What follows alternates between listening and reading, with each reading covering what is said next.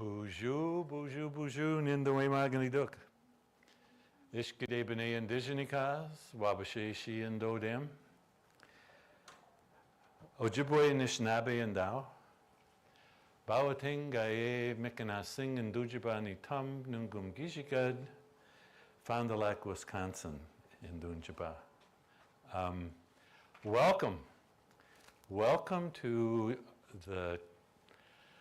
the live stream for Women in Water Coming Together Symposium.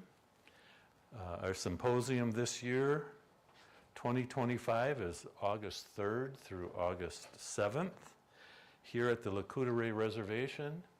And our time today with you is twofold. Number one, we're here to raise awareness and raise funds to support the symposium. We have speakers coming from all over the country, all over the world, really. Last year we had a speaker from Australia. So any of the donations, purchases you may make today will go to support that. Secondly, but not secondarily, if that makes sense, we want to share the cultural basis of who we are and why the symposium is so significant. You'll hear the dream that has resulted in the efforts for the last 10 years to bring the symposium to life, to offer us an immersion experience in Ojibwe culture, history, the reality that the ancestors for the last 30,000 years have brought this forward for us to share with you today and in August. And so we invite all day long, come in and out. We will take a break around 2 o'clock because we have to reboot the technology of this system, which that's as much as I can share with you because I'm a Nishnab techno dummy here. But we have a variety of speakers, we have a variety of musical expressions, and a variety of opportunities to share the heart of who we are and why this symposium is so critical. It's been critical always, but in our nation and in our world right now, there seems to be an atmosphere of disconnection. And when I introduced myself, Buju Nindawe Magani Dug, that expression, Inawe Magan, Nindawe Magan, is a heartfelt connection to the entire universe. We are in relationship with each other and with every element of Creator's presence with us. You know, the trees, the squirrels, the bunnies, the ice, and particularly for us, water, that element, that sacred element that gives life. So this first hour will be a spiritual grounding for us. We'll have elders from here at Lakota, particularly in our language, which I am not a native speaker, but they will bring the essence of who we are in that language, in our music, and in our desire to share with you the importance of women, of water, and the impact of healing of both on our entire universe. So we invite you to participate as long as you can. If you have to leave to change a diaper or get a glass of water or something, you know, come back in. We'll be here till 8 o'clock tonight. So welcome. You'll have an opportunity. You can get a glimpse behind me of some of the items that are for sale. All of the items that we will be offering today are from Native artists, an expression of the ongoing creative nature of what that initial spark of creation began, however many long years ago, depending on your creation story. One of our important teachings is that everybody has a story, and every story is good. And the first 4 rules, if you will, I don't like that term, but guides to our lifestyle. The first 4 of those is respect, respect, respect, respect. Abiinooji-Aki. And so we will share our stories with you, and in doing so, express our respect of your stories in that process. So next, we would like to invite Donna Severinson and the Nabi Singers to share a musical expression of our prayer and readiness for this event. So we will arrange and situate, and they will introduce themselves, because if I do it, I'll take a long time, because I like doing that. So, Miigwech.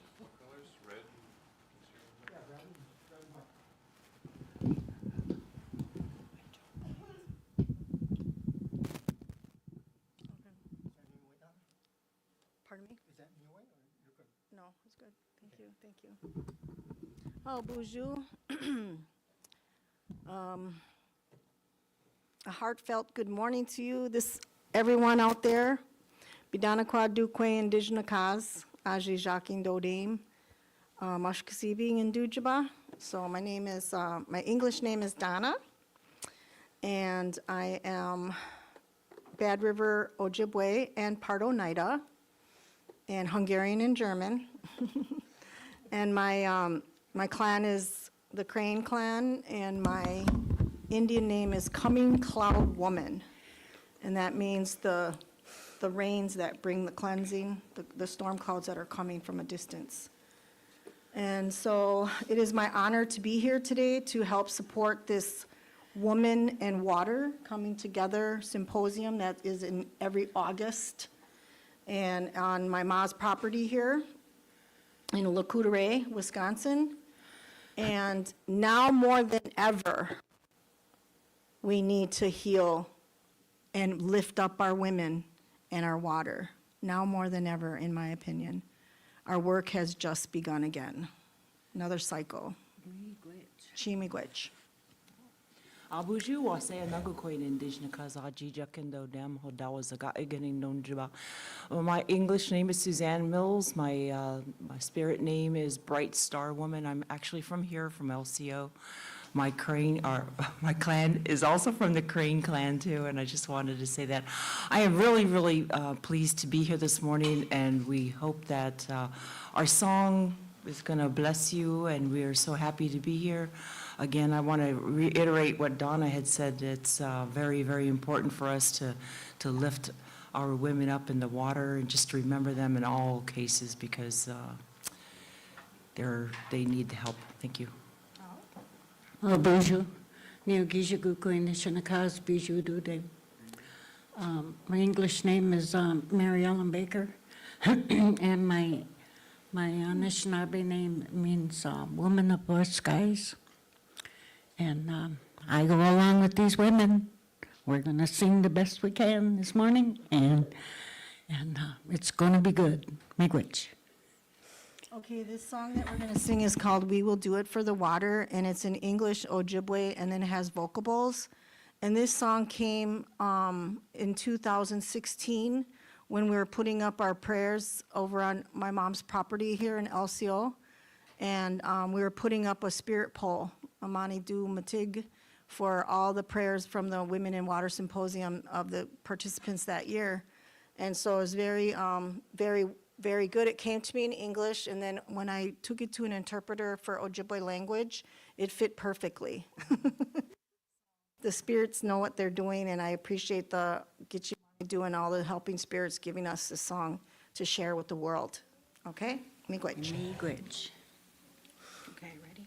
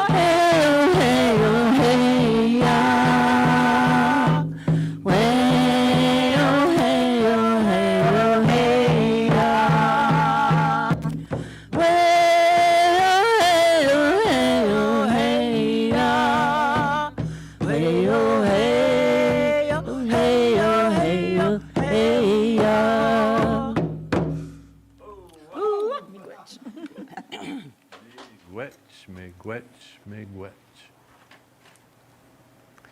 Are you turned on? Did you turn yourself off? No, I'm good.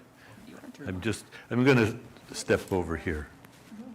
So, miigwech, I would like to invite Gary Corder Sr. to join Suzanne in the presentation of the staffs. And they'll explain a little bit more about the importance of staff for us. So Gary, if you would come join us, and Suzanne, if we'll just shuffle around here a little bit. Yeah. So you noticed in most any society that, traditionally it might be a flag. Our tradition has been to follow a staff, and Suzanne and Gary will share more about that. So, miigwech. Stand up or sit down? Here.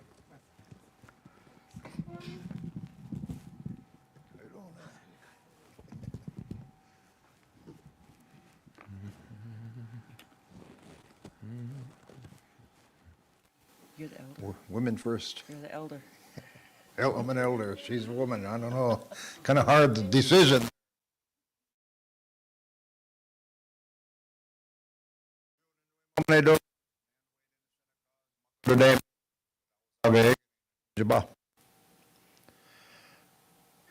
Hold on a sec.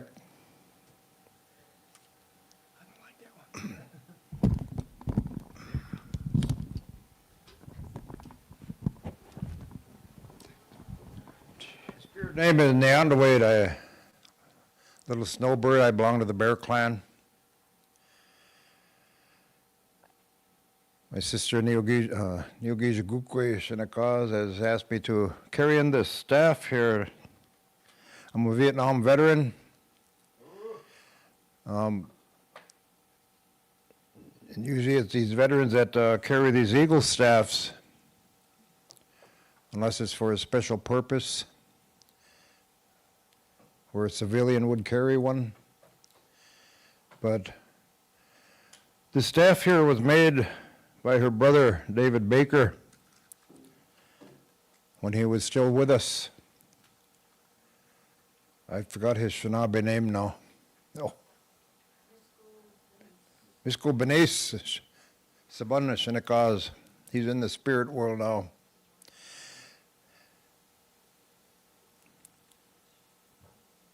But when he was here, he was always helping her with her various projects, I guess you could say, that she has here on Odawasaga-Higaning. And he wanted her to have a staff to represent the women in water. So this is one that he made, and these staffs are very sacred. They're adorned with the eagle feathers. Migizi Migwan. They come from that, naturally, from the eagle that soars the highest. He's the one closest to the Great Spirit.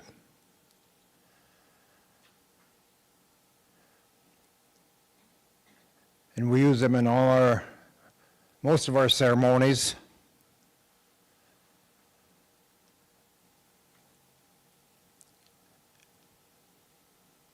And usually in a lot of the ceremonies, the eagle staffs always come first, along with the veterans that carry them.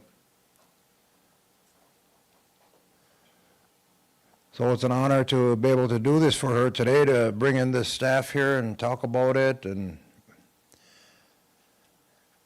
I hope the women here have a good day with what they are doing here for Women in Water Symposium here. I'll talk about that later, but miigwech. Yo. All right. Miigwech, as I said earlier, my name is Wase Anungukwe, Bright Star Woman, also known by my government name as Suzanne. and I am from here, from LCO, from the Crane clan. I wanted to talk a little bit about this staff here, because it was actually just from nature, actually. This staff actually was found in the woods by my cousin, who is now passed on, Michael James.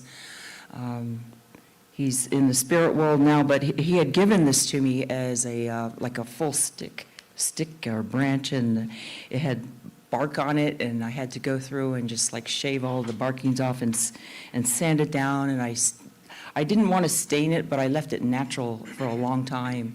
And I kept seeing these like different animals and birds and different creatures in here, and I was pointing them out to people, and I didn't, they couldn't see them. So my sister, or actually my brother, had said something to me about why don't I go ahead and paint them, and I didn't want to at first, but then I felt compelled, like I needed for people to see, the different animals and birds in here. And so the other part about this is these feathers were given to me by my Uncle Vernon Martin. They were actually beaded by my cousin, Myra Lou. And I carry this staff. It has been to the Standing Rock, has been to Line 5, it's been to Line 3, it's actually been to a couple water walks, it's been to the Mississippi headwaters, and it's actually a water staff, and I'm very proud to carry it, and miigwech, that's, I want to say that. Oh.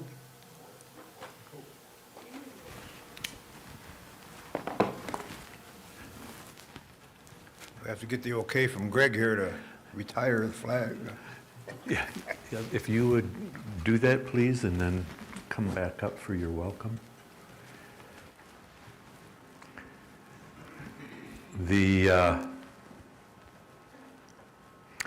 Gary Niandoe talked a little bit about the staff in our ceremonies being brought in by our veterans. And one of our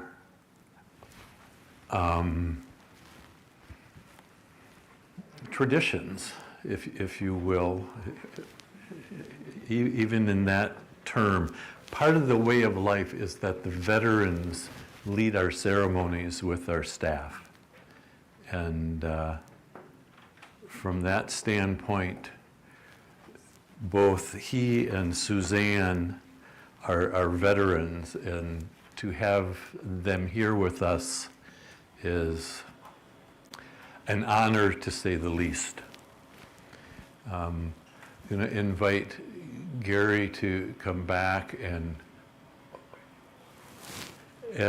with the language open our day in.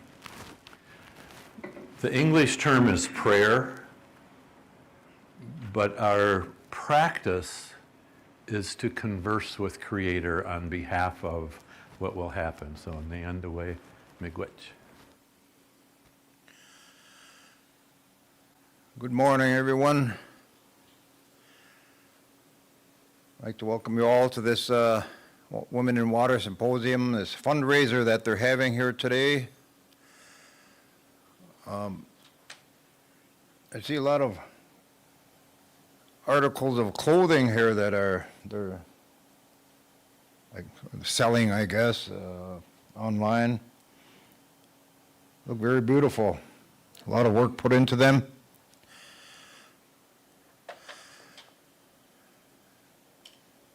So they do this to raise money for all the work that they do. And it's very important to share the importance of water in our lives. As we all know, it's being polluted by corporations, by individuals. And we need to keep these things as pure as we can for that seventh generation, for our children, our grandchildren, great-grandchildren to enjoy. Sometimes I worry about that because we need water in order to live. So this is a great thing that these women are doing, and women all over Turtle Island.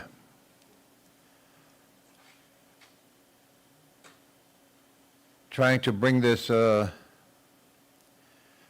the forefront.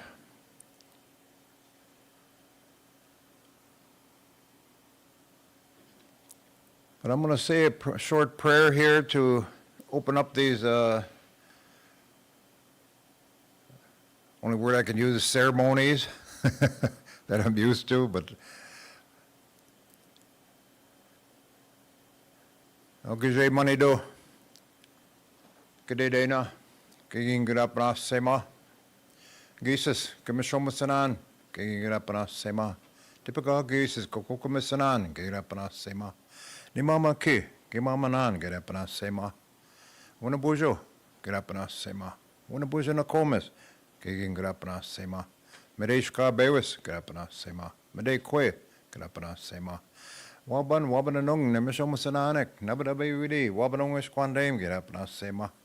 Jawan anong nemishomasananek, nabadabe widi, jawanong isquandame, get up na sema. Nengabi anong nemishomasananek, nabadabe widi. Nengabi anong isquandame, get up na sema. Giwaitin anong nemishomasananek, nabadabe widi, giwaitin anong isquandame, get up na sema. Ashkenan, anyway, mamanidug, nayanaway din siya na kaz, makurude, madawazagahigin ng nanunjaba. Tapana sema uma. Beja gana siya na be kwe, ni ugiji kwe siya na kaz, pinta ko siya kanun kum giji kat. Jwain naman o, inin wagi kwe waguma. Wajib way muun bangi to go, zaganashi muun. Grandfather, creator of all things, humbly ask you to accept the sema. For this prayer that we have today, for these men and women here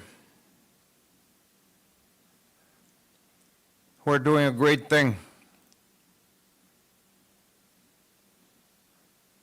which is talking for that water, that sacred water, honoring that sacred water. The sacred water that you gave us to sustain our lives.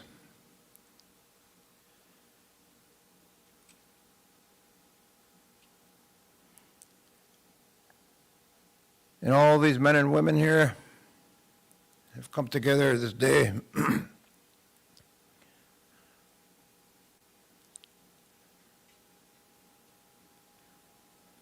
to try and raise some money for the work that they do.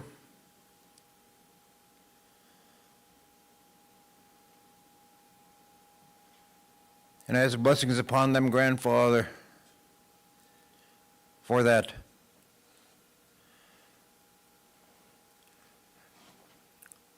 Because it's the seventh generation to come that will benefit from what they are doing here today. Not only here, but all over Turtle Island. The women gather to do these things for their fellow beings.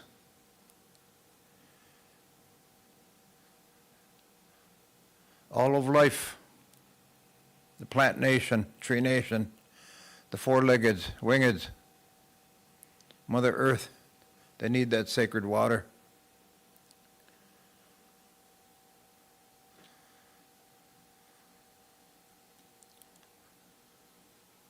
So as we go on throughout this day here, Grandfather,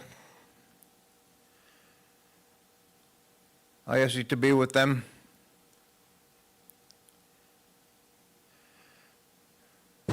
In our stand, the man over here who's got the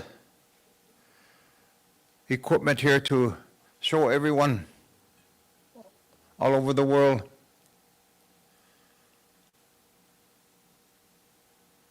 what is happening here today.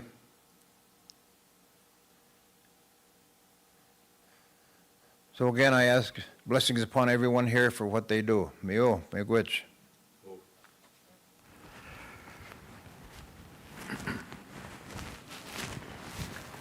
Miigwech Nyandwed. Miigwech.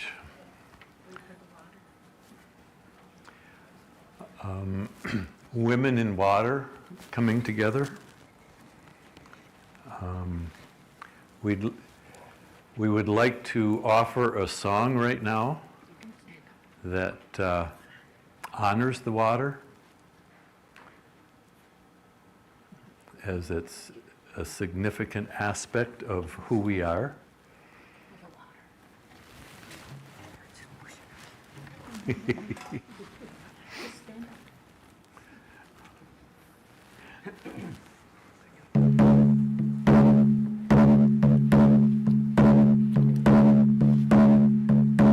Yahweh, Yahweh, Yahweh, Yahweh, Yahweh, Yahweh, Yahweh, Yahweh, no go missing now, make which and done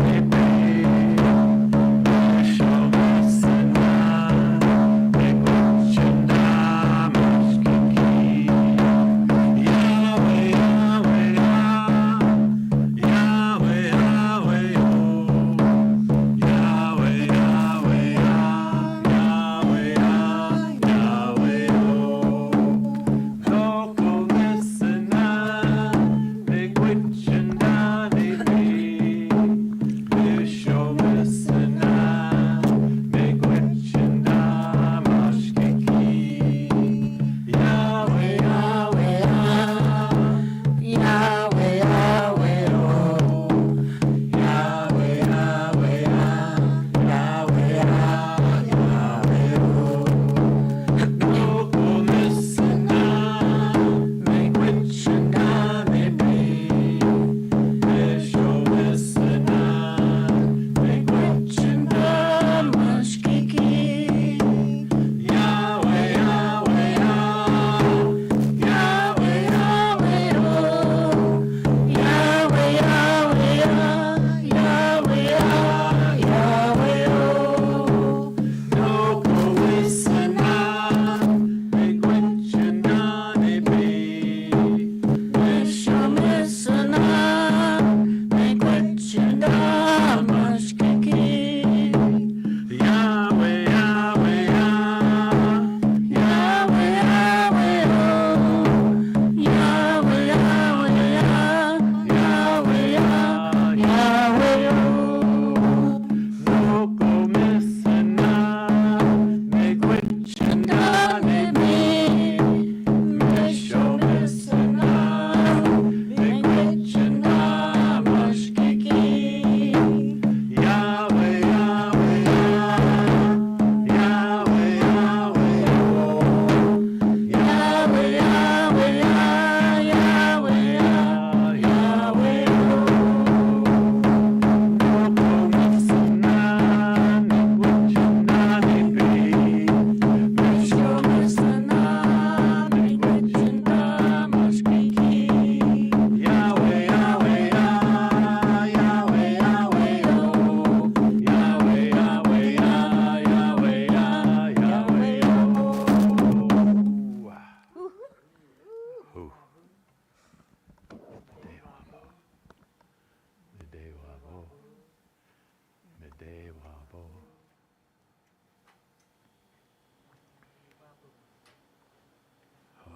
Miigwech, miigwech.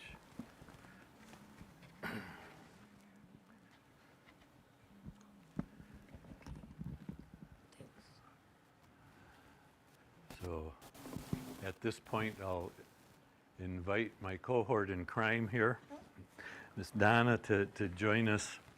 Donna and I will share the moderator responsibilities throughout the day. And protocols, we'd like to introduce you to some of the protocols that we will be following throughout the day. One of them that you do not see is our sacred fire.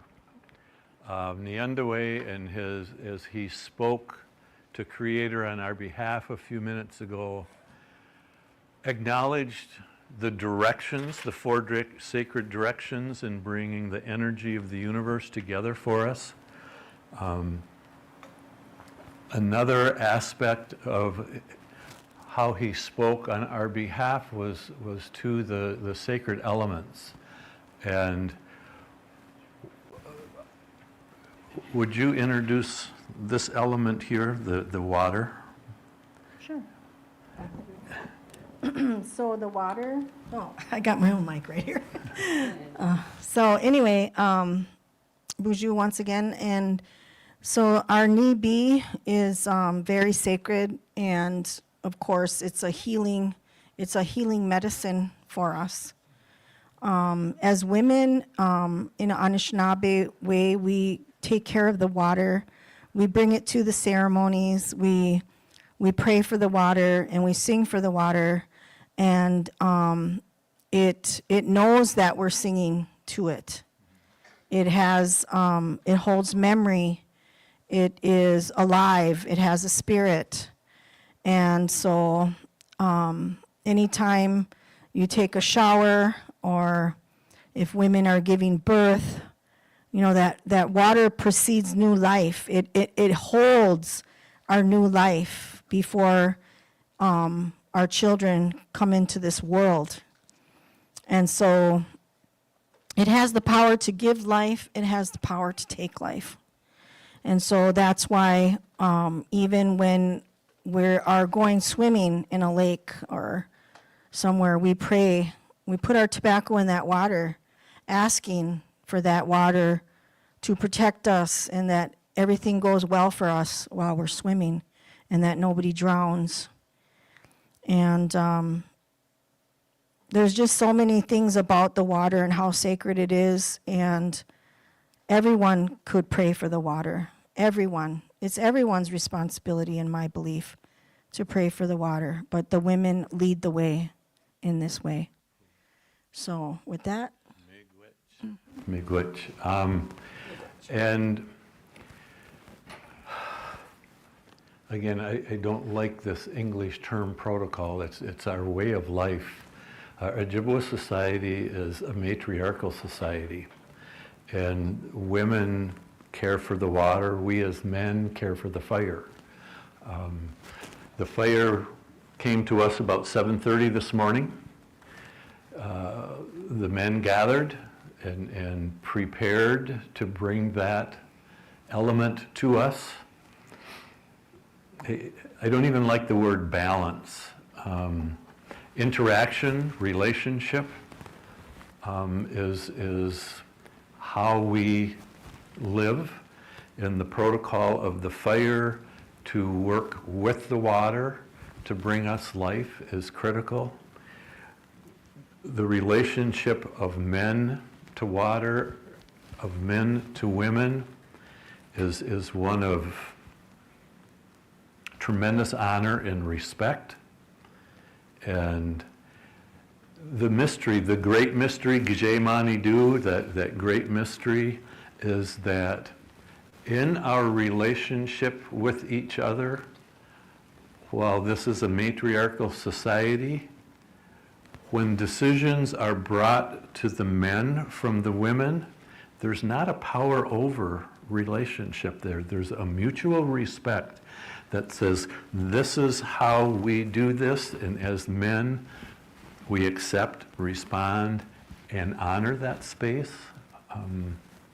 Again, very difficult to do, very difficult to put into English.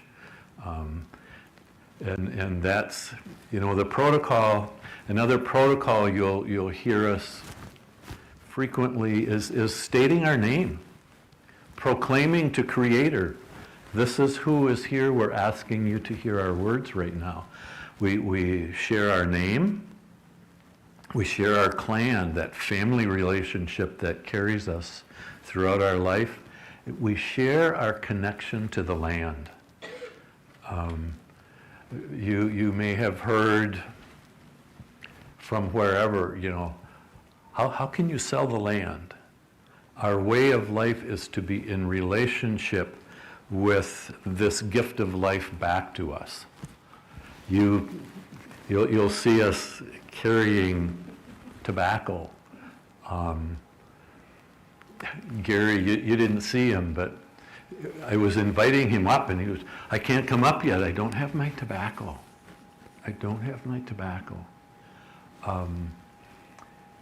This medicine is an expression of the reciprocal relationship we have with all of creation, with our mother, the earth, with the water.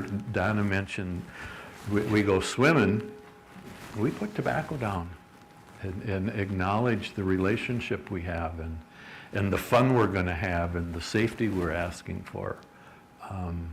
So any of us that's up here, Abiinooji-Aki, our grandmother, our dreamer that has led us on this walk, always offers us tobacco to help lead us and ground us in what we're doing.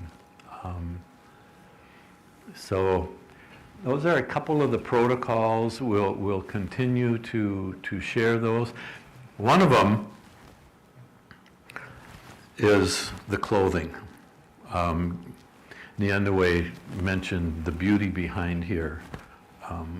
These things bring us a creative expression to continue creation, and so we like to get dolled up and share the beauty of creation with you. So with that, miigwech.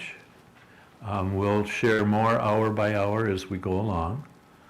And right now, Abiinooji-Aki and I are going to bring another song to you. So, miigwech. As you're listening, we encourage you to share your comments online.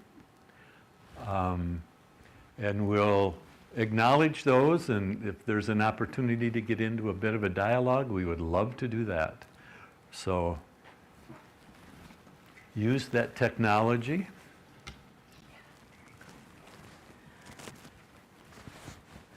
On the agenda, it's me talking about what? Okay. So.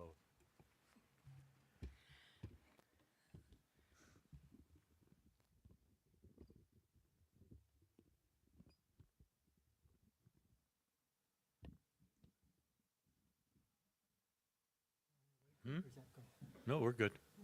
Hello. We are good. Hello, hello, hello. Bonjour, bonjour, bonjour. Hello? You on? Okay? Okay. All right. Bonjour. Abiinooji-Aki in the Shanakaz, Bijou Dodem. Lakudere in Dunjaba. I'm going to talk a little bit about the dream I have, and the dream that got us going, the dream that put fire into our hearts and lives, the dream that brought the water forward, and we're trying to push it forward some more. And I live over here, not too far from here, in a log house. I dreamt about that log house, and I had it built the way I dreamt. I seen it in my dream, and that was back in 92, 93. But in the dream, when I saw the log house, I also saw women in water, or women singing and dancing and having fun around the lodge. And I was real happy to see them. They were happy, and children were happy. And I saw this path this path, and it was raised path, and it was really shining and sparkling. And I stepped up on that path, and I walked, I followed it, and it led me to the building that I'm in now. It wasn't there, but in my dream it was there.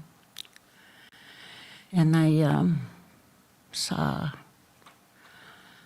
non-Indian women, Asian women, black women.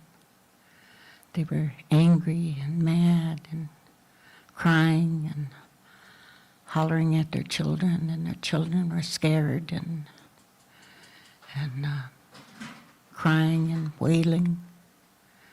There was so much pain and suffering there that I felt it.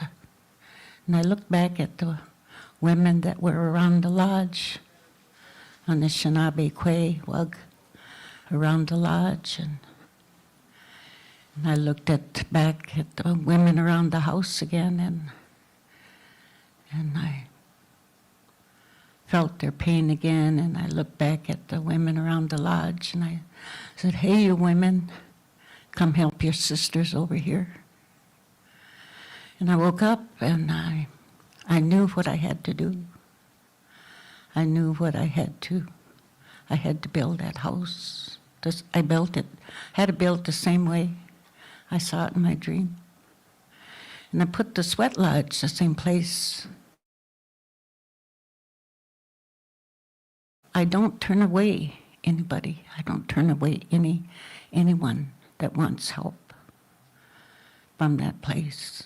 And before I did anything else, I put the tobacco down and went to an elder and had him speak for that food and that tobacco and for the things that I wanted to do there, to keep that a safe place for people, for anyone, not to have alcohol and drugs there, to always keep it safe and peaceful and spiritual. So I've had more dreams after that, and that I've always followed those dreams. And it wasn't easy. Wasn't easy a lot of times, and I cried a lot of tears. And we talk about water. My tears were the water for life that were coming out of my body. And I had this dream about that I was told by the Great Spirit to bring together 5,000 women, help them to heal, help them to be strong so that they can talk for water, so that they can talk for life, so that they can work for our children, work for the ones that are coming, so that the women can be healed, strong enough and be made strong enough so that they can stand up and do their rightful duties, do their responsibilities, do the rightful thing. So I went to my friends and we talked about it, smoked pipe about it. And we took our tobacco. I thought it was going to be in Chicago, because I saw this building. And in my dream, we looked around Chicago, but we always come up with a wall that would deter us from going any further. And we did that for a couple of years. And I think that was back in 2010 or 11. So one morning I was home and woke up and I said, I'm going to bring it home. And that's when we did our first fundraiser here at Lakudere. And we opened up the lodge, put a lodge up in back of my house. We brought the Women in Water home, the dream home. And we've been doing that ever since. We've been putting on the Women in Water Symposium ever since that time. We're going on our 9th year. I was listening to a tape of our elders teaching from my elder not too long ago. And he said, and this man was talking about the Anishinaabe way at the time. And he was there during the 10th year of this Anishinaabe way. A lot of people remember that. And he said, 10 years, that's a long time if you think about it. Well, it's 9 years for us, and that's a long time. But we're strong. We're strong. The dream is still strong. Our vision is still strong. The hope in us is still strong. The I can do it is still strong. We can do it is still strong. And the songs and when they brought in the flags, that's our leader. That's the one that keeps us going forward. That's the one that keeps us going. And our tobacco, when we gather to plan and talk for the women of water, we use tobacco. First thing, tobacco. And so that's my dream. My dream is still going on and on and on every day, every minute, every second.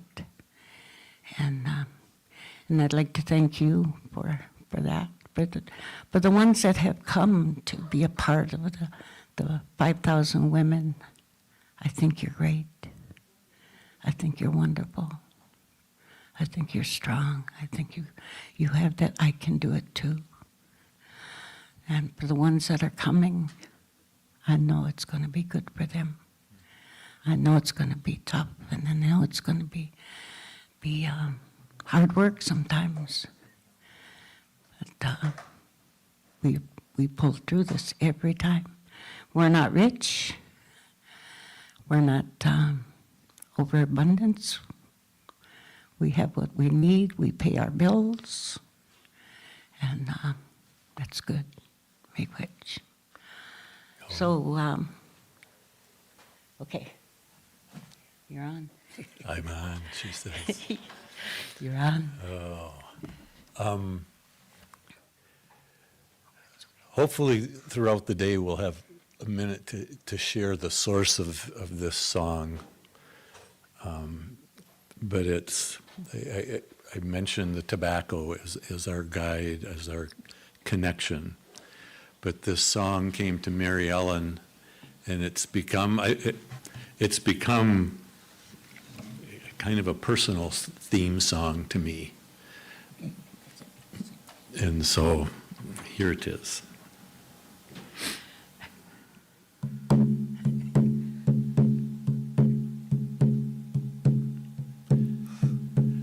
Okay, it's got to come now.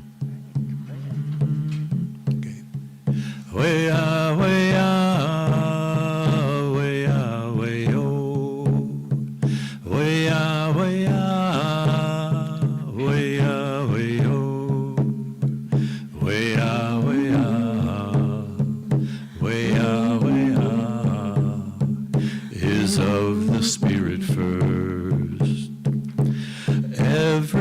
Everything is of the Spirit first.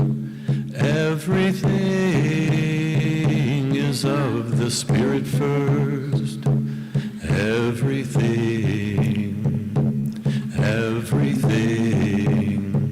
is of the Spirit first. Asema is of the Spirit first. Asema is of the Spirit first. Everything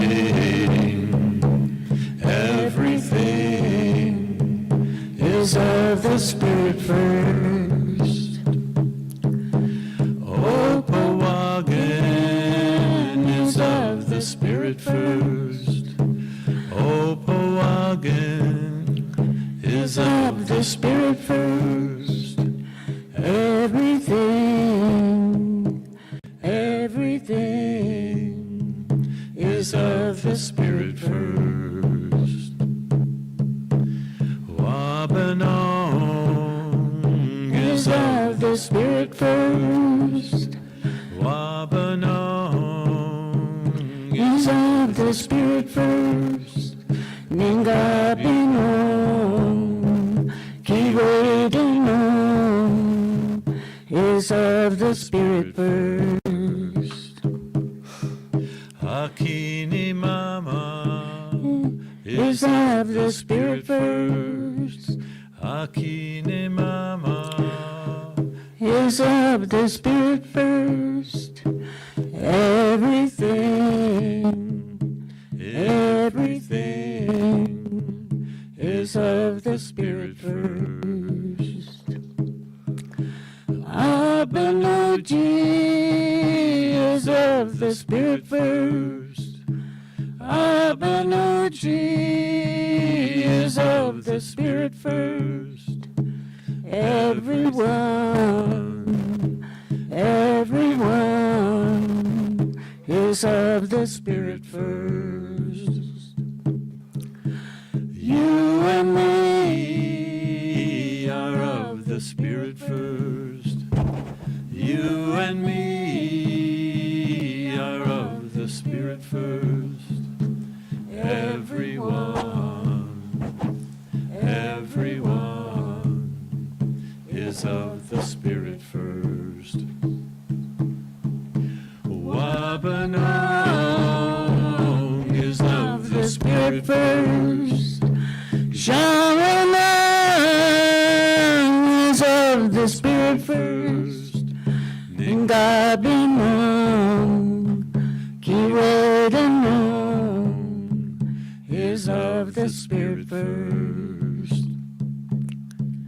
Akini mama is of the Spirit first.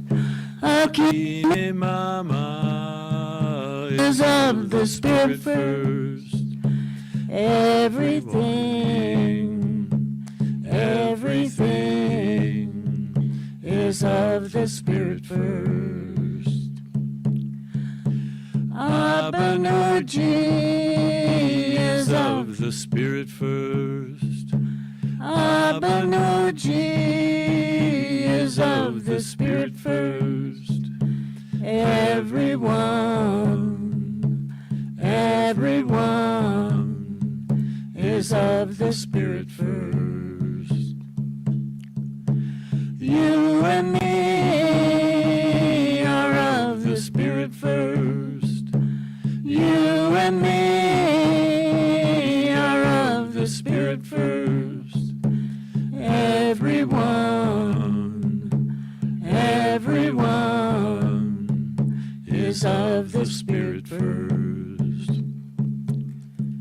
Way out, way out, way out, way oh. Way out, way out, way out, way oh. Way out, way out, way out, way out is of the Spirit first. Miigwech, miigwech, miigwech.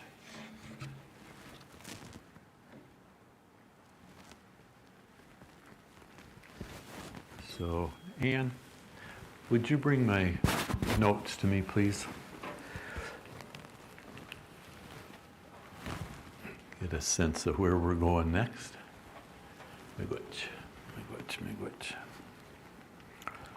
So, to follow up now, we'd like to offer a video of Mary Ellen talking about the nature of why we're here, and we'll go from there.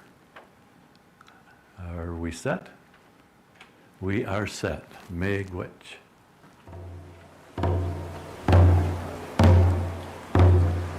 Water is sacred, my friend. Yeah? Water is sacred. Wireless mic. Okay, so you need to adjust it a little bit. It's sounding like.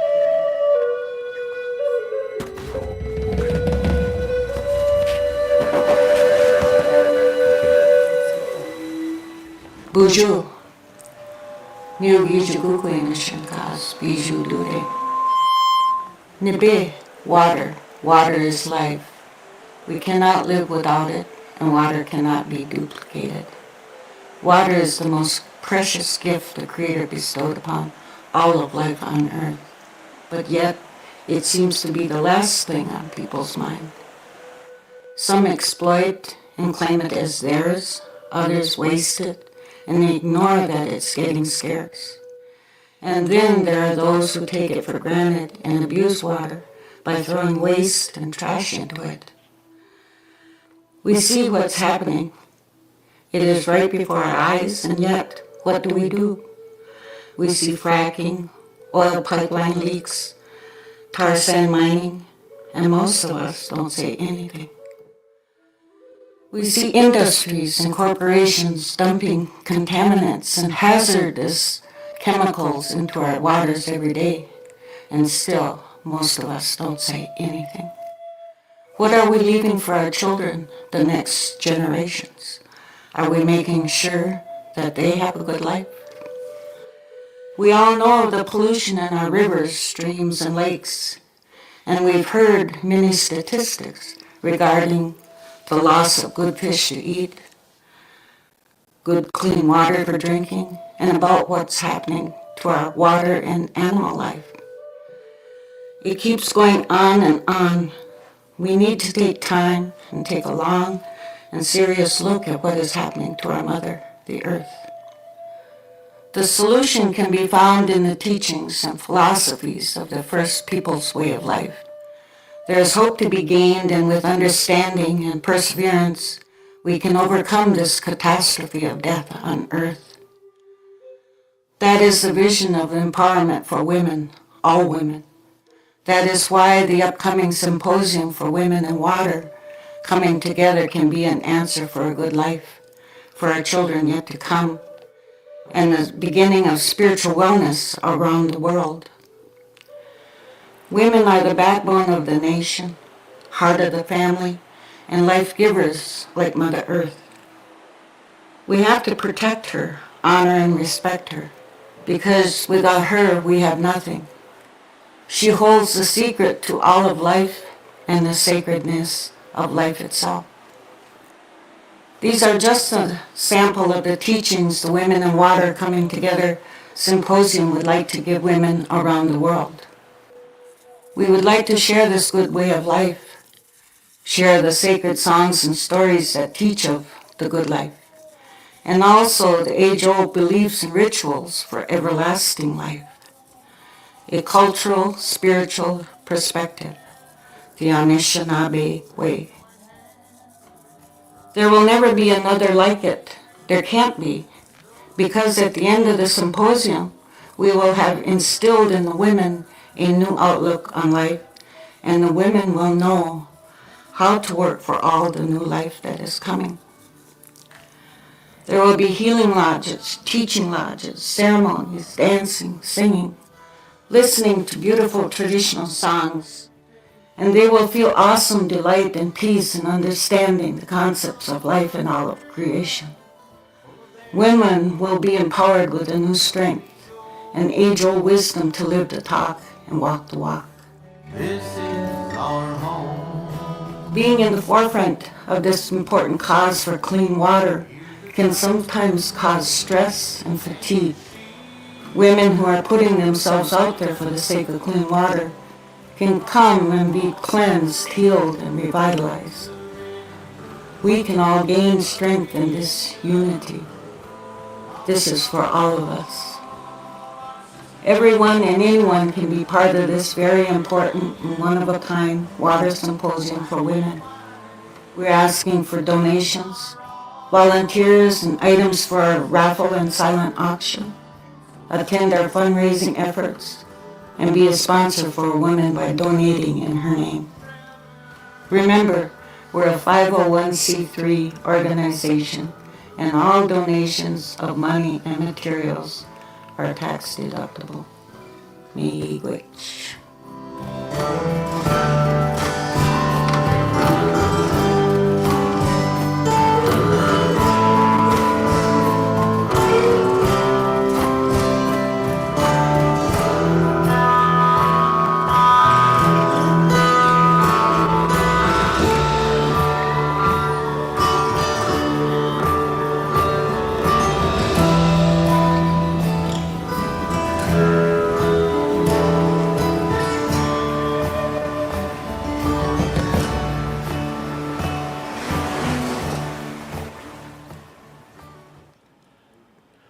Bonjour minua, ishkide b'nei indigenikaz, wabasheshi indodem.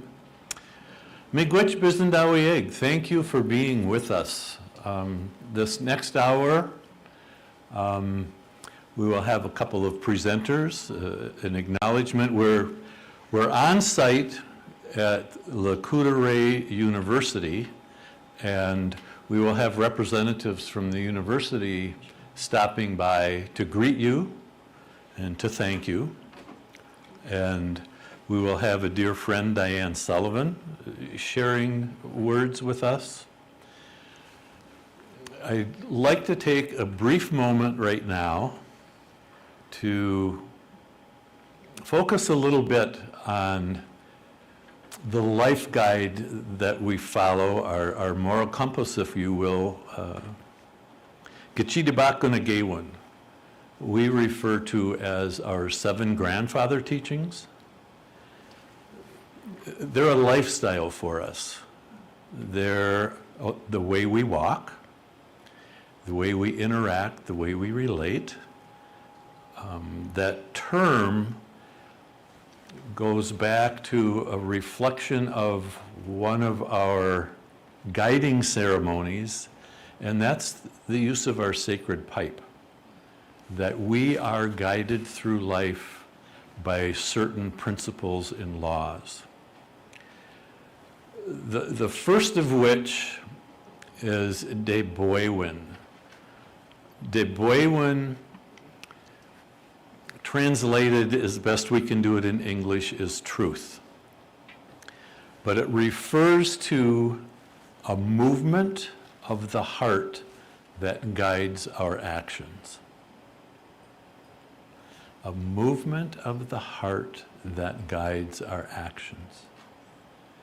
We're speaking of women in water, and physically, what the heart does is it moves water, it moves fluid through our body to give us life, to give us existence.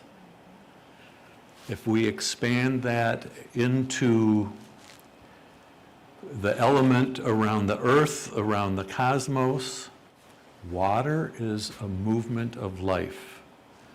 So, de boy, to follow my heart imbued with water, sent to us by Creator, is a way we bring life to the world. I would ask you to give serious contemplation to that, because yes, we're here to ask for your donations, but before I offer my money, I want to offer my life as a gift, a donation to Creator for providing what she has to give us this beautiful life. So, awakening Ejigwe, what now?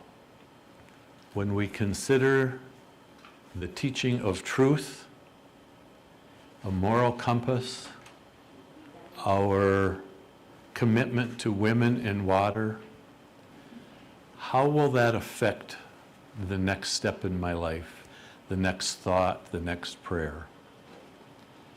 So throughout the day, we'll touch on each of the 7 grandfather teachings. De boy, walking in truth, following my heart. So, Miigwech. Is Michelle Bowden here? Bodine? Not here. Okay. And I know she'll be along soon. So, again, a reminder. We say your donations are welcome. Very, very much so. Mary Ellen mentioned a few minutes ago that we always pay our bills. It's, in looking, following the grandfather teachings is a way of life, and we think of the words of that song, everything is of the Spirit first. Because as our budgets evolve throughout the year and we think, oh my goodness, are we going to make it?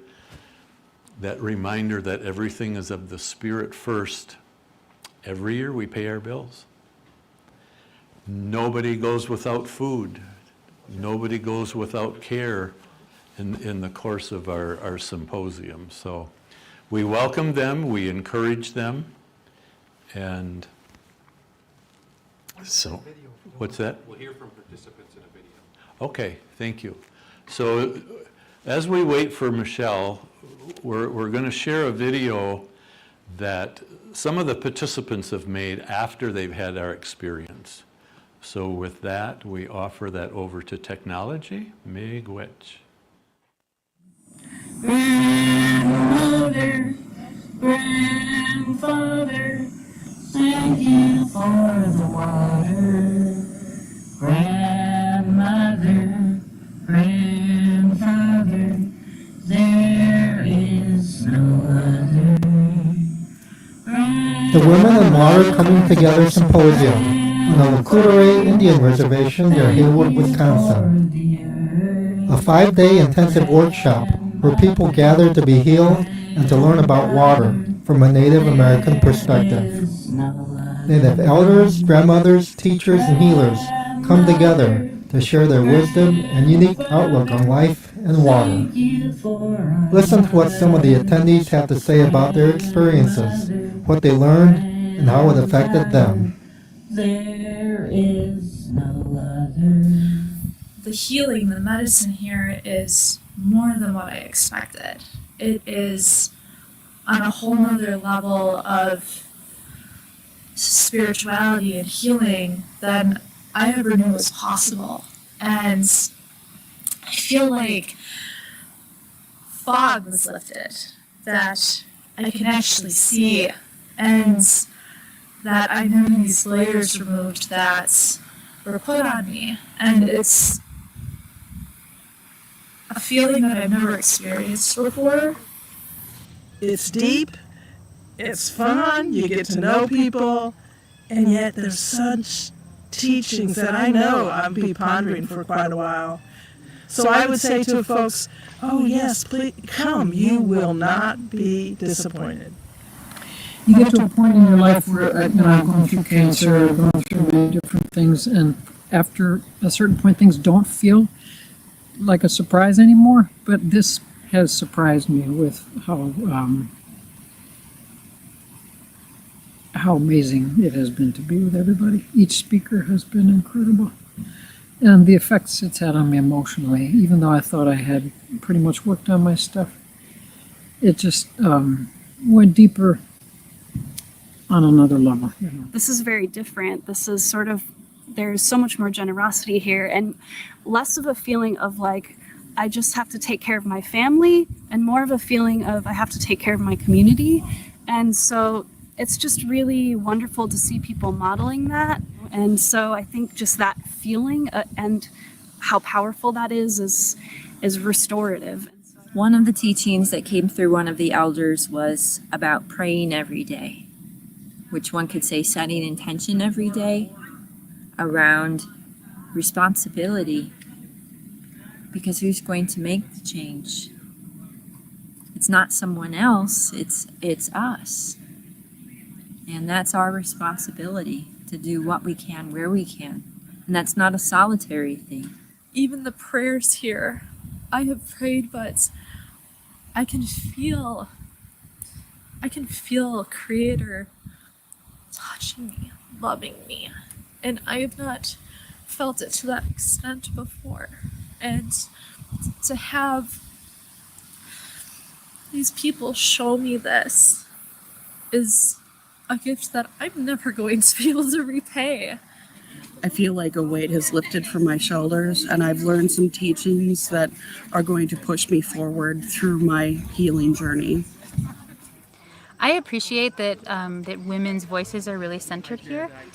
But I think to be a woman in water work and to have a space where women are speaking to that work and the men are here to really do a lot of the detail work so that we can really sink in and rest and restore and study together is a really great experience. And I love seeing women's leadership.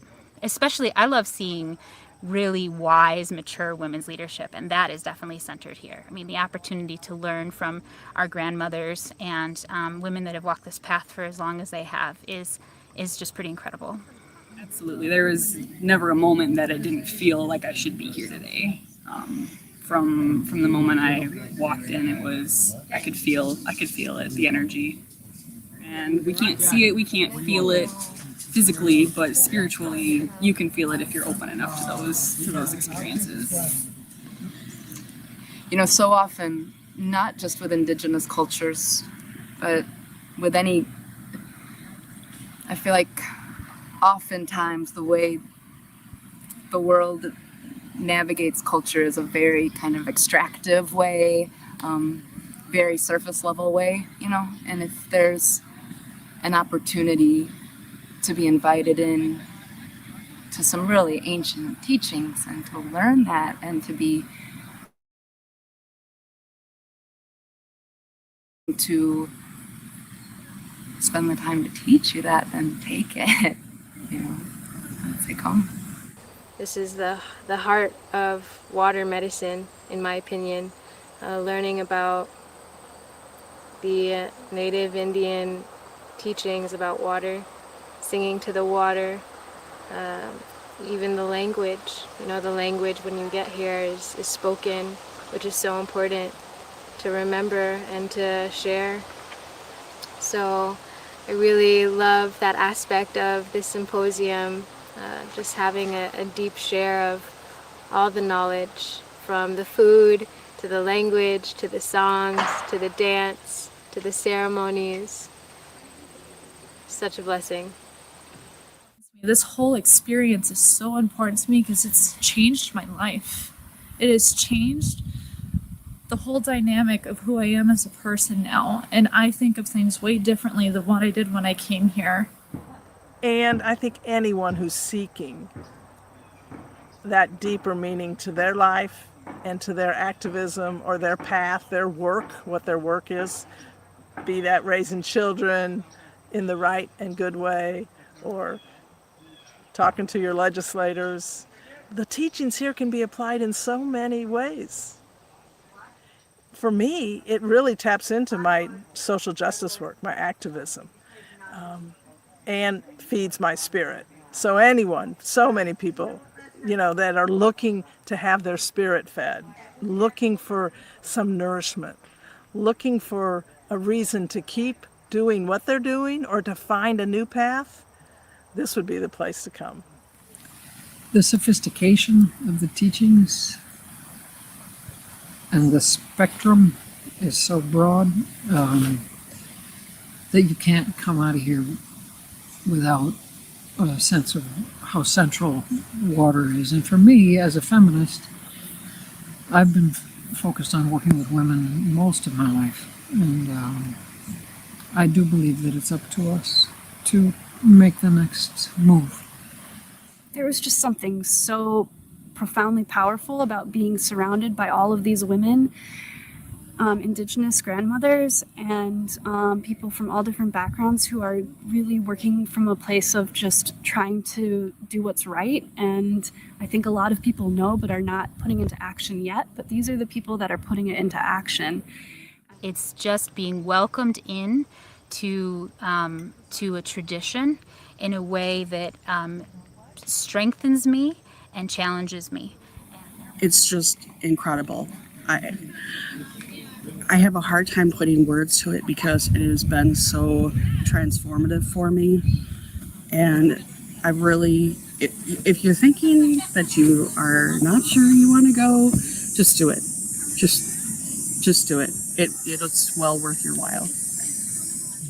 I think it's important that Grandmother Mary Ellen's dream be heard as far as possible, be seen in Technicolor, and be encouraged that people are arising from all kinds of backgrounds to learn together. There's a deep exchange with the ancestors who walked this land before us. With this deep connection, there's much more than words that's coming into sharing the teachings. It's soul, it's spirit. It's a lot of love, a deep tradition that you won't be able to find anywhere else or experience from anyone else. Thank you. Thank you, Ojibwa, for honoring me and allowing me to come to your sacred land to educate me, to show me your ways, your medicine, to heal me, to gift me with the gifts that you have, and to love me, and to show me that the Creator loves me. That means more to me than you can imagine, and thank you. As you have just heard, we have touched lives in so many ways.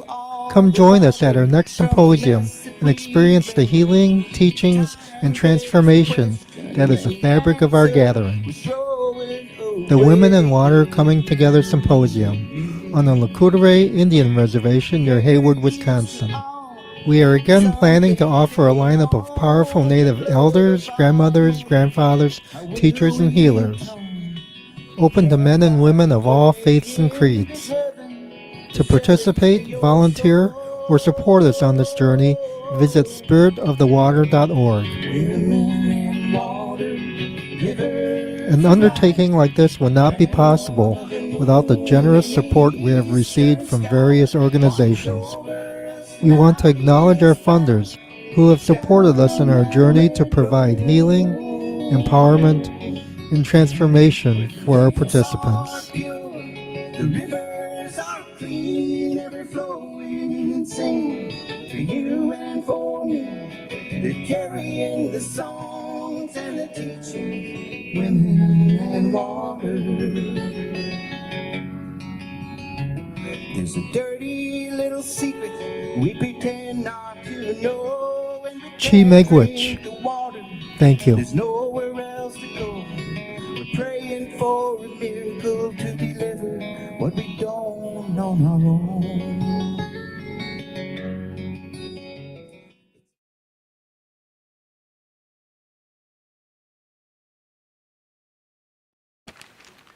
Bonjour Minois, Ishkadebene Indigenikaz, Wabasheshi and Dodem, Bawatingaye Mikana Sing and Dunjaba. Hold on, we have our offstage manager going here. A reminder on our donations. Those of you who are willing to donate $50, we have a t-shirt. Well, I can see it, they can't. There we go. A t-shirt, and for $100 or more, the sweatshirts. These, I get cozy in mine quite often. So a reminder that we've added this incentive this year for donations, and we very, very much appreciate it. And so then if you would like to introduce our next person. Okay, Miigwech. Okay. All right. Up next, we have another, she is my sister. She's also adopted into the family here. So her name is Diane Sullivan. That's her English name, and she will tell you her native name and her clan. But Diane, she has worked in substance abuse counseling throughout all the different ages of people throughout the years. And she's just a beautiful soul inside and out. And so without any further ado, and she is from LCO here. So without further ado, I'd like to invite Diane up here. And she's wearing a very beautiful skirt this morning. Make sure you get a shot of that beautiful skirt she's wearing. So, Please welcome Diane.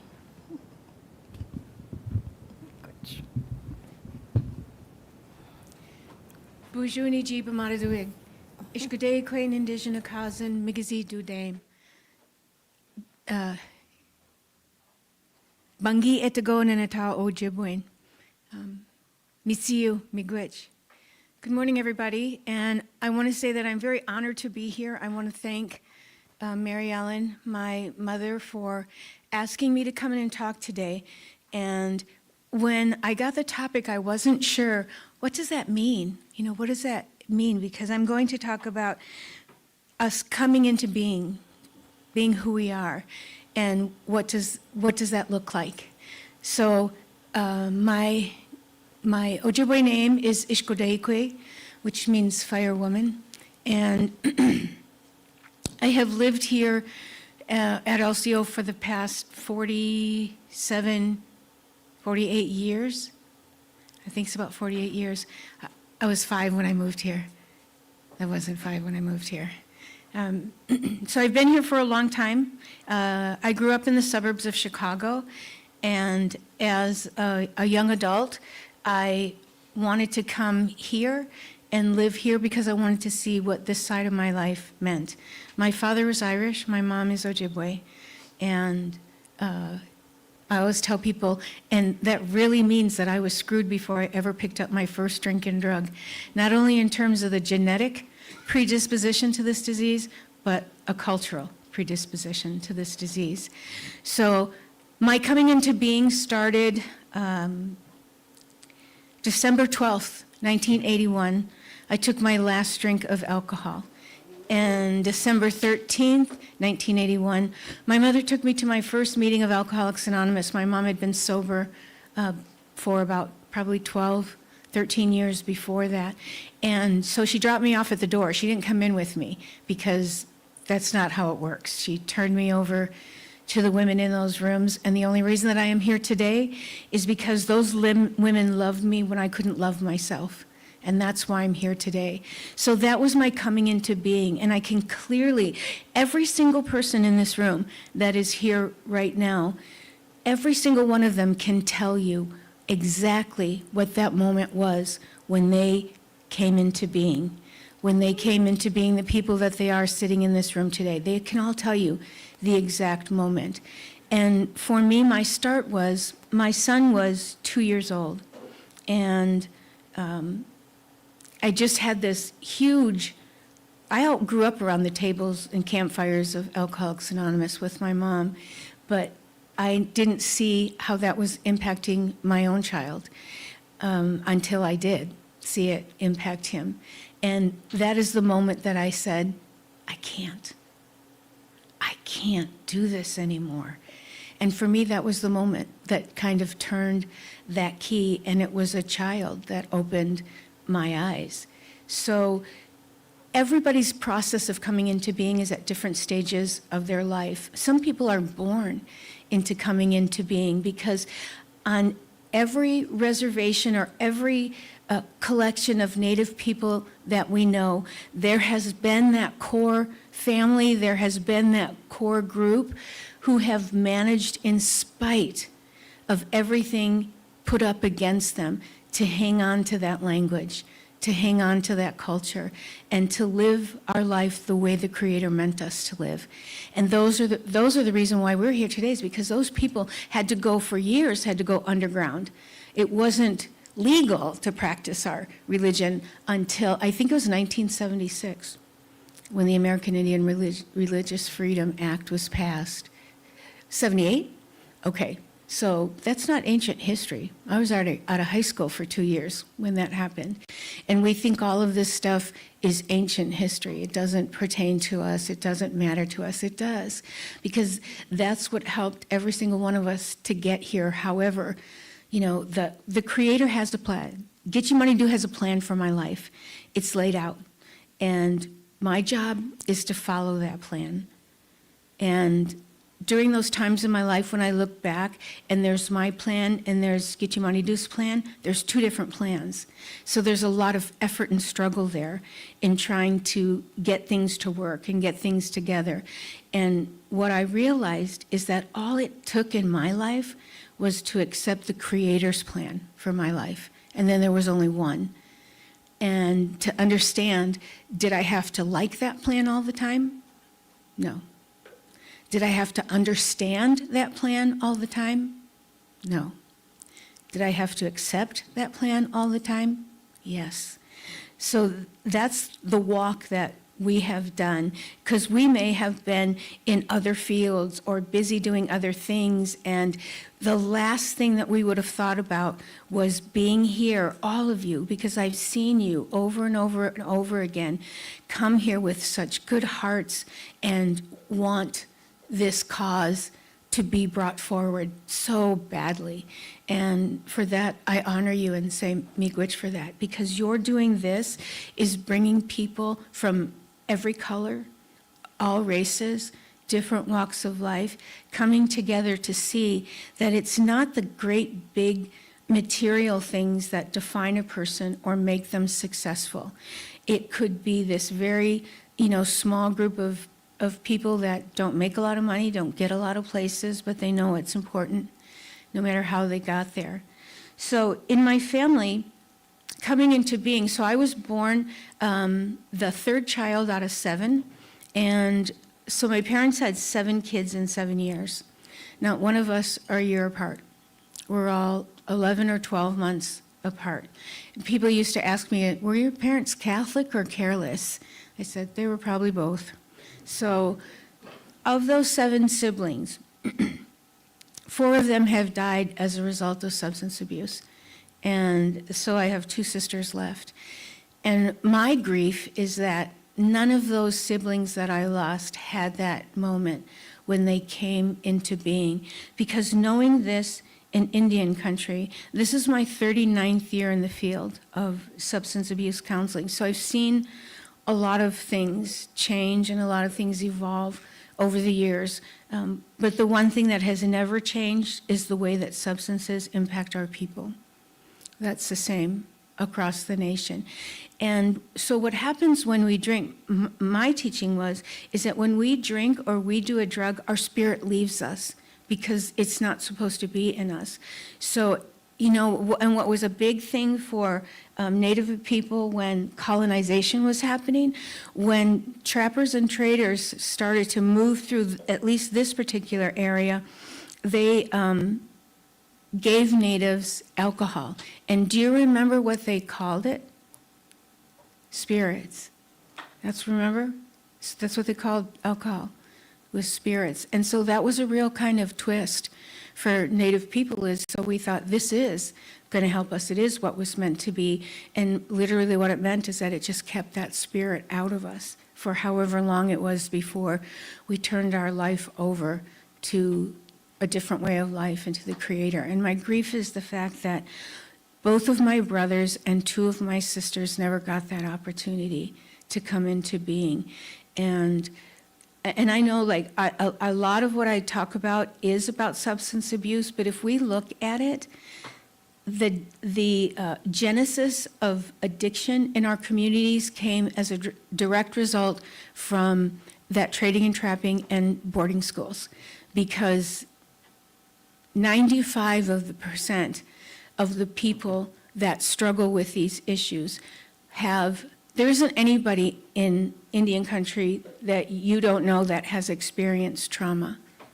Everyone is. And we're not the only ones that have trauma in our communities too. We've seen many other communities that have been told that they're not a certain way, or it wasn't good to be a certain way, or killed you because you were a certain way. So they never got the chance to come into being. And what I see today is that as people give up their drug of no choice, and you hear people in recovery say, my drug of choice is alcohol, and it's not a choice. My drug of no choice was alcohol, because once I crossed that invisible line from being a normie, like some of you are, into being a professional user like I was. I had a PhD in drinking, and I did all the research that I wanted it to do. So whenever that point is where you come into recovery is the day that your new life began. And that's what I was taught, is my sobriety date, December 13th, 1981, was the day that my new life began. And so to take something with that and do something meaningful, whatever it is, and those are the people in recovery, the ones that I work with that actually make it sober, because the relapse rate is very, very high with this disease. But the ones that find their way, I think somebody was talking about purpose this morning, and that's exactly what it was, finding out what is my purpose? Where does the Creator want me to go? What is that path that I was talking about that was laid out in front of me? And in the years that I have been walking this walk, I have not been perfect. I have not done the right things. What I did is I was following my path, and then I got off the path for a little while, and then I could get back on, then I got turned around a little bit, but I could always circle back around to the path the Creator has laid out for us. And that's something that I tell everybody, is that because there's so much guilt and shame in our community, and I tell people to separate themselves from guilt and shame, because it's two different things. It's not the same thing. So guilt is, I did bad. I hurt my son when I was drinking. I hurt my family. I stole from my family. So I did bad. Shame is, I am bad. And that is so deep-seated. It takes a lot of work to understand, no, you are exactly the way the Creator meant you to be. Now you just have to follow the path that He's laid out for you. And it's right there. You know, so for me, I'm going through, next summer, I'm going through my second degree in the Midday Lodge, and I pledged about 2 weeks after I found out that I had esophageal cancer. I went to our lodge leader, and I gave him tobacco, and I told him I need to go through this again, because the Midday Lodge is a lot about healing, and that's what I wanted. And so that's where I learned these teachings about what that path is, and the fact that nobody does it perfectly, but we always have a chance to step back on, and you will find people, I know that you can't see them, but you can find people like the people that are sitting in this room and know, these are my peeps. This is where I belong. And that's my hope for everyone, is that anything that impassions you, or anything that's important for you, that you have the courage to step up. I tell people, don't pray for strength. You know, I hear people say, oh, make me strong, you know, make me, and I always tell them, I know when I did that in my life, when I was praying for strength, it's like the Creator was looking at me and said, Diane wants to be strong? Let's see how much Diane wants to be strong. And I would get all of these tests to see if this is really what I wanted. So now what I do is I pray for courage. I pray for courage for whatever is put in front of me today. And that's really what we have to do. Everybody has their long-term goals. Everybody has, you know, Mary Ellen is already planning next year's 25 Women and Water Coming Together Symposium. And that's fine, that's good, we need to do that. But living in this moment just is so important for us to connect to who we are as a people, to our Creator as that guiding life force in our life. And being in the present moment is so important. So when our souls are out of our body because of that drinking, and I worked for 5 years at Hazel and Betty Ford treatment program in Center City, Minnesota, and I worked in the family program. And I got to work with families every week who came in to get education about what happened to the person that they loved. And we always had kids 12 and up that would come. I loved having kids in my group. My supervisor knew that, so I got the kids a lot of the times. And one of the groups that I was doing, I had two 12-year-olds. One was a boy and one was a girl. And all of the patients that I worked with said, oh, my kids never knew. My kids never knew that I was using. I didn't use in front of them. We didn't fight. I went to work every day. All of those things that their denial wants to hang on, that their disease didn't impact the people that they love. So one of the questions that I ask those kids is, how old were you the first time you knew something was different about your family? Maybe you didn't know what its name was, but you knew something was different. Without hesitation, the girl said 4 years old, and the boy said 5. So the girl didn't find out until she was 7 that different in her family was her mother's drinking. That boy knew at 5 years old it was his dad's drinking. And so that's something that people have to understand. And when I ask them, what do you want?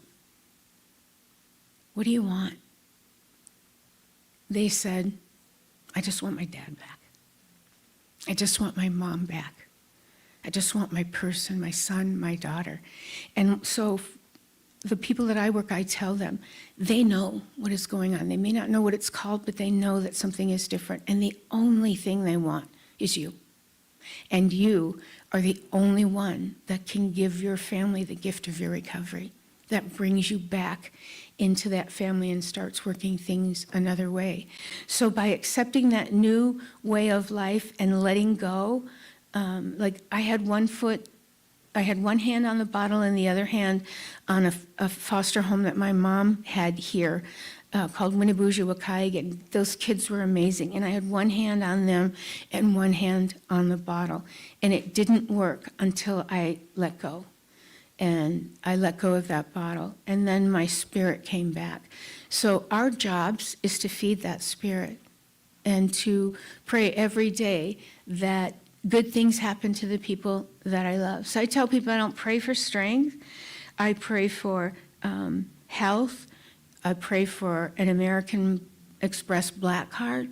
And I tell people it's okay to pray for that. You know, you're never going to get it, but it's okay to pray for it. But I don't pray for strength because you guys know the walk that you've had, some of the stuff that you've come up against in terms of trying to teach people how important water is.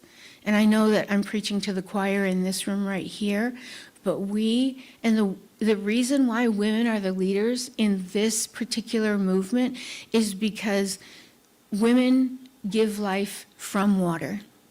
And so it is even before our children are here that we are connected to water. And even before that, we have to have water to live. So it's not surprising to me at all that what it took was for those old grandmothers from Canada to start walking with a pail and carrying that message that we can't ignore this. Because if we ignore this, because what I was taught is that I do good for the 7 generations coming behind me. And then my son does good for those 7 generations coming behind him. And my grandkids do well for the 7 generations that come behind them.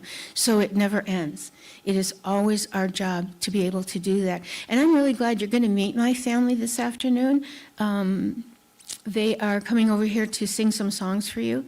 And so all my grandkids are bilingual and to certain degrees, depending on how long they've been speaking the language.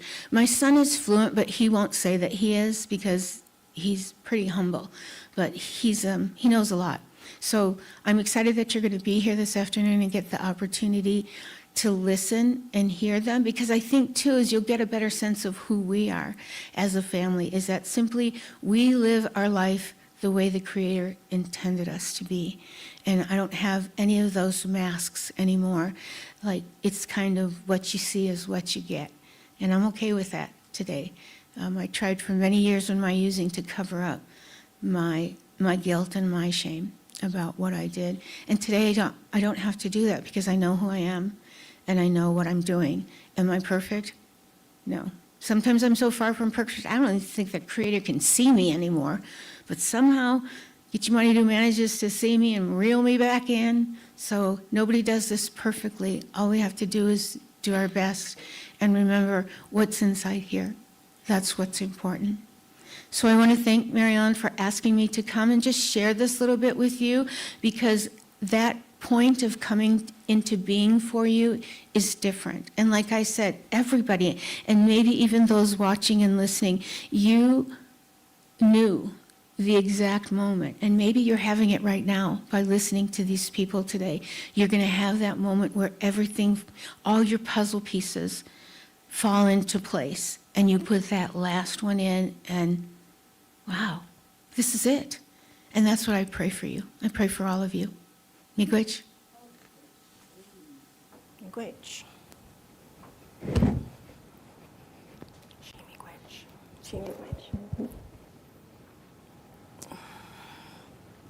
Thank you so much. Diane, her words of wisdom today just really touches my heart. And I hope that it touched your hearts as well. So many of our families are suffering, and I know that I lost my own brother to alcoholism, and it was very, very difficult to go through that. And I especially like the reminder that that we should not pray for strength, that we should pray for courage and good health and happiness, as one of my Sundance chiefs talked about when I was Sundancing out at Pipestone. His name is Chris Leith, and he's in the spirit world now, Brave Thunder Horse. Remember him? He's all in the spirit world helping us from there now. But he used to always say, just pray for good health and happiness. So that covers a lot. So our next guests, and they are from right here in Lakudare, and they are like Ogima, like the leaders. They are on the tribal governing board. And this beautiful Michelle is here, Miss Michelle Bodine, and Mr. Gary Claus. And Michelle, I remember her when I moved up here. I was preschool director for Wadukuraring for 1 year, and I did my best with the budget, and I always would call Michelle because she's in financial stuff. So I was like, Michelle, how do you do this? How do I put this? She helped me make a spreadsheet, and then she helped me with my financial reports and stuff that I had to do to the board, for the board, prepare them. So I really appreciated her help at that time. So with no further ado, I'd like to introduce you to them, Michelle and Gary, and they will go from there and probably tell you their Indian names and all that good stuff. Miigwech.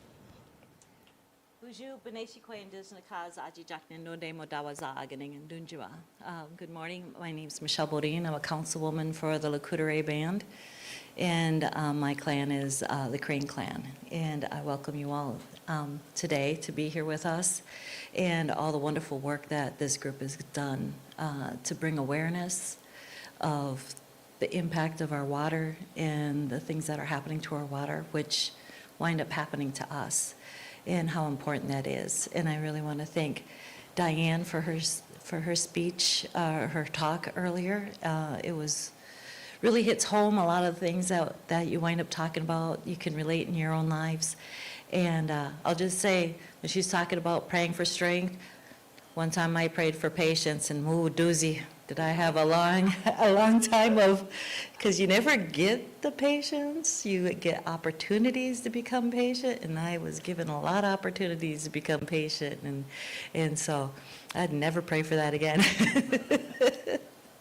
So I want to introduce my co-council member, Gary Claus, as well. It's online, so they need her in the microphone. Muju Nishnawbe Dub, Nagani Benesa, Jinakaz, Dujibapa Kwayawang, Mikanaknin Dundame. So you don't know, my name is Gary Claus, TGB. So I want to say first off that it's an honor to be here, and thank you all for tuning in, coming in. Thank you all for being here. Which are sharing your stories. That's one thing as our people is that we carry on, because that's how we always done it, handed down from time to time, generation to generation. And that's how, what keeps us going. It's not so much of being stubborn, it's about our defiance as a people, what keeps us going.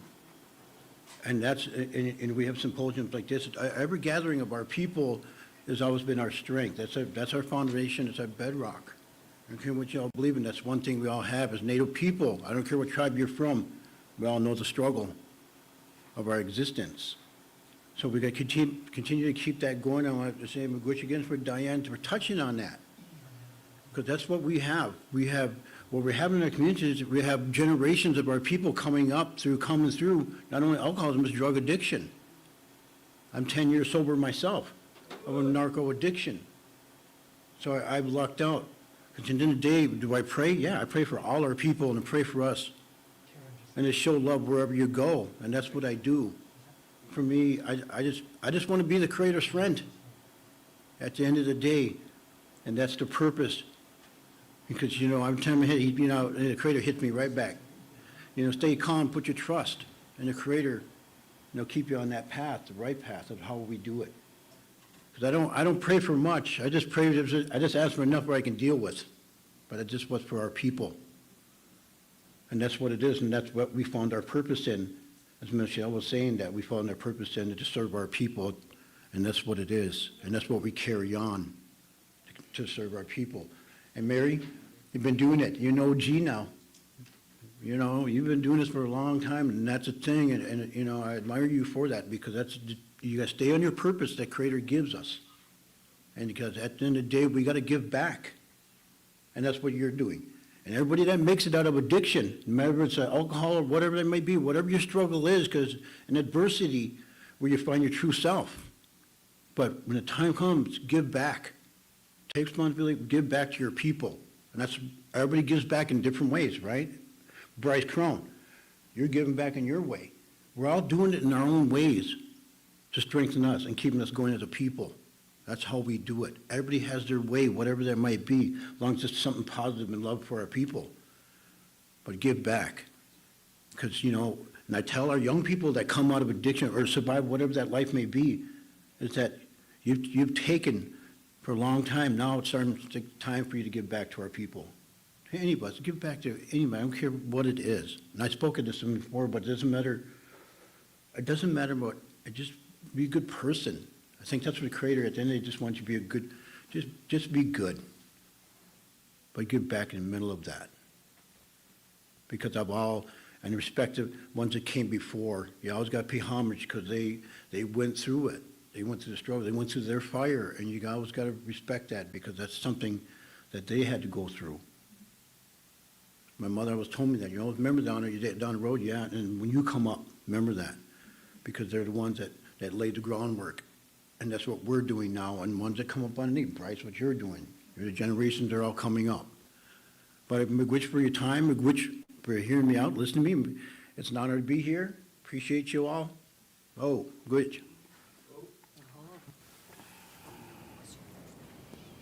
We do want to thank everybody who's come and helped out with this symposium and helped out with the fundraising items, all the beautiful jewelry and skirts and everything that's brought here. All of this stuff goes back into helping bring the awareness for how important water is and all the work that has to go into it with everything that's being poisoned, our waters. And everybody knows it's not just what goes in our bodies in terms of water and what that is, but everything that we eat relies on that source.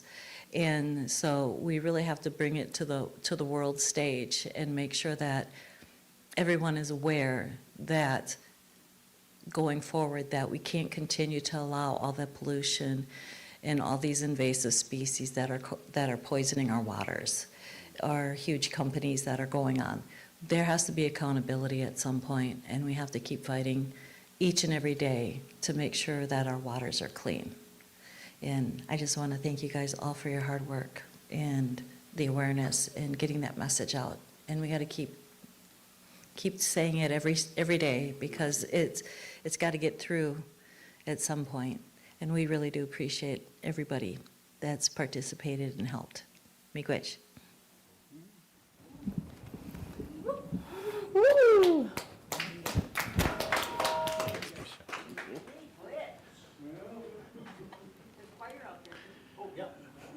Bujuminawa, Ishkadebini Indigenikaz, Wabasheshi and Donam, Mikanasingaye, Bawating and Donjaba.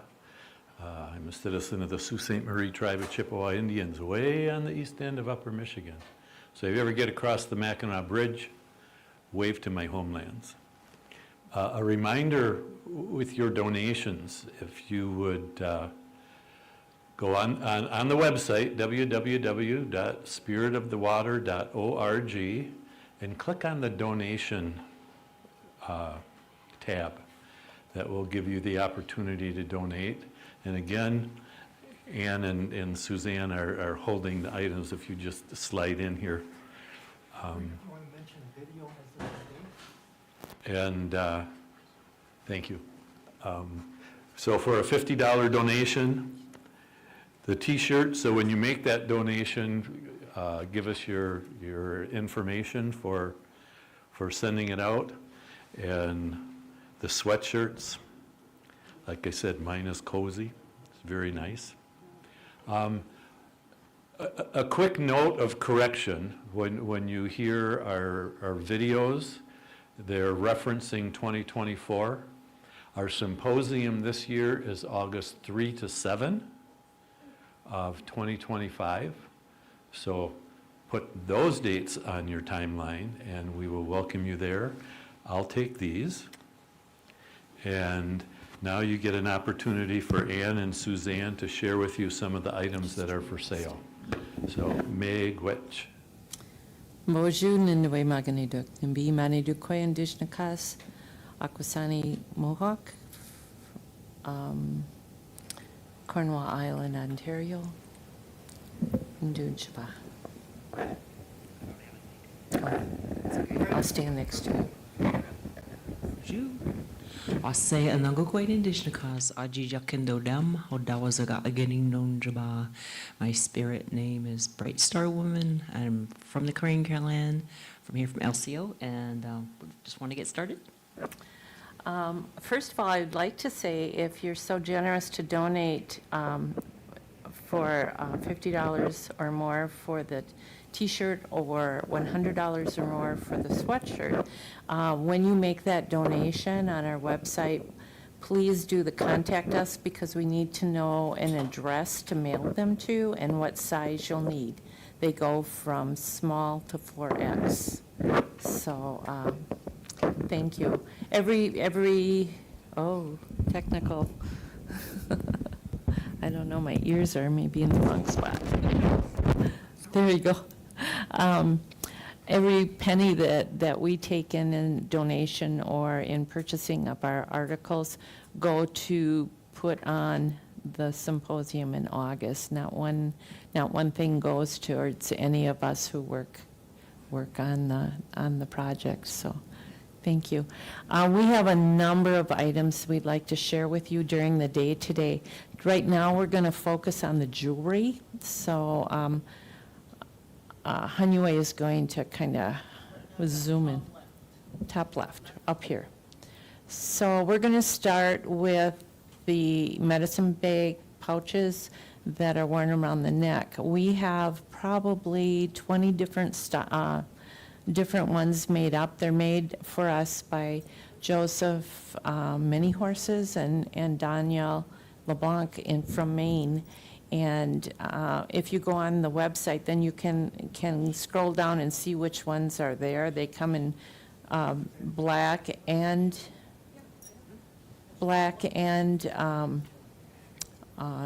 buckskin pouches, leather pouches, and then there's various pipe beads and colors that are of beading that are placed with them. So the next thing we're going to show you are the medallions, beaded medallions. We have a number of those as well. And on the back, they're lined with buckskin. And then the front is the seed beads. And very, very good beading technique. We have a number of necklaces. I'll wait till Suzanne gets that back up. He can zoom in on those, Suzanne, so you don't have to take them off, so we don't have that problem. Yeah, just leave it. Just leave it, yeah. Okay. The first one we'll show you is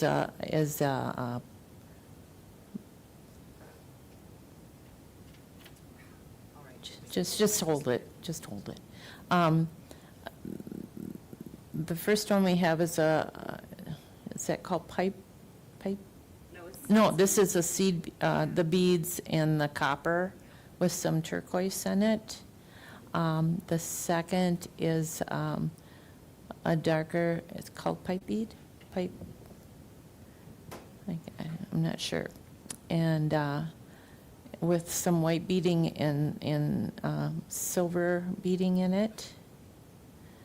The next is a turquoise and bone and some turquoise glass beads, okay. The next is similar. Then it's followed by a turtle. What would you say that material of the turtle is? Is it a shell? Looks like shell. Uh-huh. And seed beads. The next is our only choker, which is a turquoise glass bead, copper, and white with a buckskin ties. The next is an agate. It's okay. Below that are some earrings, and I have a pair of them on. They're made by one of our participants, an Anishinaabe woman. They're beautifully beaded, and they all hang about this distance, this length. That's why I wanted to wear them, so you may have a chance to see. But the first are just kind of geometric designs. The second has a bee on it, and we to honor our pollinators. And the next is just a woodland flower. Above that are some shell earrings, abalone shell earring. Okay, we're going to go over to the other side now. And as you can see along the top, we have the water bucket necklaces, and there's various sizes of buckets and various lengths. The nice thing about the ones that are tied is that you can make them shorter if you need to and tie them and just clip it off.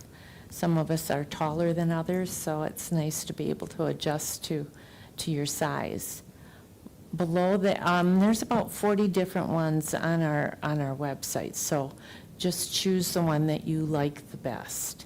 Below that are some abalone shell sets, and they're only sold as sets. There's about 8 of those, and there's earring and a pendant. Next one, Mary Ellen found this somewhere, and Greg made it into a necklace, a pendant necklace. It's just stunning, and it's got kind of a glittery look to the dragonfly. We next have another shell turtle, a little different than the other one we showed you. The next necklace has 5 different energy type turtles on it, and that one is closed with a clasp. Next we have a kind of a raw piece of turquoise and turquoise beading. The next is a kind of a sparkly feather, black feather on a white seated chain. The feather is metallic, yeah. And then we have another dragonfly with a multi-strand necklace in a kind of a turquoisey color. One of our sisters from the Southwest told me that the Southwest tribes look at the dragonfly as a symbol of water, because when the people needed water, the dragonflies led them to where it was. Then we have a few more bucket necklaces. The buckets are to honor the water protectors. Our grandmother, Josephine Madaman, started the water walks, and if you don't know her story, please look it up or talk to someone that does, because it's pretty inspirational. On the bottom, we have 2 more bracelets that Malaya did. You can just pick those up and show them if you want. Yeah. There. And again, you can find all of these items on our website in the store.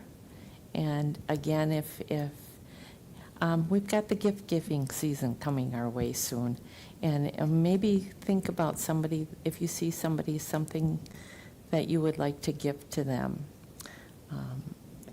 So, am I good for time, or should I keep going, or cut it? Okay, so stick around. Next hour we'll be showing you our clothing, and we have lots to show you this time, so miigwech.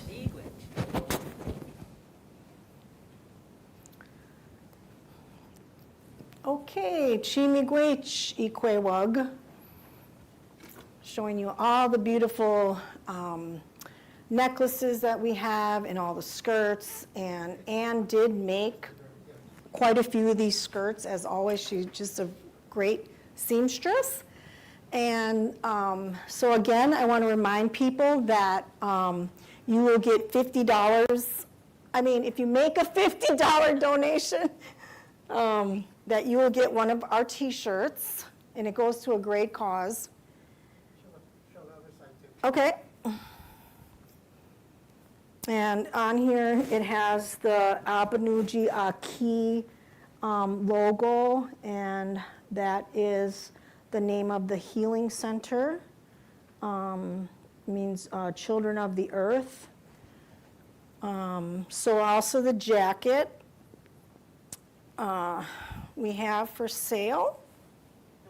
For a $100 donation, you can get one of these. I have one of these. They're great. And the logo as well, Children of the Earth logo, the Healing Center. So please, if you can, help us with our fundraising today. We really could use the money for the next symposium next year, and it goes towards speakers, their travel, their lodging, and an honorarium, food, porta potties, the whole 9 yards. Everything is, from grassroots here. So we could really use a lot of help in this fundraiser today. And there's so many beautiful things that you can buy. And then www.spiritofthewater.org is our website. And on there, you will find the donate button. And it's so easy to find. You just www.spiritofthewater.org. And everything is laid out for you just so it's user-friendly.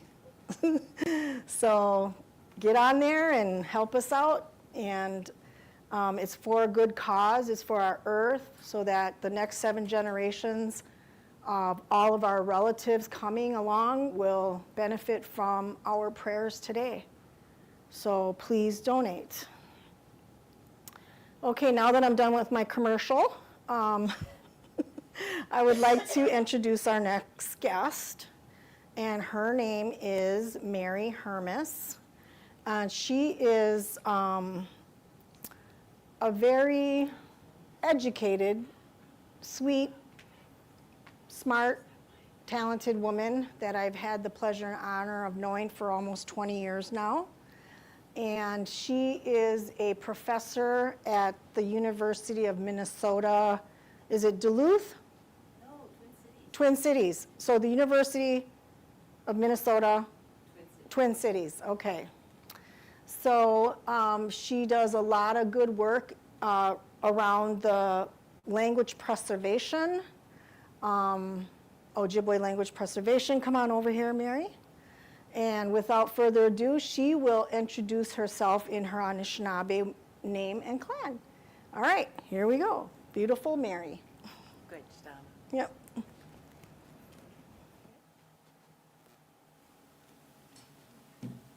Bonjour, Nindinawe Maganidug, Wabshkimigwa Ninsa, Nindigenakaz, Nagig, Nindudame, Ingion Dadas, Jawanangakea, St. Louis, Missouri, Wishkadewa Nindau, Nindaman Oma Odawa Zaga Iganing for over 30 years.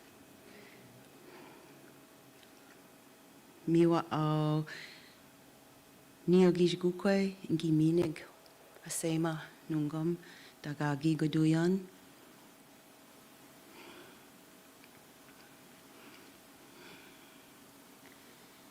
The ocean refuses, no rivers, no rivers. The ocean refuses, no rivers, no rivers. Well, hey, oh, well, hey, oh, hey, oh. Well, hey, oh, well, hey, oh, way, oh. The ocean refuses, no rivers, no rivers.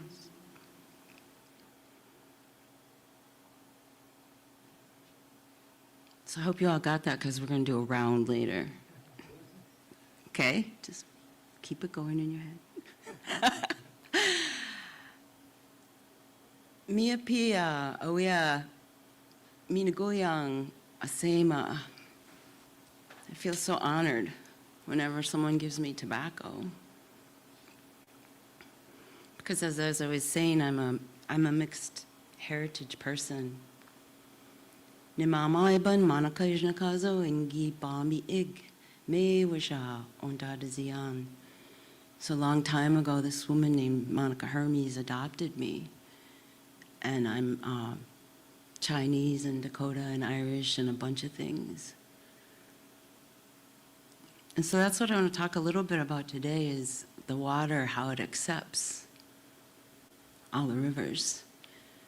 And all these warriors here, like Neogishigukwe, who's been doing that for a long time. She accepts all those rivers. That inspires me so much. Because we know the other side of that, which we like to talk about and go round and round, but the acceptance, like the water, is such a great lesson. And it means so much. It means so much to each one of us to be accepted and to accept who we are and the part that we have. And even when there's a dam in the river, if that dam is named Junia or Trump or whatever it is, that there's always another way because the water moves and it moves us and we're like that. And I think that's a big inspiration. So, let's see, Beka.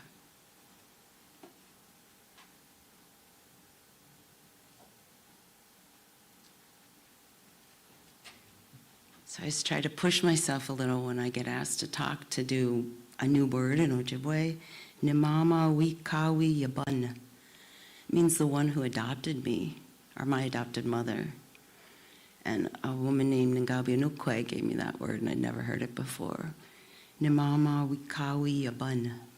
So there's a word for that, a special word, because that's how we do too. We adopt, and we take on relatives. And Abiinooji-Aki is over in Inger by Ballpark. And I wanted to tell you a little story about a few years ago, just coming out of COVID. I was organizing a language camp, and we met online. It was with families. Well, the families came, 4 generations of Sandmans, 3 generations of Millers. It was a nice, small gathering, but it was generations of families. We decided to meet at Itasca for our final kind of immersion.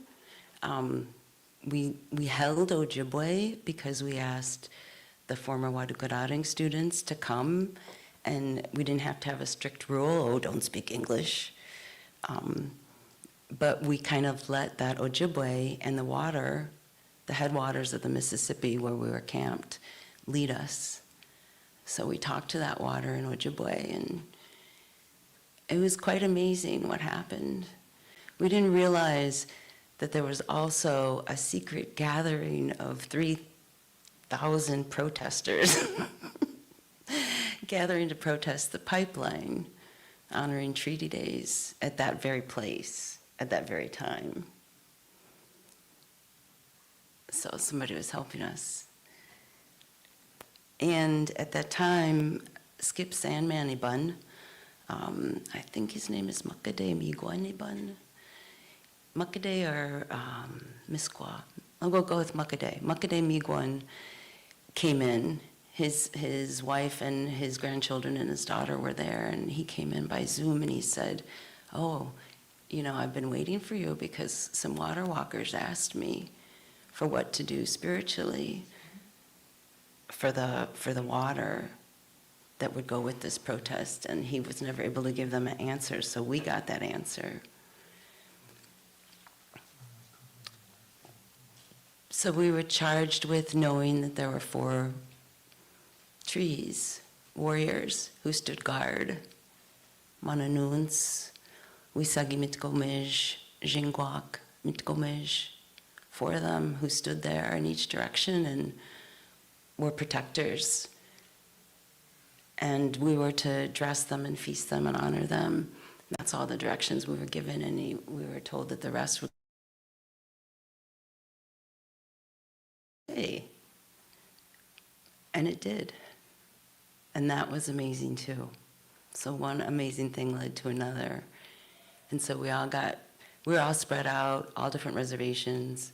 We all got different dreams, saw different things, saw those warriors.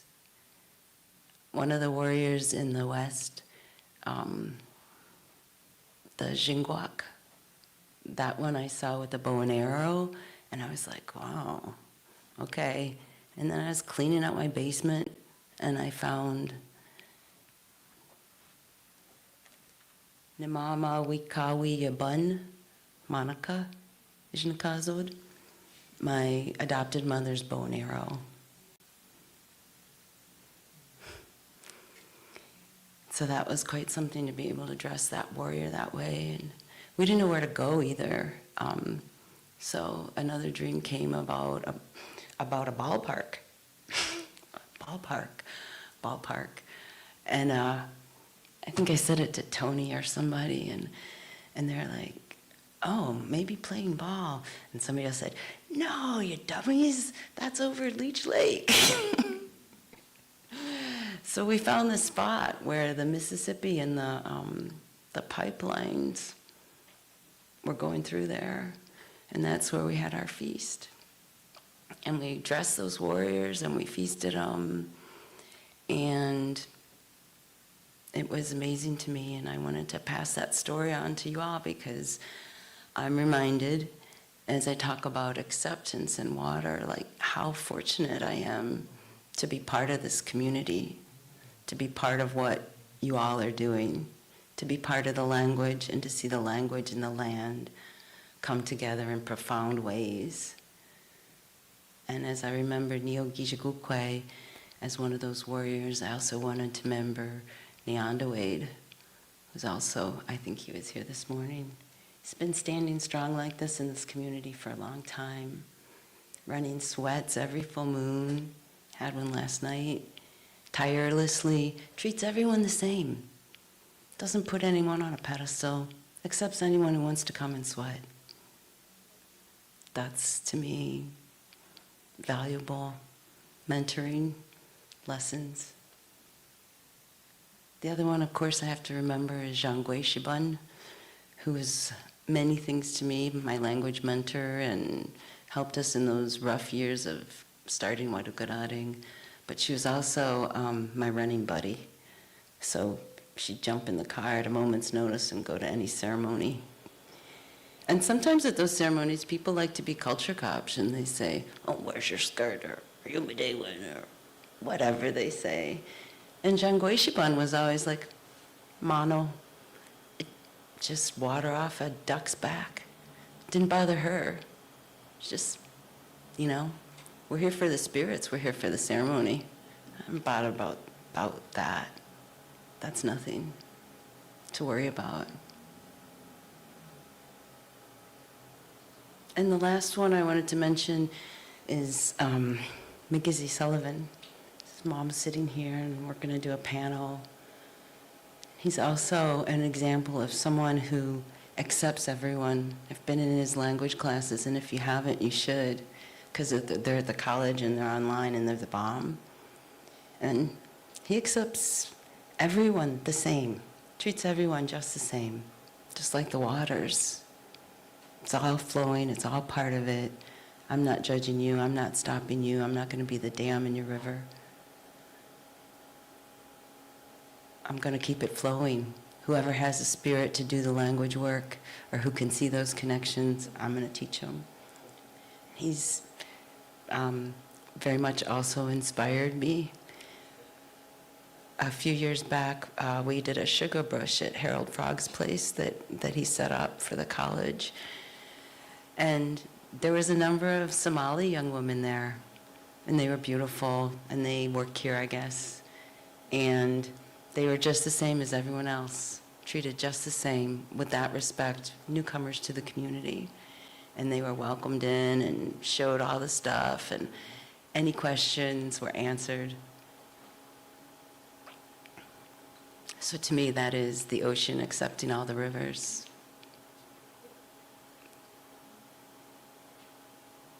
So I'm thankful to all those people who stand that way and have stood that way for so many years.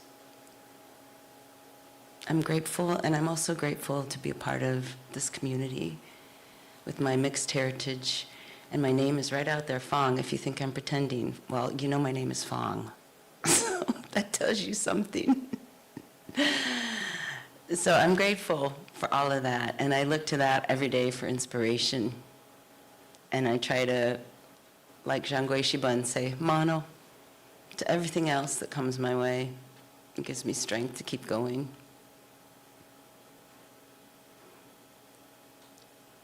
And the last thing I wanted to just say is that in thinking about talking to all the people who are here who I can't see, and all the people I can see, that, you know, we are all walking with the water every day. Some women get out there and they're really doing the water walks, and I appreciate that so much. But it's in all of us, it's in our bodies. I heard from Star Trek one time that we're mostly ugly bags of water. That's what a human body is, right? 2/3 water. So I think about the lymph in my body that's not flowing, and where is it blocked? Like, and what is that?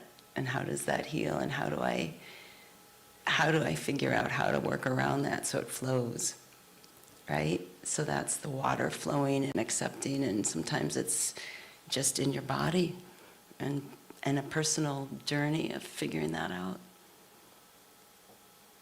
So keep on walking, everybody. And the language and the water are not separate things.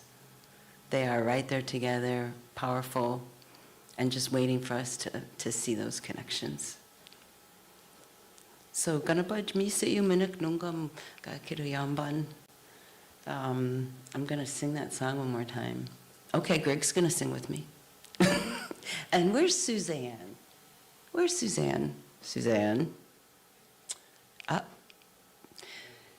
Come on. Karen, you want to sing? Come on. Anybody else who will help us lead this song? We're going to just try the little round. It's a simple, repetitive, and meant to be sung as a round. Okay. Think we can do it? I think so. What do you think, Greg? You up for it? Spontaneous challenge? Always. Okay, so the first lines are, the first two lines just repeat. The ocean refuses no river, no river. And again. The ocean refuses, no river, no river. Oh, awesome. And then the second part of the round is, well, hey, oh, well, hey, oh, hey, oh. Well, hey, oh, well, hey, oh, way, oh.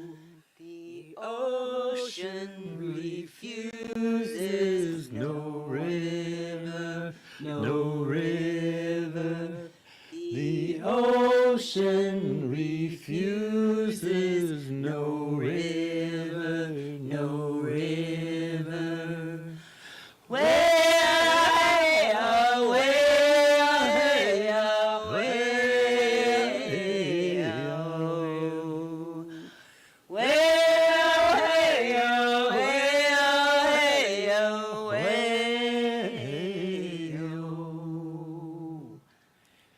Okay, so now we're going to do the round. Oh. Thought we were done. Oh, So no. we need your help. So the water gets a little murky, not a problem. The way arrows can be, any syllabics. Okay, so you and Greg will do the first part, and I'll come in with the second. I'll come in, so Mhm. don't get thrown off track. Why not? And so the audience will go with, start singing the first part, and then I'll come look for somebody to sing with me for the second part. We'll see if we can do it. We You got think? it. We got this. Okay. Ready? Yep. The ocean refuses, no river, no river. The ocean refuses, no river, no river.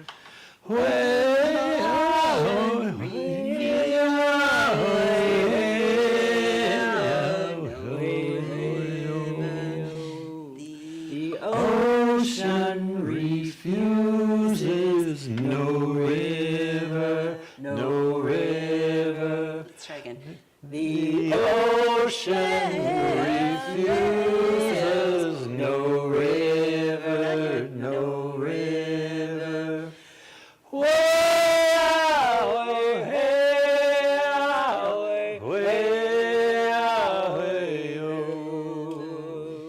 The ocean refuses, no river, no river. The ocean refuses, no river, no river.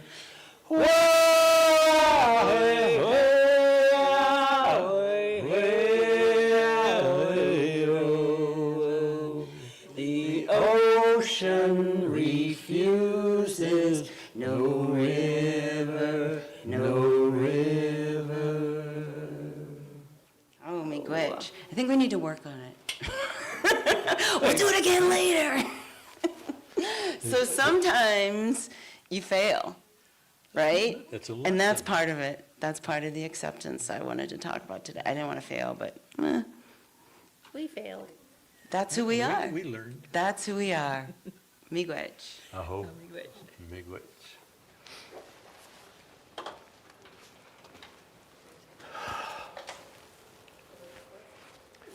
Buju nindawe maganiduk. Ishkide b'nei indigenikas, wabasheshi and dam. Mikana singaye bawating and donjaba. I'm shifting from music to words here. Is Michelle coming up next? No? How come? Off to Washington.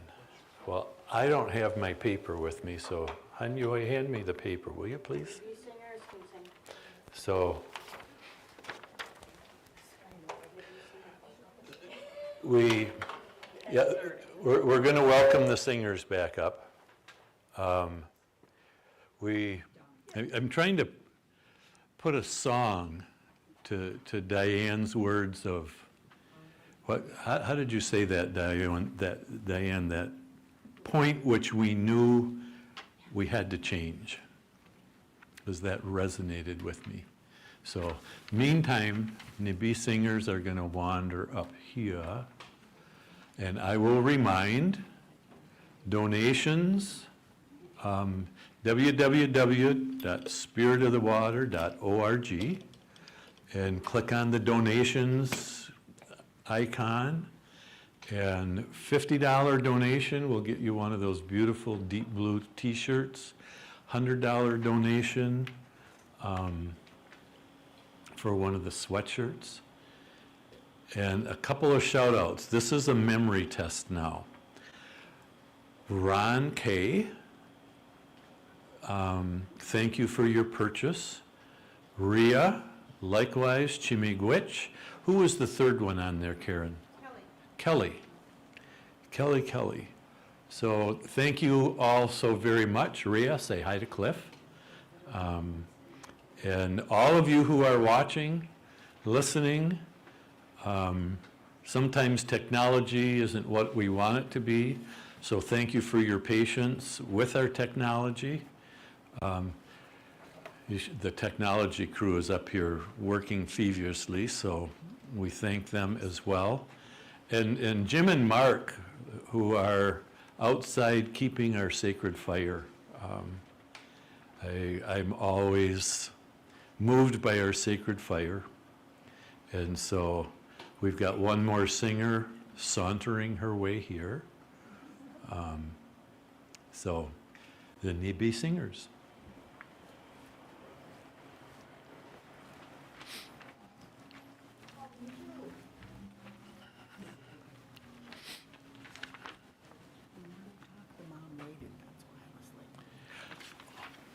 I was waiting.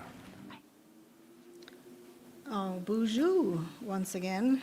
So here we are again. To sing in Anishinaabe Kwe.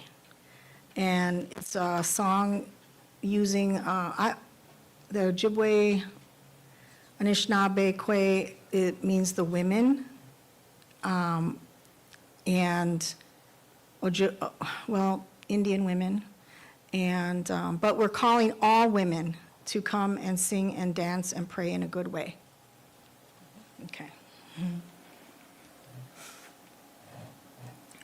All right. Are you gonna do it lead? No, you're gonna do it lead, right? Way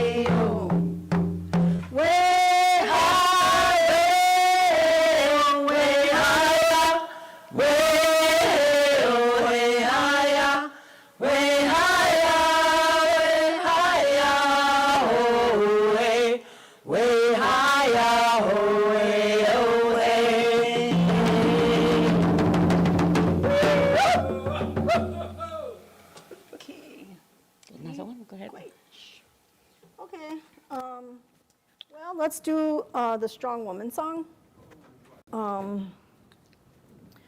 In this song, I want to remember the author who is no longer with us. But I do want to explain that when the Knee Bee Singers went to Ashland a few years ago to sing at this water conference. Was it Joe Rose? Yeah, honoring Joe Rose, thank you. My memory's getting bad. And so we all sang it, and then there was a woman that went to prison, Ojibwe woman who went to prison. She was from Minnesota. And she wrote this song in prison. And it was a way to take roll call in their pods about, like, who's okay, you know, who's not in the hole, who's not getting abused in prison, like making sure, checking on each other through this song. And it's called the Strong Woman Song. When we explained that and we sang it, afterwards, the granddaughter of that woman came up to us and started crying and thanking us for singing that song and remembering her grandmother. So I just want to say that this is an honor and memory of all those that have gone before us that were MMIW, yeah. So, and those that are still missing, that we pray that they come home. Miigwech. Anything you want to add? You got it. Goes way in. I can do it. Go ahead.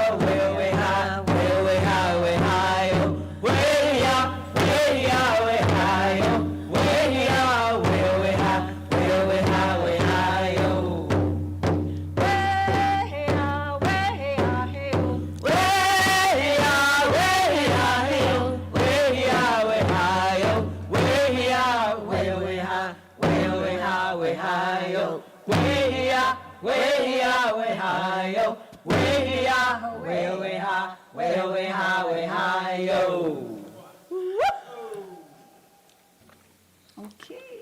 Guess we're all right in our pods today. The stars aligned. The songs are really, really strong and powerful. And the first song, the first line, the first verse, it's getting so I'm beginning to think about the spirit that's coming into the voices and listening to the voices that are being said in this first verse.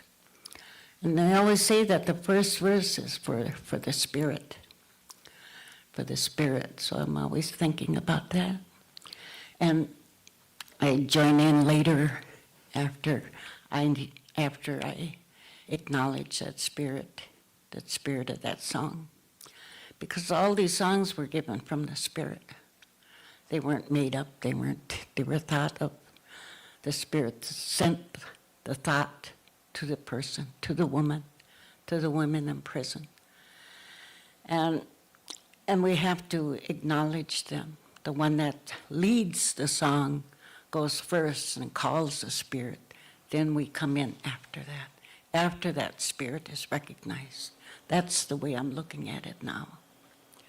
And I've been trying to do that every song. Miigwech. Where's Greg? Okay, what's next on our agenda?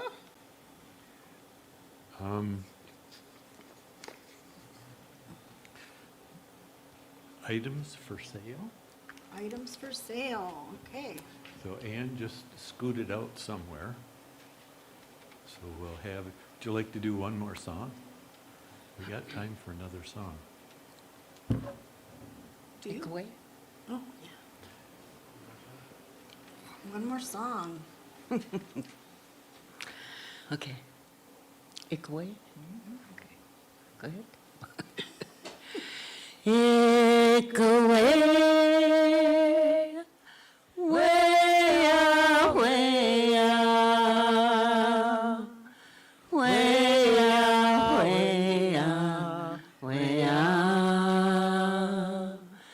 Way out, way out. Way out. Way out, way oh, way oh, way. Echo way, way out, way out. Way out, way out, way out. Way out, way out, way out. Way out, way oh, way oh, way. Echo ways. Way out, way out. Way out, way out, way out.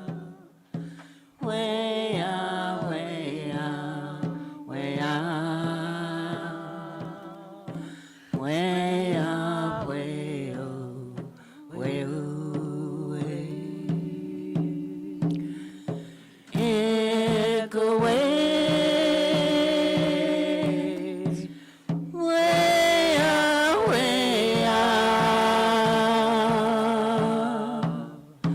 Way out, way out, way out. Way out, way out, way out. Way out, way oh,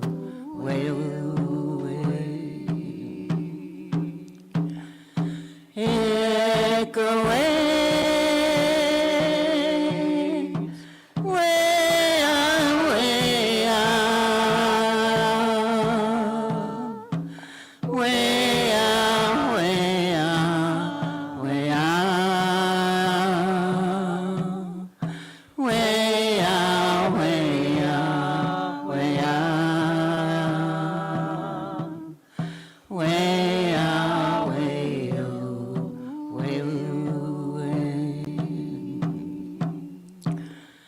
Echo ways. Way out, way out. Way out, way out, way out. Way out, way out, way out. Way out, way oh, way oh, way. Echo way.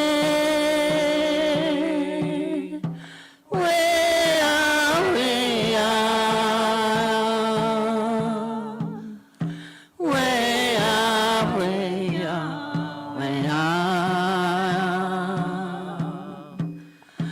Way out, way out, way out. Way out, way oh, way oh, way. Echo way. Way out, way out. Way out, way out, way out. Way out, way out, way out. Way out, way oh, way oh, way. Miigwech. I love that song. Miigwech. Miigwech, miigwech. Next we'll have some, excuse me, letting the parade of beauty leave here. We'll have a view of our sale items again.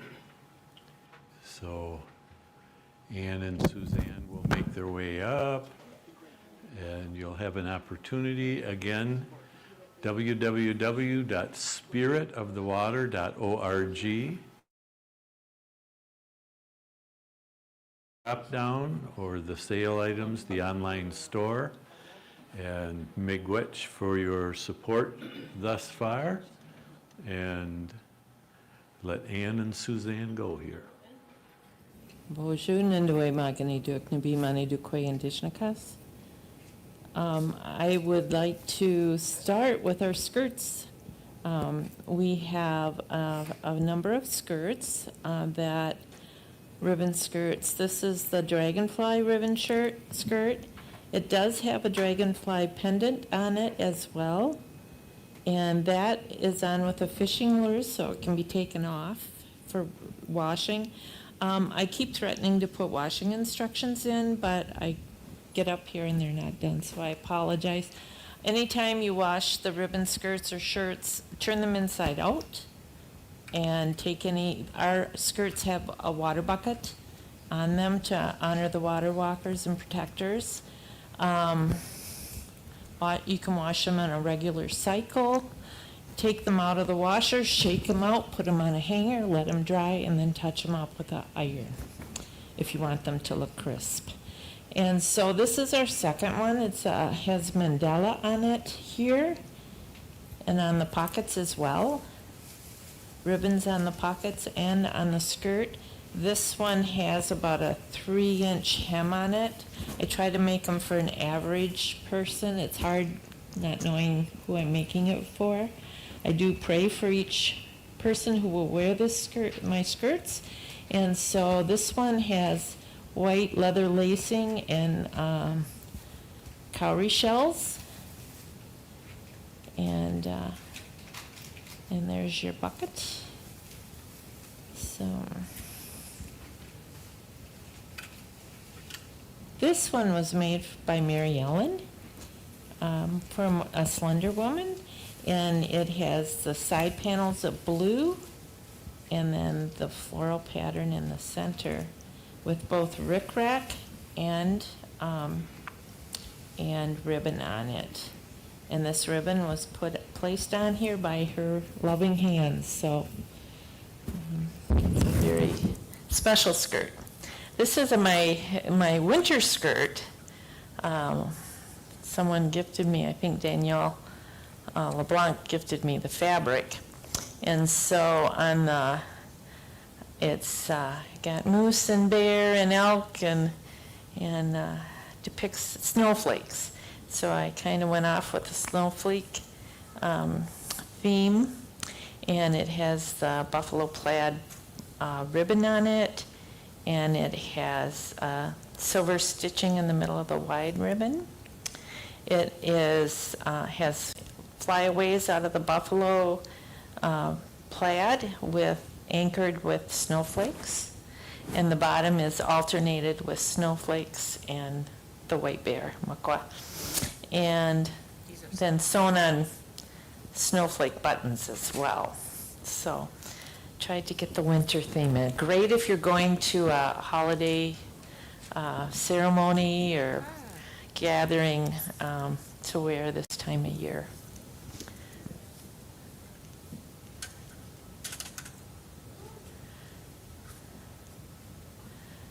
And the last skirt we have left is the hummingbird. And this one has multiple layers of ribbon with attached with a decorative machine stitch. And it has about a 2-inch hem in it. And it was taken already. Well, I'll show it off anyway. I have the bucket. It's a beautiful floral print. Yeah, so skirts go fast, which is great. I try to also repurpose clothing that I find. It takes a tremendous amount of water to make a pair of blue jeans, and I can't remember exactly, but it's right around 1,700 gallons of water for each pair of blue jeans that we see. And I think it's around 400 for a t-shirt.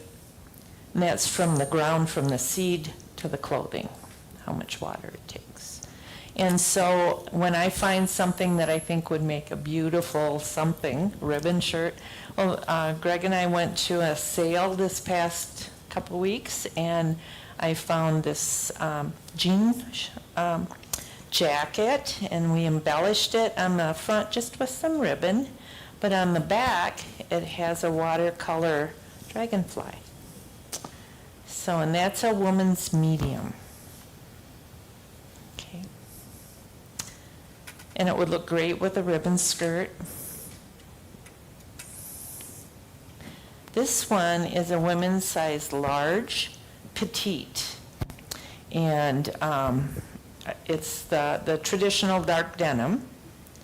And kind of a poppy red on the front and back with a butterfly.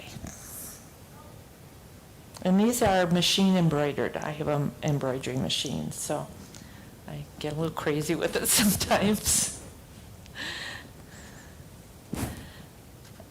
Is there anything else on there? Not on this one. Okay, then we're going to move over to this side. These are ribbon shirts. This one is about a men's medium. It's a lighter weight yellow fabric with embellishment of ribbon on the sleeve and coming off the shoulder. And these are buffalo nickel buttons.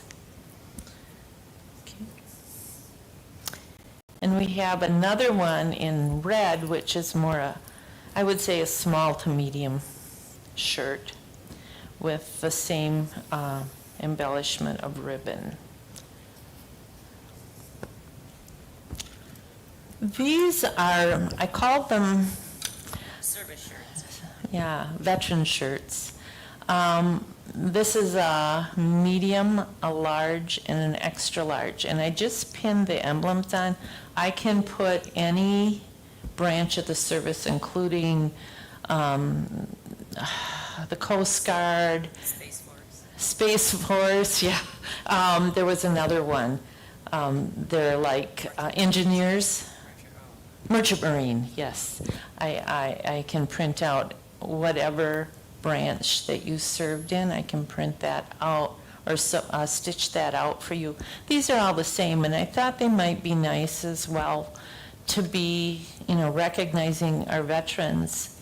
But also, if you were part of an honor guard, it might be a nice thing to wear as well. So when you buy the shirt, just let us know what branch of service you want attached. You can put it here, you can put it on the back, wherever. It can be ironed on and then stitched on. So I will just include this so that you can put it where you feel you want to have it. This is my last shirt. This is a men's large, and it's looks like little oak leaves in the pattern of the shirt, kind of a golden brown. And on the back, I saw this and I thought of Denaway Maganiduk, all my relations, because there's forest animals. There's the elk, the bear, the wolf, the eagle, and a mountain lion in the woods, in the grandfather's son. And in the clouds, the water. So that's what came to mind when I saw that and when I put this shirt together. This shirt took an entire day just to do this. So I like that shirt a lot. Yep. These two vests, the vests were donated to us, and Mary Ellen's nephew did the beadwork on the back, which is just exquisite beadwork. It's very well done. And let's see, this one, the buffalo, is an extra large, and the let's see here, the end of the trail is a large. So, and you'll find these on our website. And the last thing we have this segment to share with you are our bags.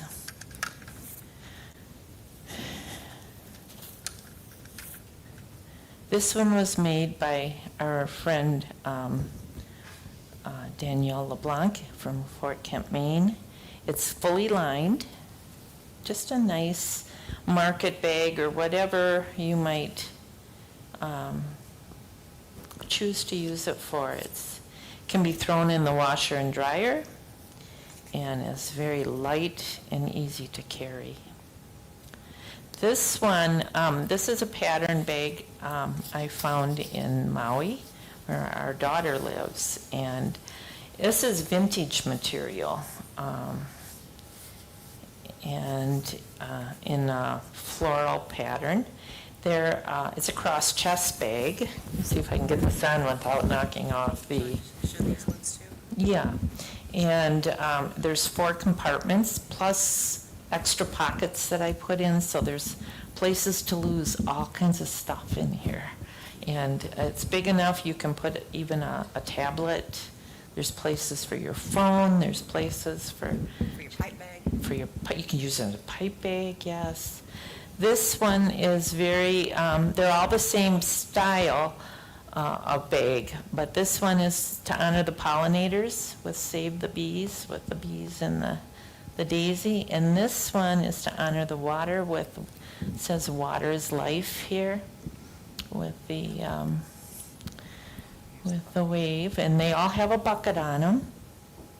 And so if you are in ceremony and you don't have a vessel with you, you can accept blessed water and use your bucket.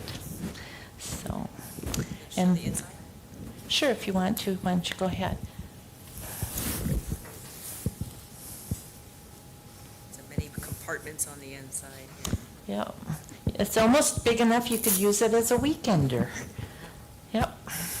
Got little pockets on the inside as well. Plus with the Velcro enclosures to keep your items safe and snug.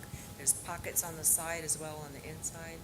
So there's lots of little compartments to store things and to get lost as well. And I did reinforce the straps so that it didn't bunch up on your shoulder and get uncomfortable.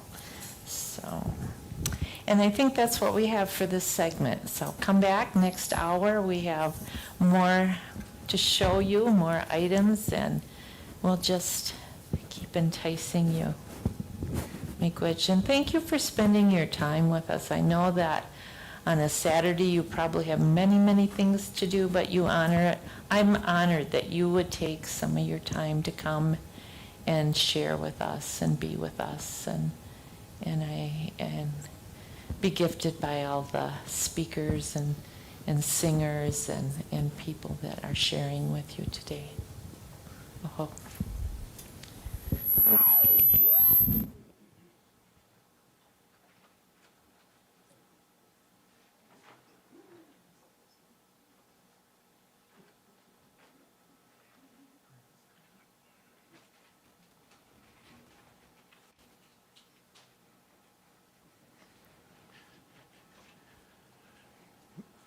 Bujuminua, Ishkadebene, Indigenikaz, Wabasheshi, and Dodem, Mikanasingaye, Bawating, and Dunjaba.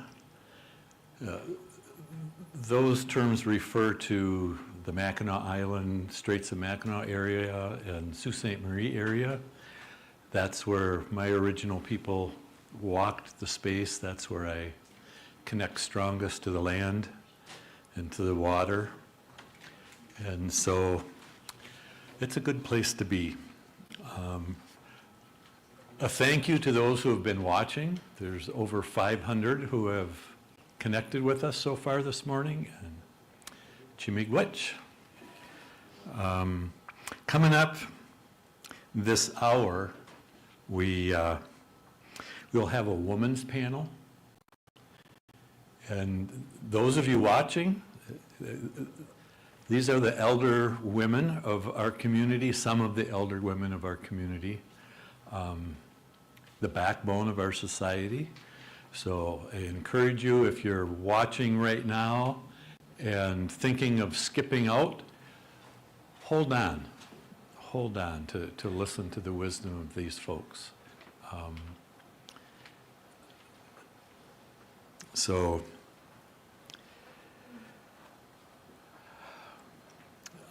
Gachita Bakunagewan, the teachings of our grandfathers, the gifts that were brought to us in our creation story to offer balance to our lifestyle. I introduced Debwewan, truth, the heart source of the direction in our life.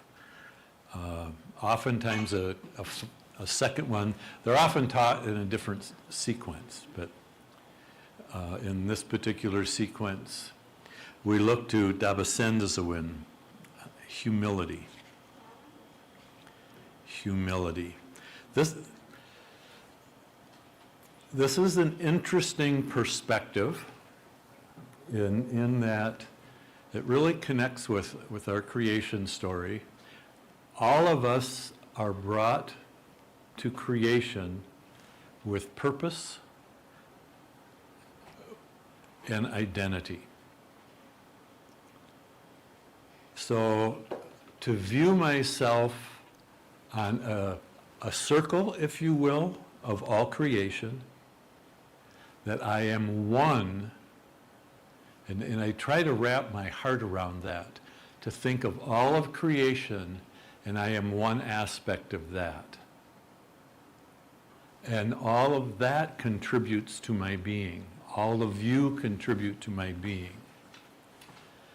And so to recognize that my identity, my very existence, is dependent upon all of us. So when I'm healthy, the hoop is more balanced. When you're healthy, the hoop is more balanced, which means it's incumbent on us to contribute to the health of all of us. Mother Earth, Father Sky, the winds, the waters, the fires. It's incumbent on all of us to contribute to our mutual health. So, totally dependent, yet purposefully contributing to the health and balance of all creation.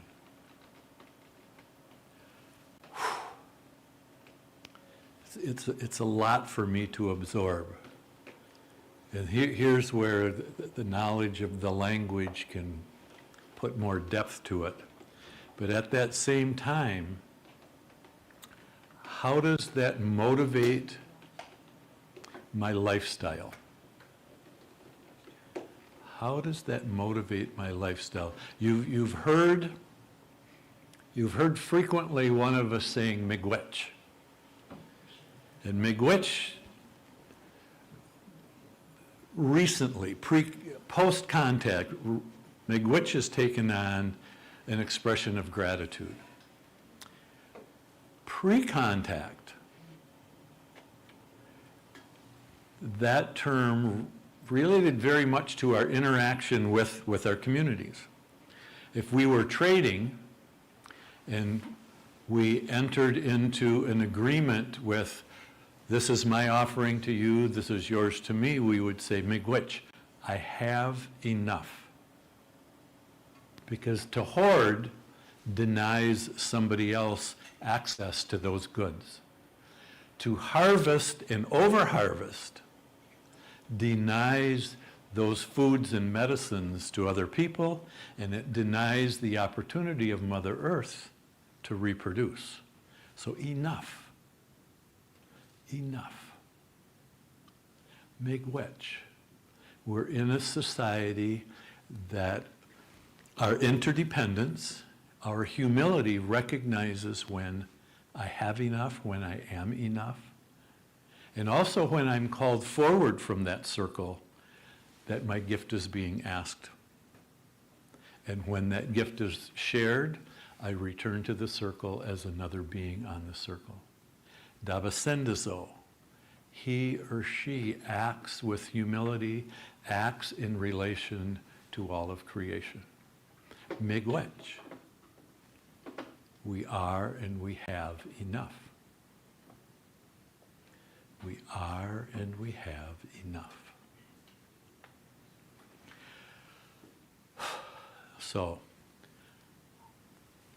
how does that way of thinking affect the way you will walk with Mother Earth and with all of us? So now to switch gears a little bit, and Donna, if you would want to come up and bring the women's panel. I'm really looking forward to this next opportunity to hear the wisdom of our elder women. Donna's going to moderate that, and those of you on the panel, if you would make your way up, please. And I'm going to step aside and honor this space. So, miigwech.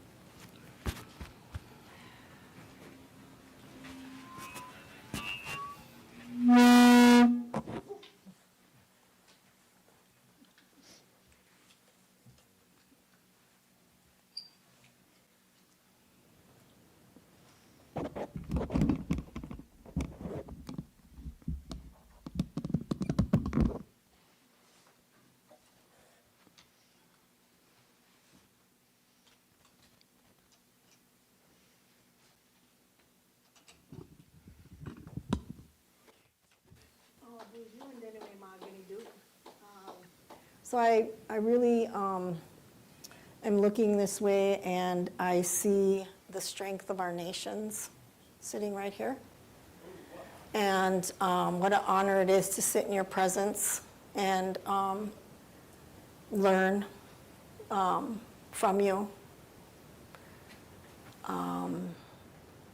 They say that there's a teaching or a saying from it's a tribe from the Cheyenne, I think. They say, you'll know when a nation is defeated when the hearts of the women are on the ground. I think that's it. So, and this is the time that as women we need to stand up, rise up, and pray, and gather that strength for our nations. And it's very, very important right now. So with that, I am going to let the panel introduce themselves, starting with Diane. We may have new listeners now, so you might have to, I would say, introduce yourselves again. Okay? All right. Buju Anishinaabe Minogishigad Numgun. Ishkade Queen Indigenous Kazan Migazidu Dame, or Dawaza Akai Gining in Dunjaba. Bonjour and dinoi maganadug neondun ni koi indigo ihankashni petawi English name is Ruth Migazi Nindodim Chippewa Falls, Wisconsin Ndonjaba. Bonjour Koi Indigenous Cosmic Easy Dudam he honey wash day. I live in South Dakota, so I have Ojibwe roots, but as Mary Ellen always taught me, when you're in a different territory, you follow that way, and I am married to an Oglala Sioux. So, good morning. Good morning. Bonjour, Minawa, Wabishkimigwa, Ninsa, Indigenous Cause, Nagik, Nindude, Nindaman, Oma, Odawaza, Gaganin. Okay, so we're going to start out. We're going to start with, who's the eldest up here? What an opener, Donna. Who is Minda Moye? That's an I honor. collect It's Social the- Security if that. the style. Who's the one who collects social, no, just kidding. I'm 66. What? I won? 65. 65, 66.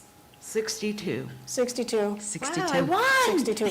Can someone add that up for me? I really mean that, because that's how many years of wisdom we have sitting here right now.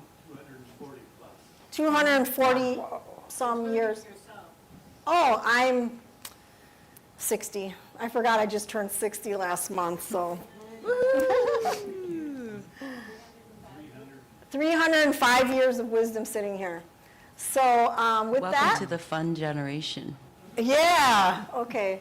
So we are up here to talk about the water and women and different aspects of being a mother, a grandmother, a great-grandmother, your connection to the earth, your connection to the water, your connection to your communities.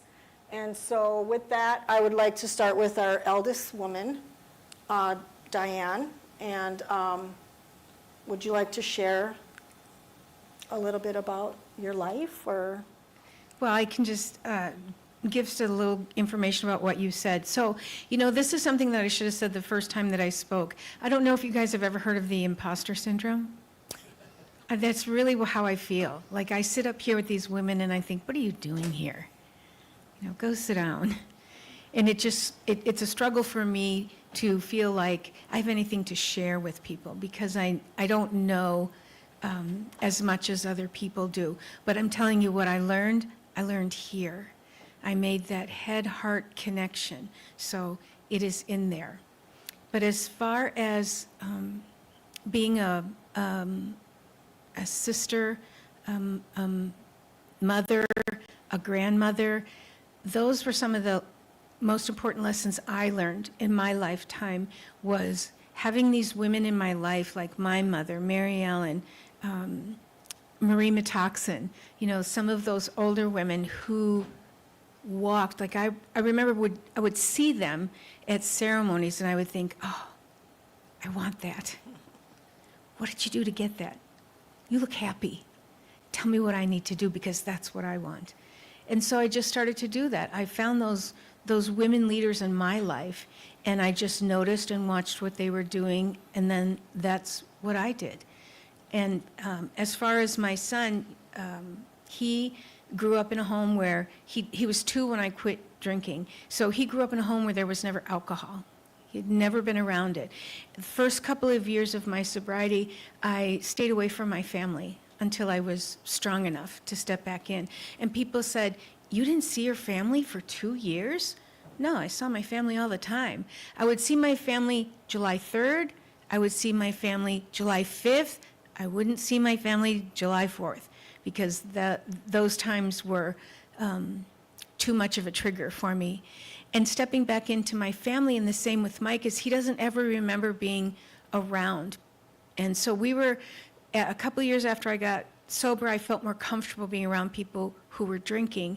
And so we went up to a bonfire up at my grandma's house outside of New Post, and everybody was sitting around the campfire, and remember those old, some of you guys remember those old woven chairs, lawn chairs? Yeah, we had all those all around. And as my uncle started to drink, their personalities changed, just the effects that we see as alcohol starts to sedate the brain. And Mike was sitting next to me, and he's looking at me, he's looking at my uncles, and he knew them. He looked at me and he said, what's wrong with them? And I thought, sweet baby Jesus, my son doesn't even know what drunk is. And that was such a powerful feeling. So just living and sharing those things that I learned. And my mom was one of the most important people in his life for the first 5 years of his life. And he remembers a lot of things my mom said, a lot of things that my mom did. And then as I started to have grandchildren, I mean, you just see is that you think, I can't love anybody more than I love my child. And then you have a grandchild. And you have this infinite love for everything and everyone. And I think that's what's important, you know. And I say to people all the time, I love you. And I mean that. And however you take that is up to you. But that's the way that I was taught. So again, very glad to be here. Miigwech, misiu. Okay, thank you. Okay, who is next on the list? On the age? Yeah. That'd be me. Okay. The wee English name is Ruth. So about the grandparents, most of my family was Catholic on one side and the Methodist on the other. So anything that I spiritually do, they definitely don't understand. You know, they'd lock me up if they knew half of the practices that are my everyday doings. Children are a little more acceptable of that. But again, the families growing up, it was, alcohol was always in the picture. You know, whether it was allowed by the women, it was always in the other room. Children weren't allowed in the other room because that's where the men were doing their drinking. And children should be quiet, sit down, shut up, or just go outside so, you know, we don't have to deal with you. That kind of bringing up. My grandchildren have never seen me drunk. I had sobered up before that, so 28 years clean, and my oldest granddaughter is, I've lost track, but somewhere around like 22 years old. And so none of my grandchildren have seen that side of me. My children have. I have 4 children. 2 disown me because of the alcohol, and 2 are still in my life.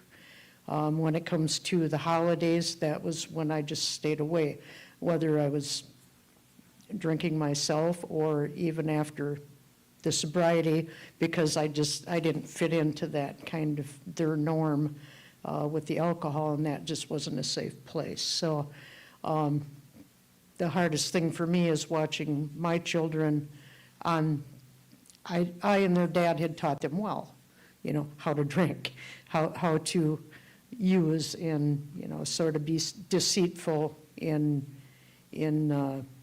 you know, breaking laws, driving without license, and those sorts of things that are guidelines that are more helpful to others that, you know, I'm not driving from ditch to ditch anymore, but now I worry every night, you know, if the phone's going to ring, and my children have had some kind of legal issues. So I always pray, you know, that they find the clean and sober way of life so that they can bring their children up that way too. Our gatherings mostly are whoever has the biggest garage or table or whatever, we just do a on-spot potluck, and that's how we get our gatherings together now. Generally, the alcohol and things are not there when the kids are close by, and I'm kind of grateful for that. But what got me to the symposium, though, of course, was knowing that Abiinooji-Aki and Spirit of the Water promote the good life without use of drugs, alcohol, and other means to avoid society and the trauma that we've all taken on. I'm just grateful that some of the people that I've looked up to, like Mary Ellen and of course Josephine Iban, just caught my heart when I watched the videos and have met the woman in person, you know, doing the talks about the water and how we all pollute the water. It just touched my heart that she's kind of been one of my mentors. I know there was more than one woman that had come together, and they kind of all escaped me. I hope somebody can bring that to light. Is there was more than Josephine Bond who had brought the attention of everybody needs to come together and pray for the water and protect the water. I'd like to know who some of those other women were, because I really, really, truly honor them. Managed to get on one water walk when it was the Chippewa River. It's like I was hearing all these people going on water walks and praying for the waters as they go by, putting down the sema by the water and talking to the spirit of the water. And I says, oh, wow, they've got all these cool rivers that they're walking for. And it's like, but if they ever do Chippewa River, I probably should walk for that river, you know. And by gosh, I think it was 2016, 14 or 16, and they did the Chippewa River water walk. And I'm like, okay, I'm in. Managed to walk a few days with the group and just thoroughly grateful. Sharon Day, of course, she was the lead of our group in that water walk, and another mentor in my life for what she believes in and what we all do. That's why we're all here. It was in my days when my legs worked a lot better. I says, I'm a slow turtle. I can walk like 2 miles. You guys all rest. I know you're fast walkers, so just let me walk my pace, and we'll keep the water moving. I can do it longer, just not quicker. So gratefully for 3 days that I walked with him. And recently the Hodag water walk in the spring. And it's like, I have a gimp, I have a bad hip and bad knees, and I says, I can make it. It's 2.5 miles. It's like, I can make it. Just remember to put the slowest person first, and everybody keep up with that slowest person. And that's another gift I had learned from the wolf packs. I'm told that they put the younger and the elders to the front, and the rest keep pace, and that's how they keep together. So that's all I have at the moment. Meet you. Maybe you could share real quick how you can get information about the Hodag Walk. Is that with, what's her name? Cheryl Boyd? Yeah. Yeah. Is there anything online? I know she's on Facebook. Facebook, Cheryl Boyd. Correct. Cheryl Boyd does a water walk near Rhinelander, or in Rhinelander. It's in Rhinelander. Okay, all right. Is that coming up now in the Thank you. winter, or did you say spring? She does one in the fall, which is a water prayer ceremony, just a small gathering, but in the spring is the walk. Okay. Yep. Thank you. All right, who's next on the number line? I think it's me, so. Okay. Boozhoo. Boozhoo. But I'm really grateful to be here. In order. I live in Lakota territory, so it's very different. Oh, okay. And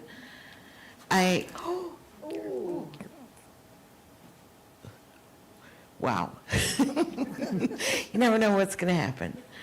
So my auntie always taught me, when you're in somebody else's territory, like I said earlier, kind of learn their ways. But then when I come back here and the trees hug me, and I'm just like, oh, I miss it here so much. Diane, when you were talking, I thought you were telling my story earlier today. I was like, do I know her from Chicago? Or, you know, so I have 38 years in recovery. And this time is a little difficult time for me. Anybody who knew my son Stephen, he lived here on this reservation, and he passed away 12 years ago this time from drug addiction. So, and he loved it here. So it's a difficult time for me as a mother.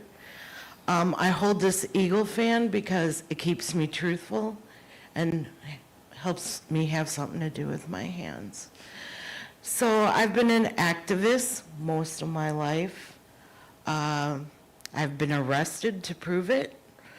I've been at Standing Rock. I have been to Washington, D.C. I've been anti-war. I've done a lot of things. But I have a privilege that some don't. And I don't mean this in any disrespectful way, but I am white passing, so I can infiltrate. And I think we all should infiltrate. If you can get into, because out where I am, they mine, right? They strip mine. So I can go to their meetings and not have anybody even notice me and hear what they're up to and hear what they're doing. If I had a glass of water in my hand right now and I said, who wants to drink this? It's from the Pine Ridge Reservation, where my husband grew up. You would say, no way. We have uranium and arsenic in our water. It's undrinkable, it's unbathable, it's unusable. We have an over 40% higher rate of cancer. We watch our relatives die all the time, and they go to IHS, and I'm sorry, but they get handed aspirin, and they have cancer. We just watched 3 people die in the past week. So it happens. And we're bathing our children in that water. And if you're living on $2,000 a year, are you able to buy water? No. So if us as women, as mothers, as grandmothers, as great-grandmothers, if we don't get up and say enough is enough, why is our water poison? Why is, we turn on the tap, we take that for granted. On Pine Ridge, if you don't have water that's been sent in, you're drinking contaminated water. You're bathing, you're washing your clothes, you're washing your vegetables. It's so big. It's unbelievable. And then everybody's like, oh, everybody's got cancer here. Well, there's a reason. There's a reason. So I don't have a problem with infiltrating. I have many criminal trespass to lands on my record. It hasn't affected me. I'm an alcohol and drug counselor, and also during the summer, I take care of a sacred site called Bear Butte or Matopaha. Wow. And there is a natural spring there. And so if you come there, oh, maybe I shouldn't say it, but there's water that comes out of our spigots that is from a spring from the sacred mountain. So always know that we have to protect it. I never thought I'd get this old myself, but here I am. And I've had quite a life. And part of that life has been here. And part of my kids' life has been here. And don't drink the water in Pine Ridge. And I hate to have to say that. That's my husband laughing off. He knows. He grew up with that water. And then the water, it's contaminated, sits on top of the soil, and then dries up and then blows to other parts of the area.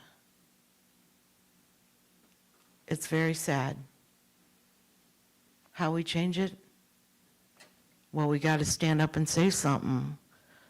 I wonder how many people in this room or on the camera knew that the Pine Ridge water is contaminated. Yeah. One person. Well, two. Three. There's three of us. So pray for the water. If that's all you can do is pray for the water, that's what you can do. If you can stand up and be counted and protest, and you're not afraid to be put in handcuffs, then do that. Because we have to make noise. If we don't make noise, we're not going to be heard. And people are going to keep dying. Good people that I personally love are dying from the water. And what's going to happen? We're in a drought right now in South Dakota. We're in a drought.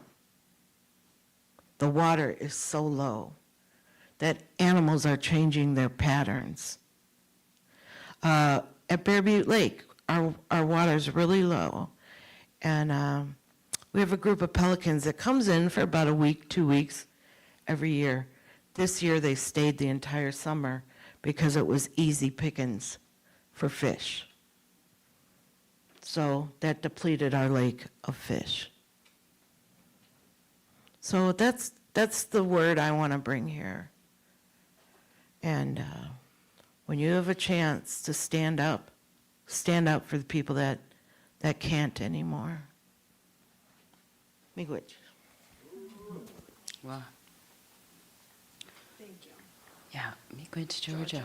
Thank you for traveling all the way over here and Yeah. go to our next speaker. Well, that's a tough act to follow. Right. I mean, we're just kind of letting that settle for a minute. Wow.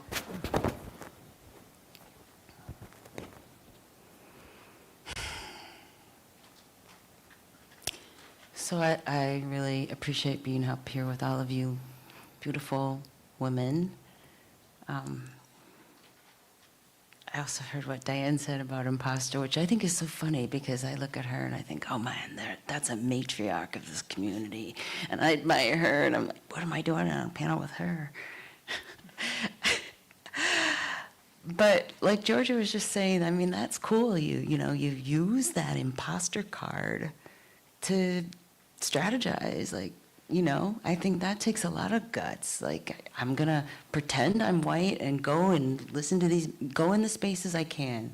That's a gift, like to recognize what people think you are and deal with your own feelings about it and then say, I'm going to turn this around. So I think us as older women, nobody suspects us of doing anything. I think we can cause some trouble, right, Mary Ellen? We could get away with it. I usually get out of, and I get stopped for speeding. So I think that's what I'm hearing, like, whatever gifts you have, you figure out how to use them, and that's, we're not to be discounted at this stage in our lives, whatever our bodies are doing or protesting, Yeah, you got a sore hip or a sore leg and you don't want to get out there, but there's always a way. So I'm hearing that, and not everybody is always on the front lines.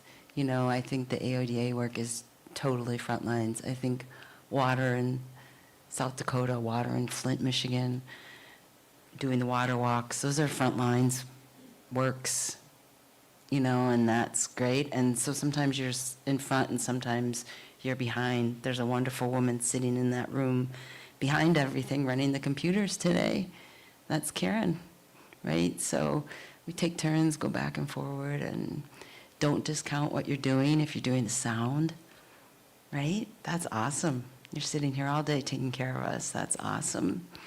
I'm making a video game. It's a 5-year project, and I feel like, whoa, it's an Ojibwe, and it talks about many things we're talking about, and I feel like, oh, this is not important like people dying from cancer from water, but it's what I see to do right now and what I'm doing. So every bit, no matter if you're teaching in a school or figuring out words for places or bringing back a sacred site or getting arrested, or just, hanging in that campfire where all your relatives are drinking and not drinking.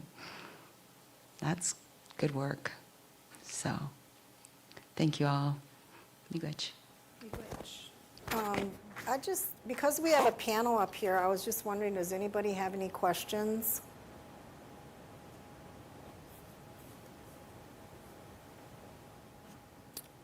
If not, I have a question. So the people in Pine Ridge, how are they dealing with the lack of clean water? I mean, I'm sure they're trying to take precautionary measures. Like, what's a typical day in the life of someone that lives there with unclean water that's toxic? They drink it.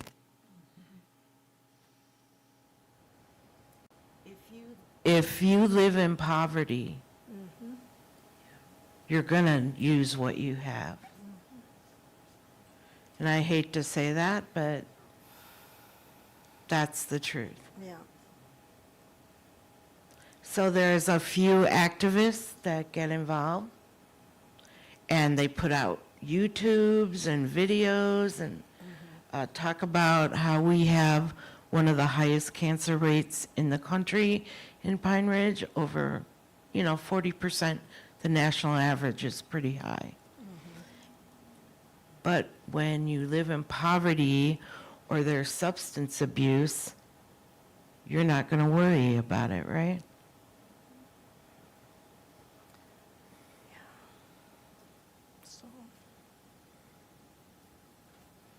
It makes me think of the not in my backyard thing. Like, this is good to hear, Georgia. Thank you for coming and sharing that. And it's also like, it's the water. It's we have a well, probably a lot of people do. We have a lot of water here, but this is not disconnected from us and from our water. And I think that's also something kind of sobering. It's shocking, to hear this. I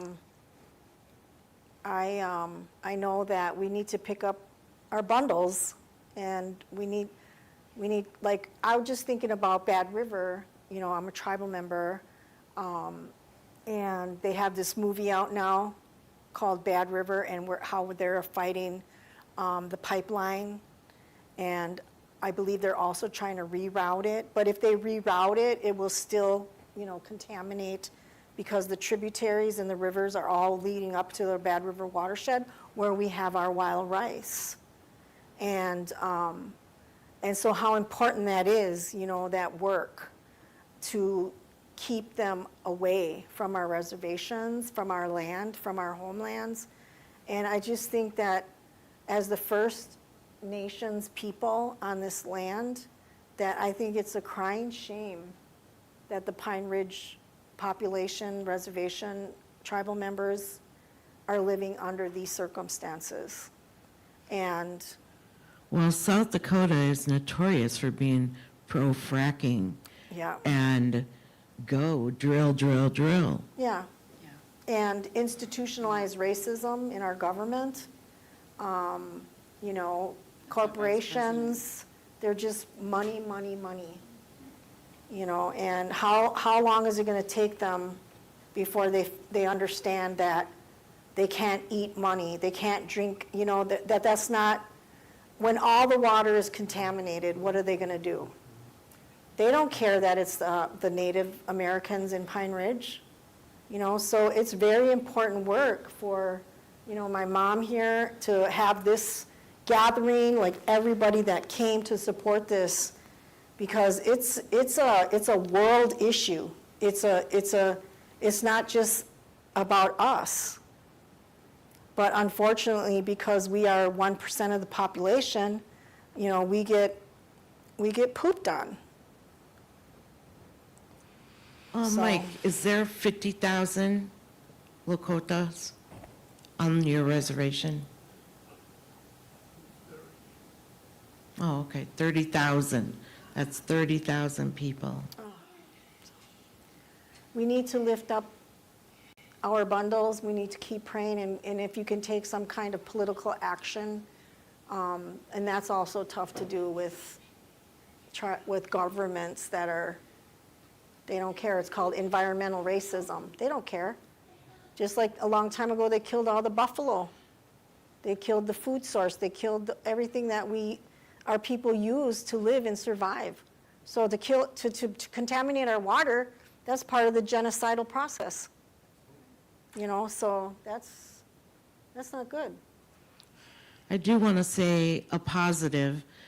Pine Ridge has started a place called Storming Sacred Buffalo, and they do buffalo meat giveaway. They gave away, last giveaway, about 5,900 pounds of buffalo meat. Wow. So they are supplying the elders and any other tribal member, even if you came there, they would give you buffalo meat. And they give us, our freezer is full of buffalo meat. Nice. That's so wonderful. Mhm. How much time do we have left now? 10 minutes, okay. So are there any questions?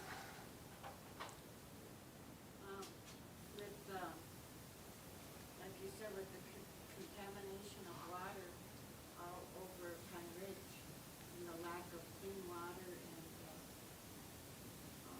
it must be going into the air too, because water is in our air, the air that we breathe. And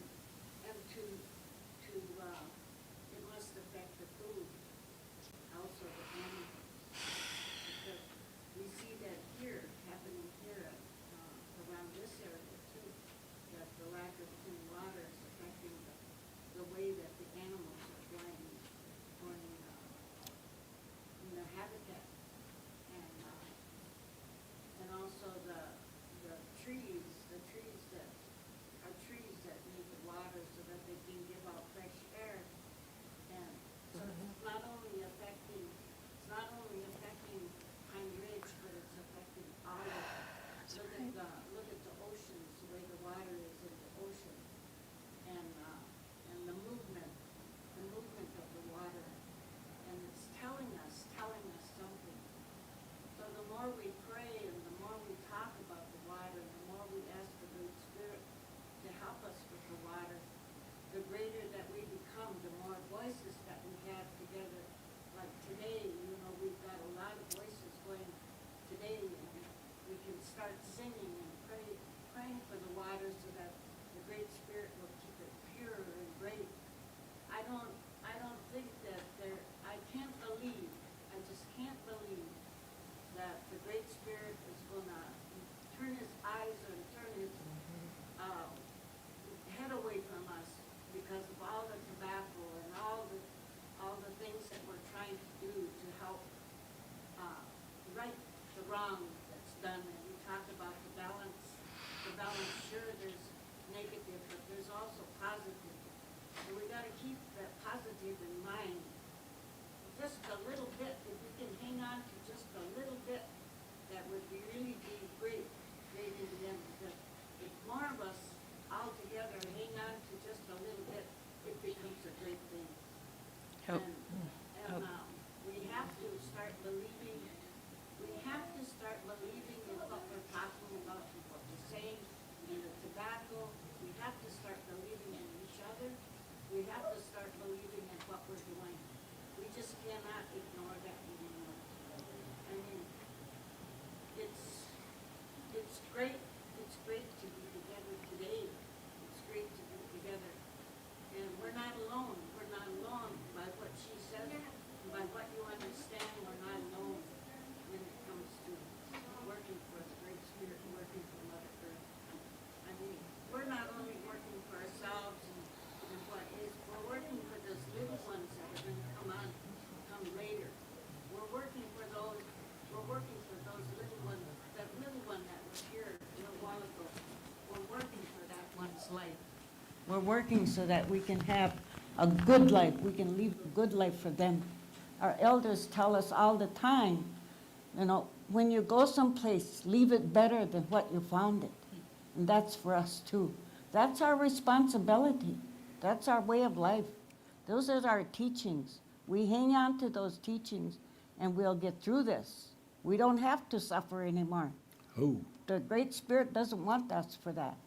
So with all of us together, as we as we do things today, as the people that are listening to us and they do things today that to help us to do this stuff, to help us to do this work, to keep on believing in our teachings, our tobacco, and what we're doing. And we can't let anything like that. Pine Ridge is not the only one. We're all in this together. Our kids need to be thought about. Our ones that are coming need to be thought about. And as elders, we have to make that right. Miigwech. Thank you. Thank you so much for giving us those words of encouragement, because I think that we have a lot to digest in our minds and our spirit happening today. And so I really appreciate, Mom, that you're uplifting us and saying to have that faith. Believe in this tobacco. Believe in our prayers. Because what you're saying is, Gitchimani Du is not going to abandon us. And we have to believe it. So miigwech for that. Miigwech for those words of encouragement. And so I think we have about a few minutes left. So I'd like to have a closing statement from each one of the panel members. We only have a few minutes left, so if you each could share maybe 2 minutes apiece or something like that, just so on time, because we've got other speakers and we want to keep things moving. Would you like to share? So I don't really have much to add, but just in this short time that I've been here and what I learned, I wouldn't mind going out to Pine Ridge and getting arrested, just saying. Let's go then. Let's do this. Jump in.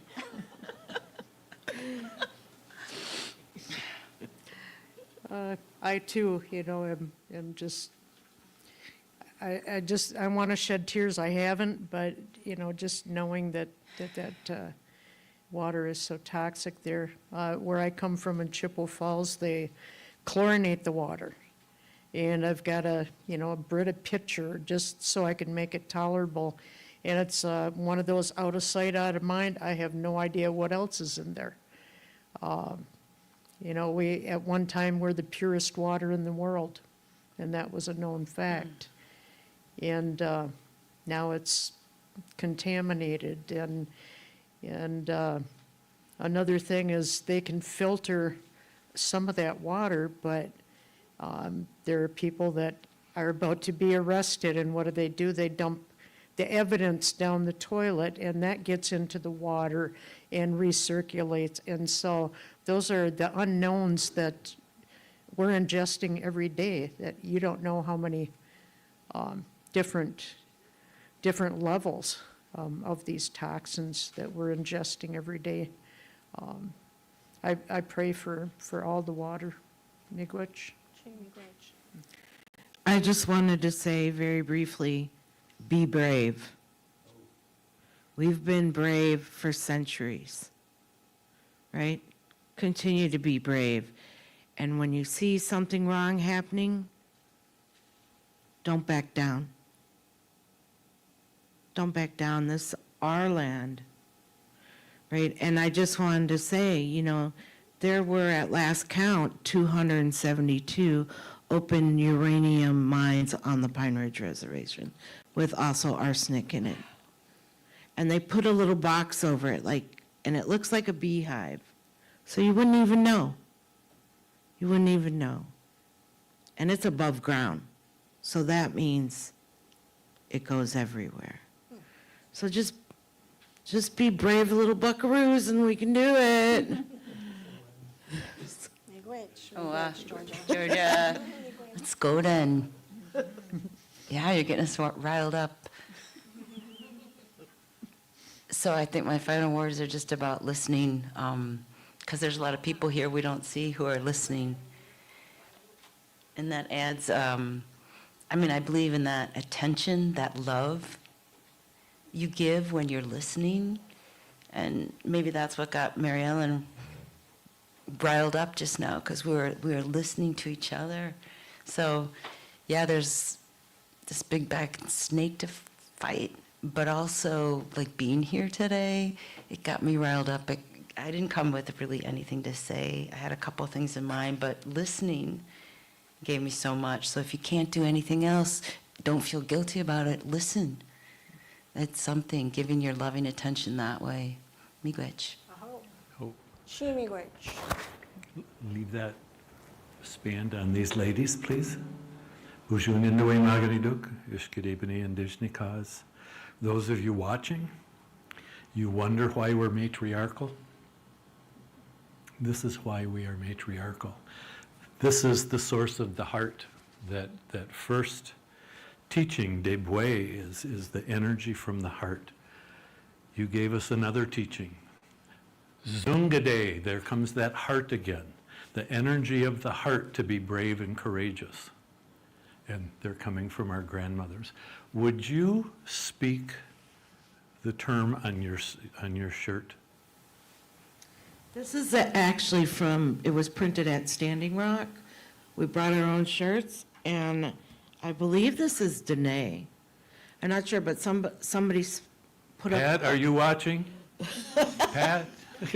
So they Okay. just started a printing press there out in the open at Standing Rock, and we brought our shirts, and There they are. here Okay. it is, 7 years later. Pat, you need to call in and interpret this for us, please. But again, miigwech. I'm sure it means water is life. That's what it says That's what it underneath. says, I yeah. just, yeah. So, And- again, and- Shimigwech for Yes. all of your words of wisdom. And 305 years of wisdom up here. We added it all up, all of our ages. So 305 years collectively together. Oh yeah, and we forgot Mom, but she doesn't tell her age. She don't tell her age, so just at 105, Hanue said.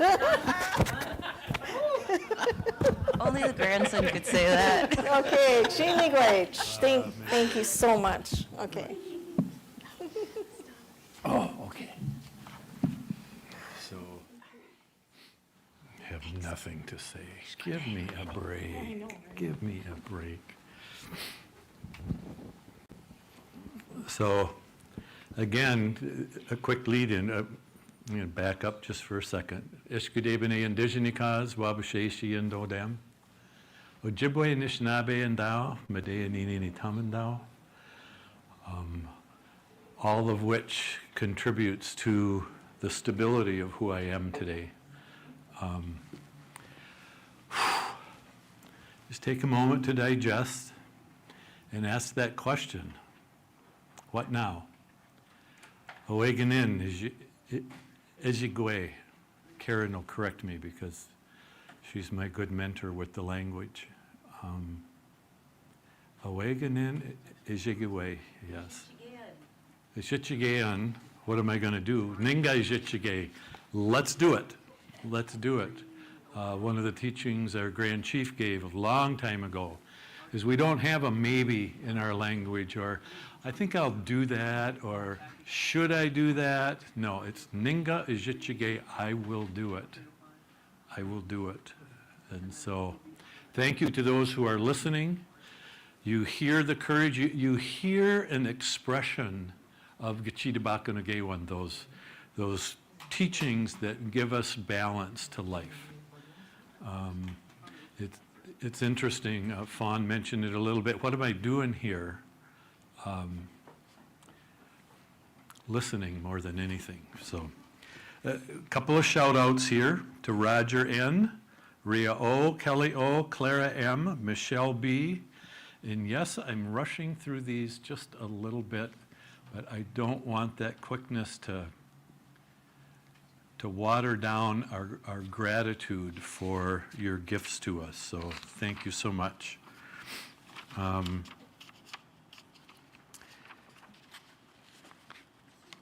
Next on our agenda, and John, I think, has been here for all of these. John, son of Mel, the stories behind his musical expression are always encouraging to us. His smile is a whole lot infectious. And so with that, John, if you'd make your way up, I can yak for a little bit. If you want to set up a microphone for John, please. Or are you going to sit? Oh, he's going to sit, so we're probably okay. But he's been to all of our symposium. The encouragement and the energy that he brings to us just leaves me with gratitude. So, miigwech. On the other side, okay. Mm. Well, Buju, it's an honor and a pleasure to be here, and I never know what to say, especially following 305 years of wisdom and experience. But that does remind me of, I have no idea all that these women do. I have no idea how they do it, what all they do. But I know I have to show up and get behind them, because they've taught me a lot. They've taught me how to bring food out to all the things that live where I live, offer them some of my meal. They taught me to go out, bring tobacco and my prayers to the water. So every morning I go out to Hay Creek and I drop an offering or tobacco out into Hay Creek, and I send that prayer, and I see it go all the way out to the Chippewa River. And from there it goes up and over the dam, goes down through winter, goes all the way down the Chippewa, empties into the Mississippi, which goes all out, down to where it runs out of bank and enters the larger Gulf. And from there it follows the currents up the eastern seaboard, up around Greenland, Iceland, comes back down the western side through the Atlantic currents, goes down, some of it enters into the Mediterranean, comes back as rain. They taught me that. The women taught me that, because they're the water bearers. They're the life givers. And it's my job to be behind them. And one of the other things they taught me is that if you compliment a woman who's single on the quality of her fry bread, that's a really hard flirt, and you should be careful to do that. And so that's one of the things. So out on the land that I live on, I have no idea what I'm doing out there. So I blunder and plunder, much like the old white men we continue to elect, and then I go, oh yeah, that's right. There's a part of me that's just like them, because I have that colonized mindset that being in places like this really helps free me from that. And so to the aspen, the alder, the grasses, the goldenrod, the nations of evergreens, the oak, the maple, all of them, I hear the whispers of their and my still living ancestry singing out that they are still alive, they're still informing, if I take the time to listen. And I even try to listen to, I learned this word up on Red Cliff, the Mishomas, grandfathers. And I try and listen to them, but you know, to a grandfather, to those stones, a minute to them is 1,000 years to us. So it takes a long time to hear a thought of theirs. So it takes generations of storytellers to say that. So I'll start with a song about ancestry for this water here.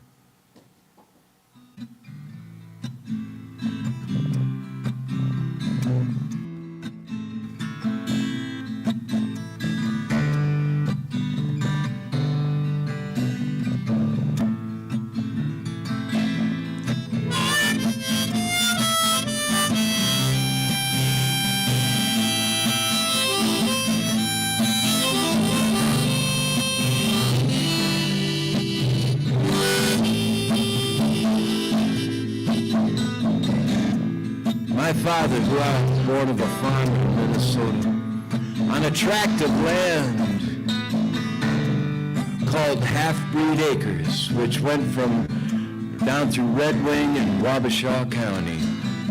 He grew up on that land, baling hay, mending fence lines, mucking out barns, going to bed every night with the sounds of trucks going by on the highway just over the horizon. He counted those trucks like sheep till they would send him off to sleep, and he would dream of what it must feel like to be a wheel out rolling on the open road. At age 18, my father, born of that farmer, ran away to the nearest river town called Wabasha, named after a chief. Wabasha. He found a place on a grassy knoll with a bottle,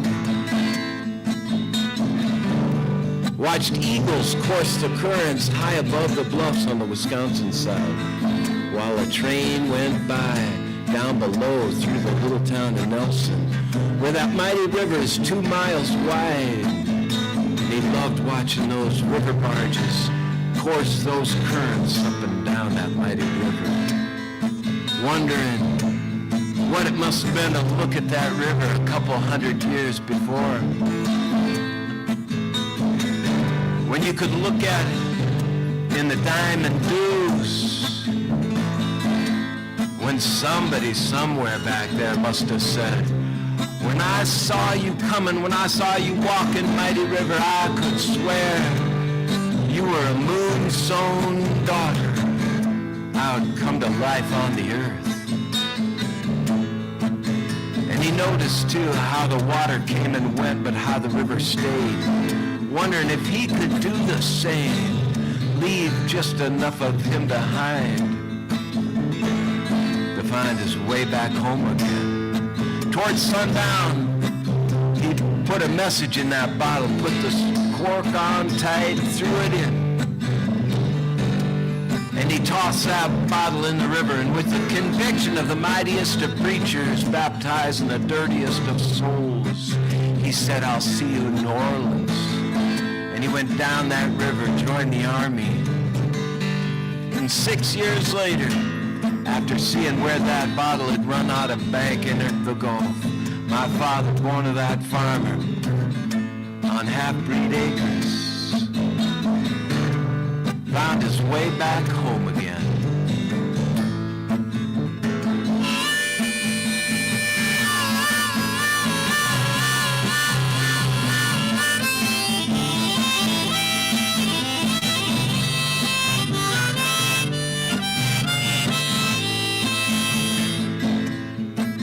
So today I went and bought myself a bottle of water like he used to do. Reminded me of you. Today I saw a train roll by the river, blown off the steam. Reminded me of me.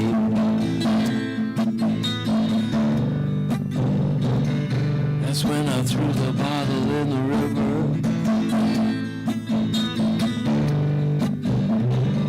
That's when I started running for the train. There's nothing you don't need, I can't deliver. Carry me away. Carry me away. My mother, also born of a farmer, she too grew up mending fence lines, mucking out barns, feeding chickens, baling hay, picking berries sold along the gravel roadsides in the summertime. But she too wondered what it would feel like to jump the fence lines of the family farm, enticed by the bright lights of city nights.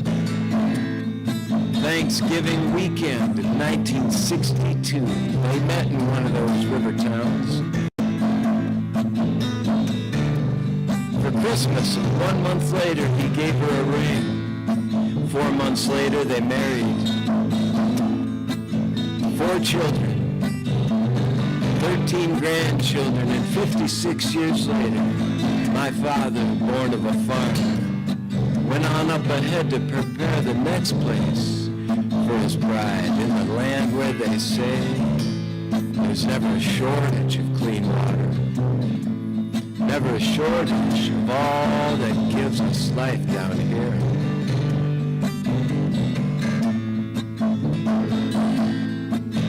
Make it 8:45 California time. Whoever said it was easy was either a liar or a fool, 'cause it ain't true. And any promise we make is as easy to break as a plastic candles on a wedding cake. He still loves her, and she knows he's true.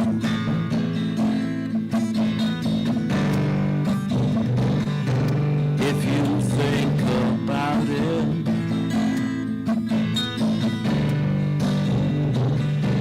from far away,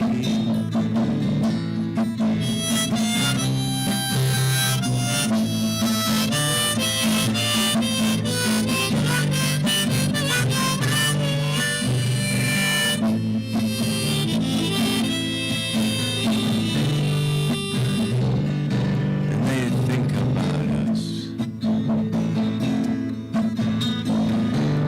They still think about us from near and far away.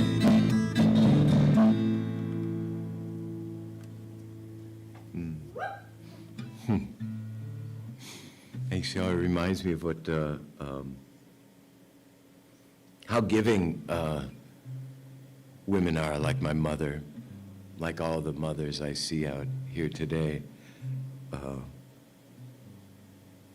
And whether they have grandchildren or not, I think every woman is a grandmother for what you all do care for. And I remember sometimes I've come in here blubbering like a big crybaby, and other times puffed out like a little chickadee at 30 below. And every time they just say, "Welcome, John. Thank you for coming." I can show up with all my shortcomings, and I'm still welcomed. And it reminds me that this movement of women in the water,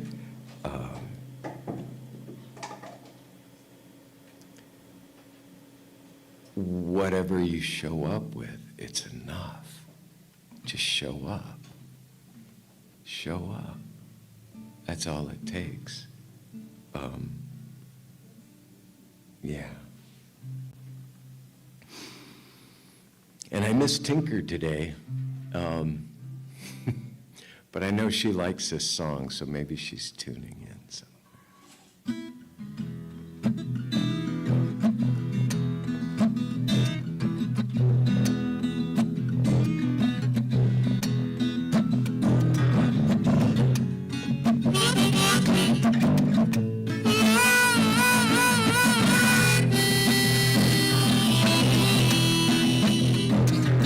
Once upon a time, you see, I moved to a foreign city where I didn't know a soul.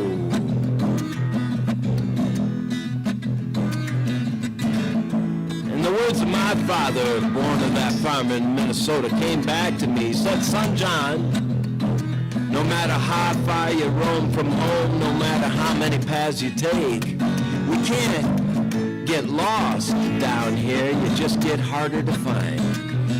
Don't get harder to find." And he said, "Son John, no matter how many paths you take, you gotta find a place to hang your head, if not your hat." So I went cruising and cruising all the places in this old Kurdish slum I found in the city called Istanbul. Found a place to rent. But not knowing a soul, I started talking to my shadow. You know those parts of us that we allow to lead the way or they trail behind, depending on direction traveled and where the sun shines from high up in the sky. I asked my shadow one day, I said, "Shadow, after seeing him slink and slither along the sidewalks and gutters of this old neighborhood, then with a blink of an eye, he'd be 10 feet high up against a stone wall." And I asked my shadow, I said, "Shadow, where do you go at the end of every day?" This is a conversation we had turned into a song.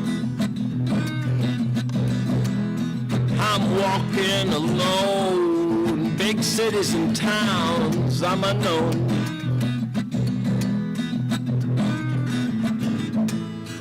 Strange tongues, my shadow and I take them in without a sound.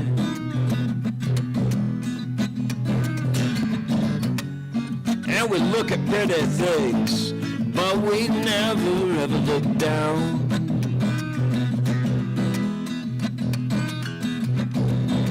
Now one day I asked my shadow, I said, "Shadow, where do you go when the sun goes down?"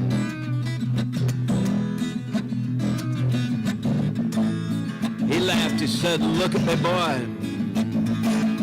He says, "I go to the city parts of town. And when I come back, I fill your head with crazy dreams and things you've never seen."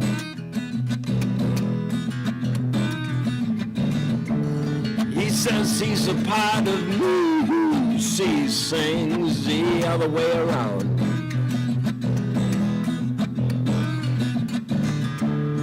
He says he's a part of the night who lives. He lives the whole day long. I said, "Wait a minute, man, now you're my shadow. I mean, I know you're my shadow."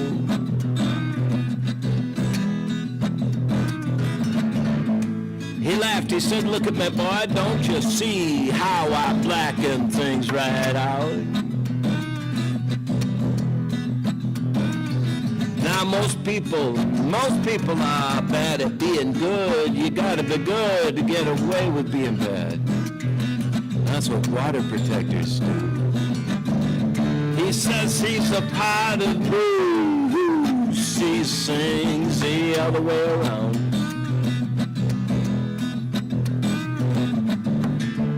He says he's a part of the night who lives. He lives the whole day long.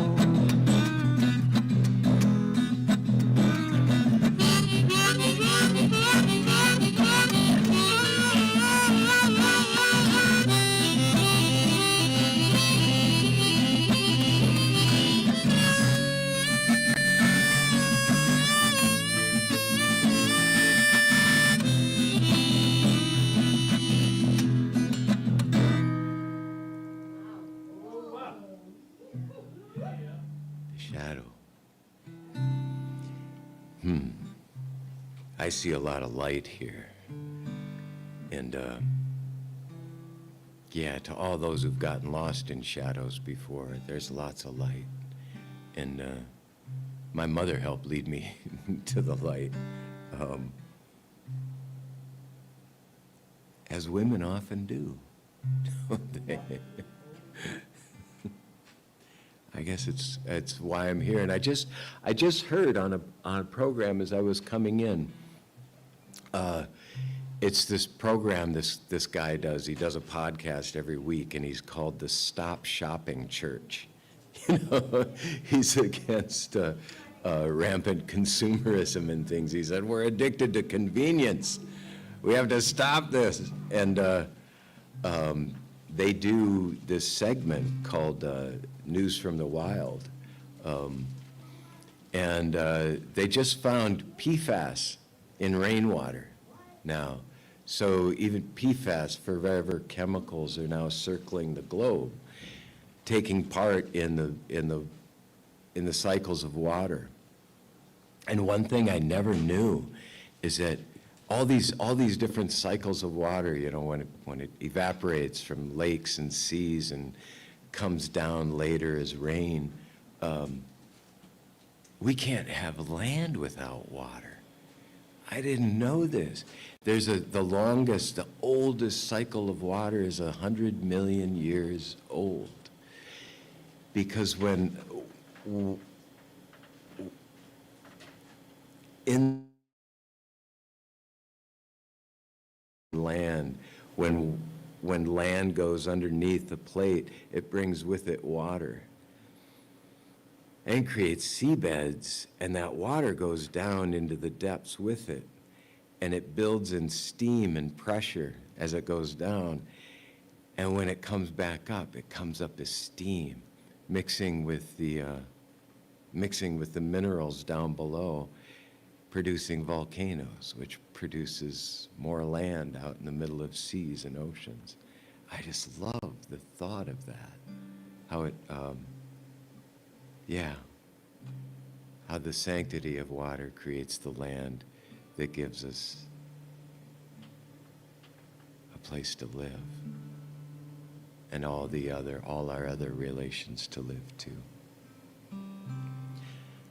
And I'm not sure how long you guys want me to go. You got it. Well then,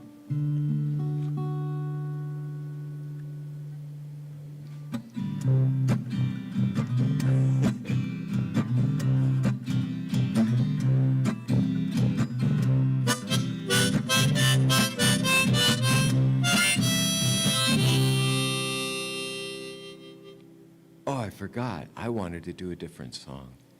Do you mind? All right. There's a segment of people and a segment of population flows down through this little river along this strip of land called Gaza, and while the people are suffering, the feathered and four-legged and furred and finned are suffering with them at all, and many of them don't have a place to go. And so to all those people through millennia that have been eradicated or kicked off their own land, this song.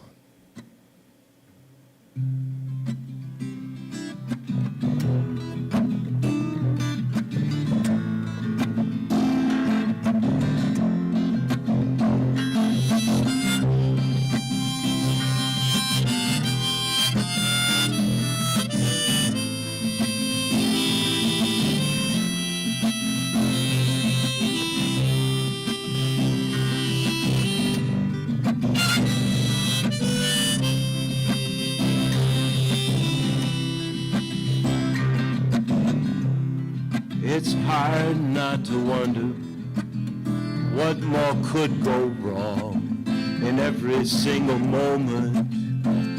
Sometimes when the pressure's built and the storms move in and you don't know if you'll ever see anyone or anything you once knew again.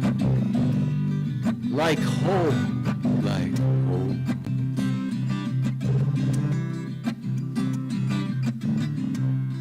And it's hard not to wonder what more one could do, unshackled to the Puritan blues, and remembered where they came from and how far, and what had made them so damn hard and rigid along the way. The zealot's curse, always a cold killer.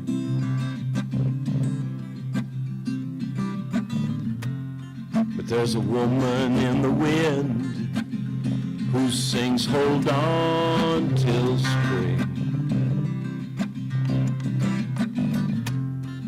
There's a woman in the wind who sings, hold on till spring, hold on till spring.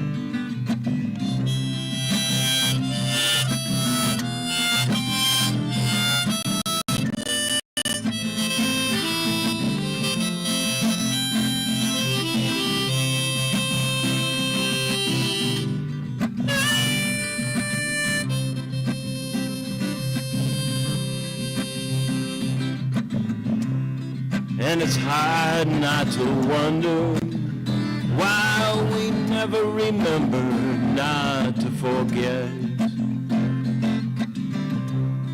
that the refugee on the road, the battered suitcase, just a small part of the load they carry from home,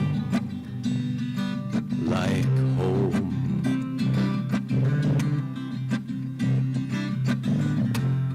But there's a lover in the light of every harvest moon who looks towards springtime too. There's a lover in the light of every harvest moon who looks towards springtime too, towards springtime too.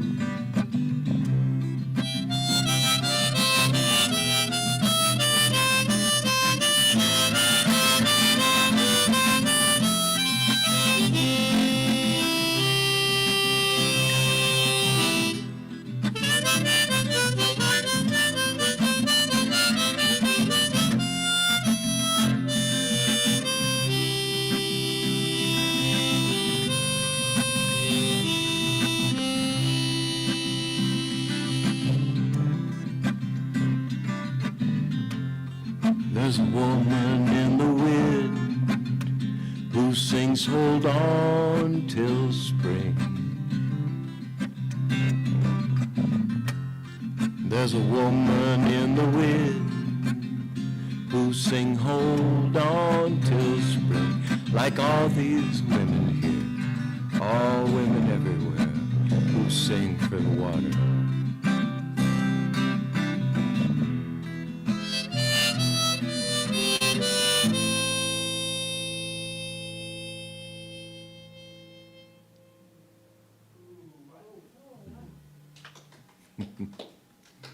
Thank you. Thanks. Oh, one more. All right. MC Greg said one more.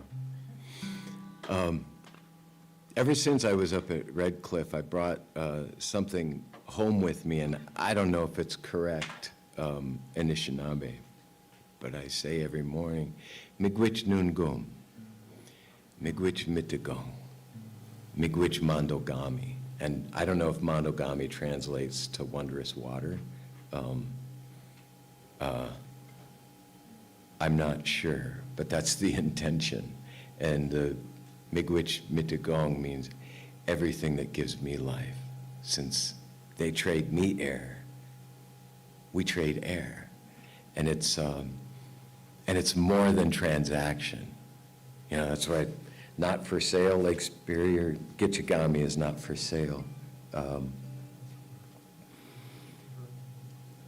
All those living beings that we make our lives from are living beings and not transactions.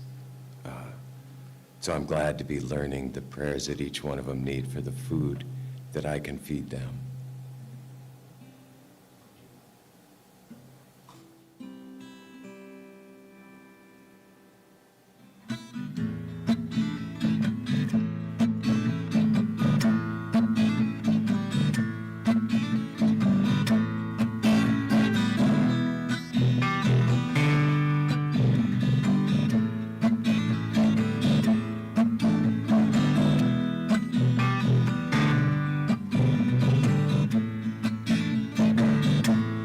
It's springtime in a foreign city where the flowers and trees grow up to stand as passive armies of honest pity.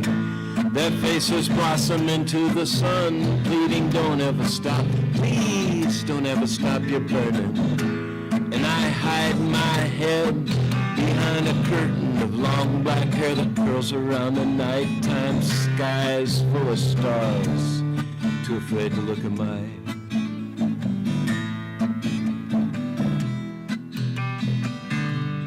too afraid to look at my oh Laurel, let your hair fall down from the sky.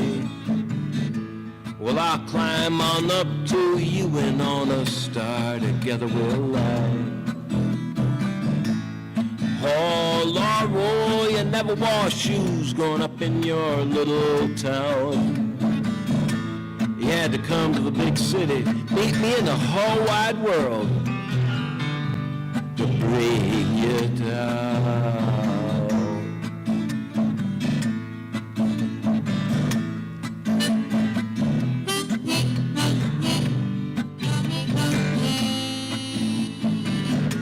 And the diamonds and the rough, they all scream, is there room or time enough yet for us to shine?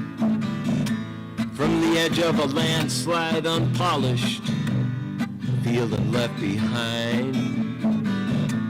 But just like coal, anything black has already been and will be burned. In any season of treason, good people's voices, they get spurned. They get spurned.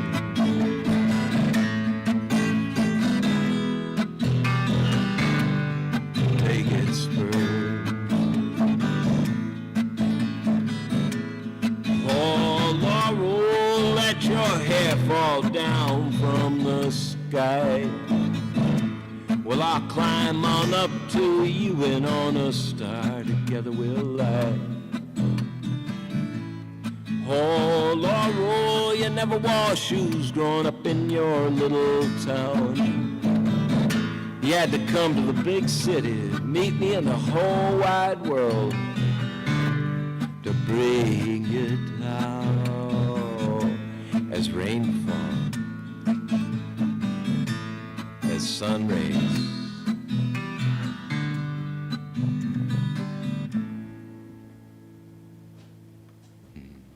miigwech.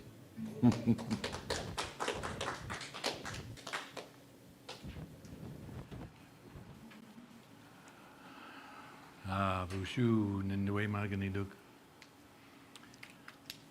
Ish Gedebene Indigenikaz, Wabashe and Dodam. Bawating and Dunjaba, Gaye Mekana Sing and Dunjaba. So, Miigwech Bizendawieg Nungum, thank you for listening today, for being a part of it. John, thank you as always.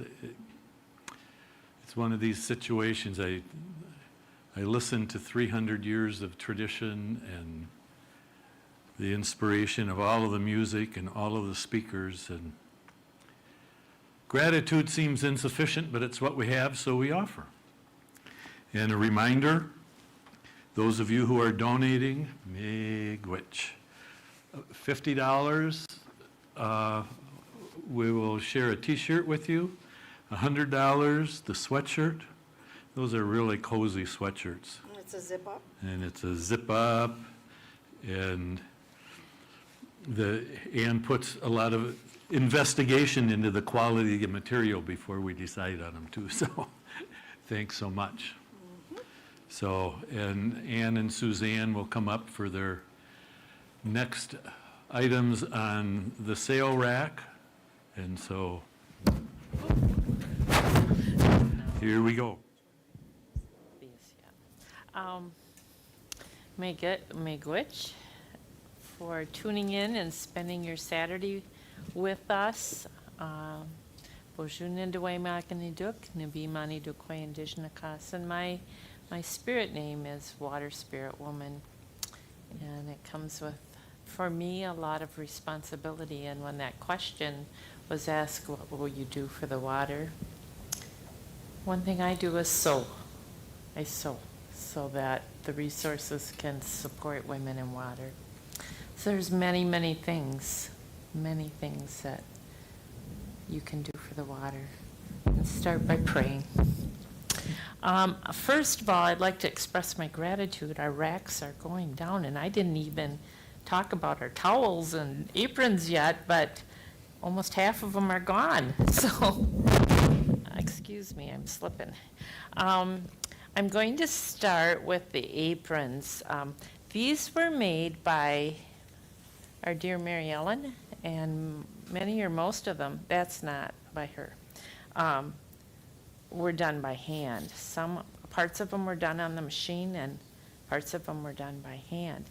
But what they were made for was to wear over a ribbon skirt, to protect your ribbon skirt during feast or when you're working, preparing food for feast. You can wear them around the house too, but they're nice and extra long, so they cover the skirt. And then you don't have to worry about getting your skirt dirty.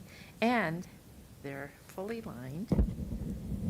I'm losing my mic again, excuse me. Okay. And they have pockets. And they have pockets. And I've told the pocket story a lot, but for centuries, women's clothes didn't have pockets because the men controlled the resources and we had nowhere to put them. But being women, we were creative and we found sleeves and shoes and brassieres to tuck our wealth.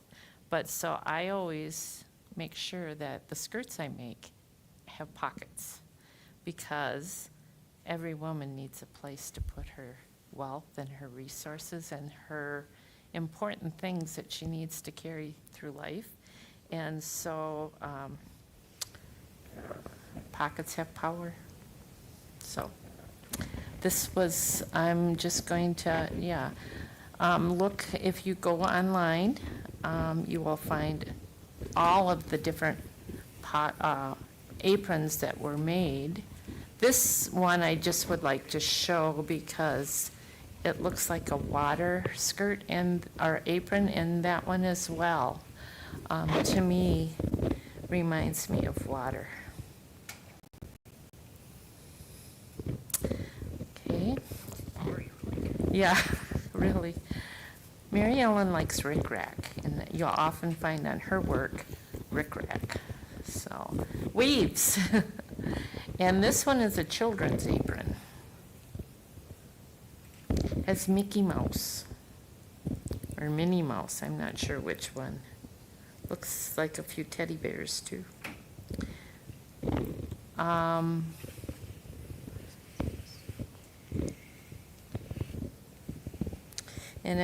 Yep. Just another. And again, fully lined.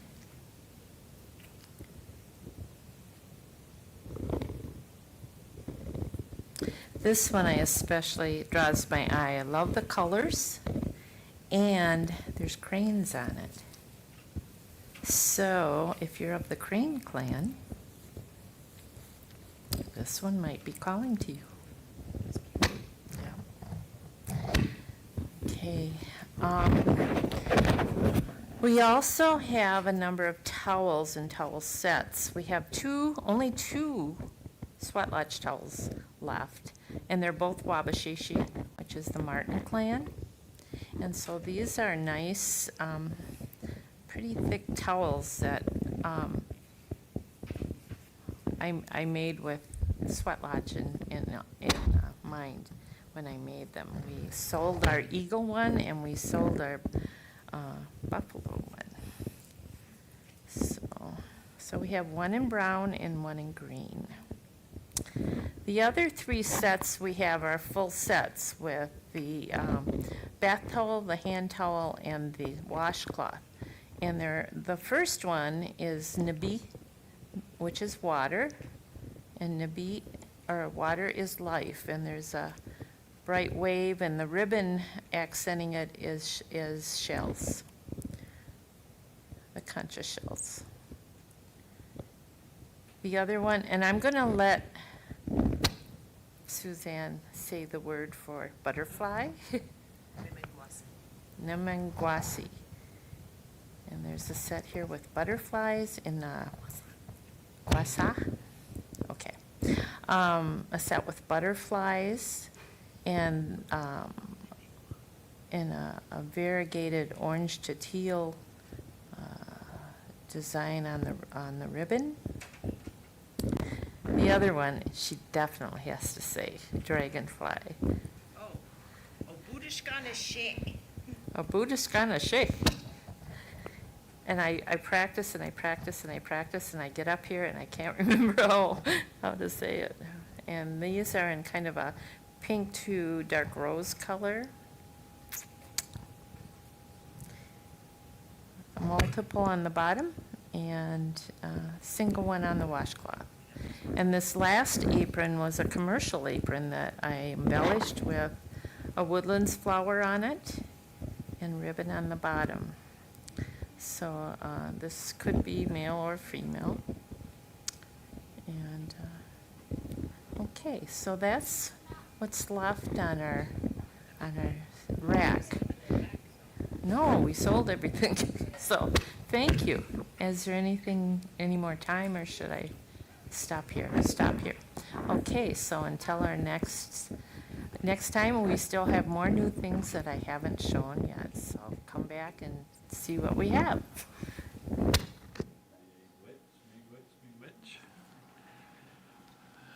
So I hope you're watching.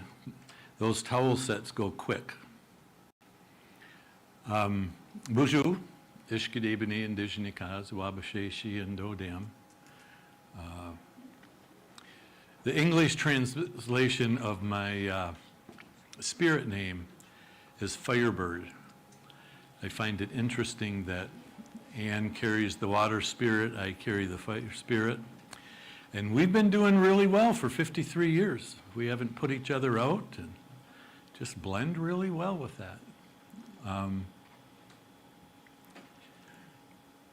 A quick point to the men. You've seen the strength of our women.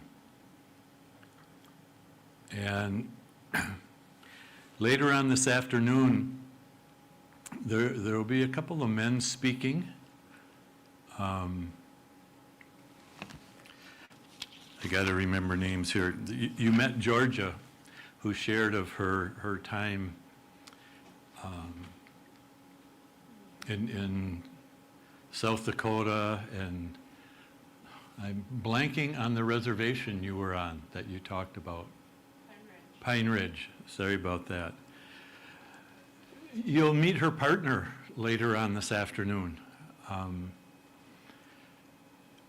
And we're going to be discussing a challenge that was presented. You heard me call out to Pat when Georgia was mentioning the spelling on her shirt was Navajo. Pat McCabe was with us. She's been with us for 5 of our 9 symposium. This past summer, we asked her to speak about what Women's Nation needs from Men's Nation. And my takeaway from that has been quite a challenge. She asked for us to be our authentic selves. And it's one of the reasons I want to share our grandfather teachings today in terms of how those put us in balance.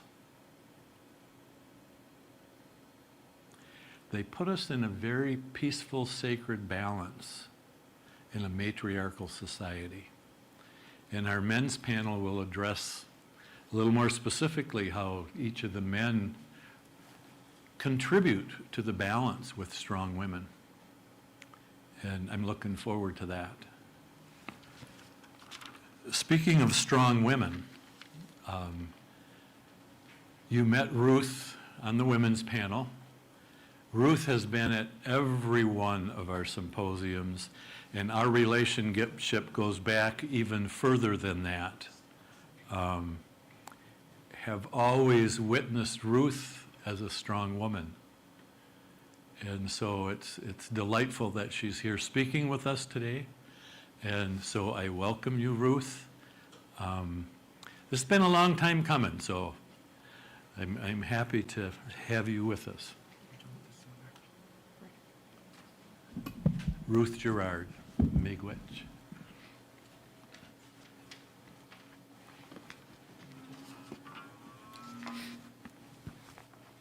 Really like that skirt.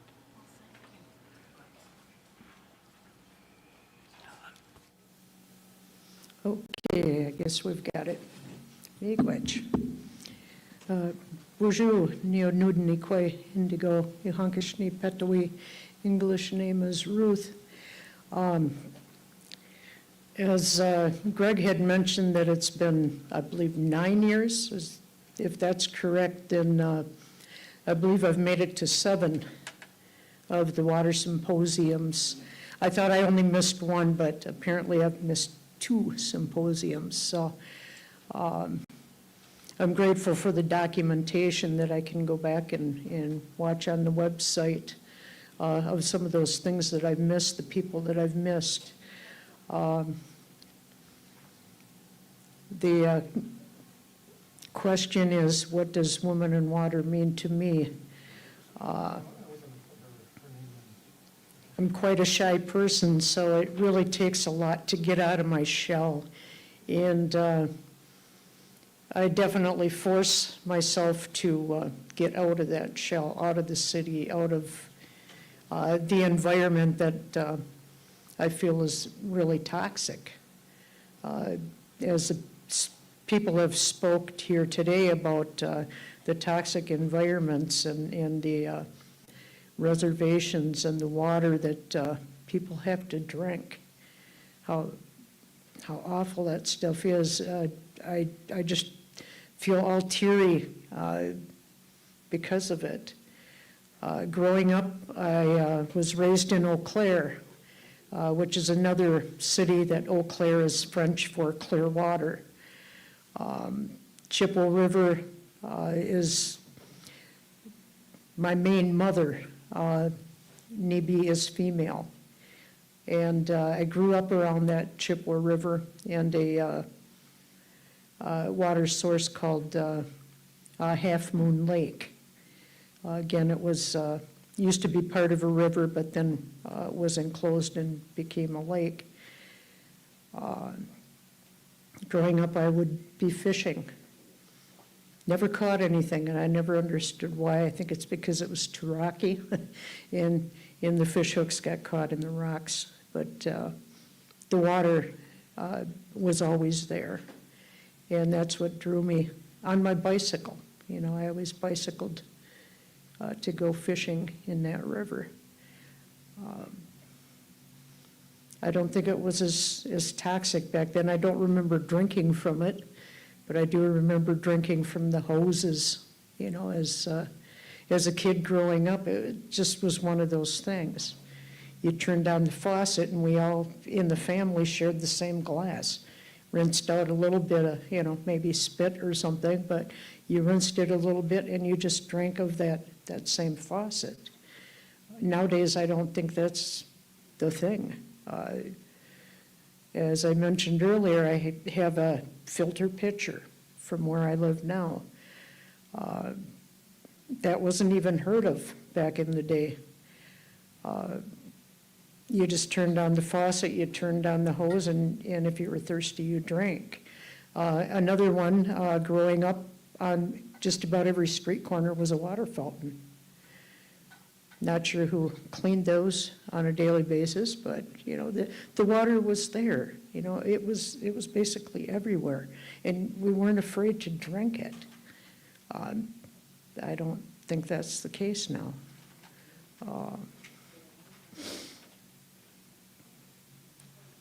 I do remember being a very, very, not sure, maybe 4, 5, 6 years old, going to my grandparents. One family lived in Gilman and the other was in Cadott. And they always had the drinkable water in a pail or container. And it also had a scoop, you know, and it was copper. And I didn't think anything of it. You know, it's like I was a city kid, you turned on the faucet, that's where you drank your water. They said, oh no, you don't want to drink this iron water. You want to drink what's in this drinkable container.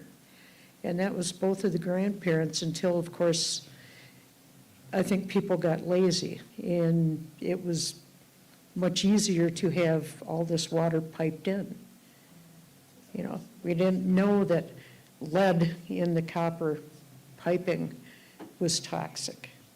It was just how they sweated the pipes together that came into your home. All these things that now we know the difference, that these things are not good for us. The copper is, but not the lead. So I was really, really grateful that I saw those things growing up. Because you didn't think that water was going to run out. You know, it wasn't like a commodity as it's made to be now, that you have to afford to buy these bottles of water. And I'm colonized as well. There's times that I'm in a spot where I need to buy a bottle of water for my travels. But that same bottle, I'm going to fill up several times. I don't usually use it one time. I have a copper container now. Our ancestors before us knew that there was something about copper that could purify water overnight. I keep a copper vessel by my computer, my operating station at home. So anytime that I'm getting on the internet, that's where I am, with a copper cup of water and a copper thermos of water. And also at my bedstand, there's water. I know that the water has the memory, and it's all of our ancestors that have gone on before us coming back. Water can't be replaced. But oh, it's so smart. It remembers how we treated it.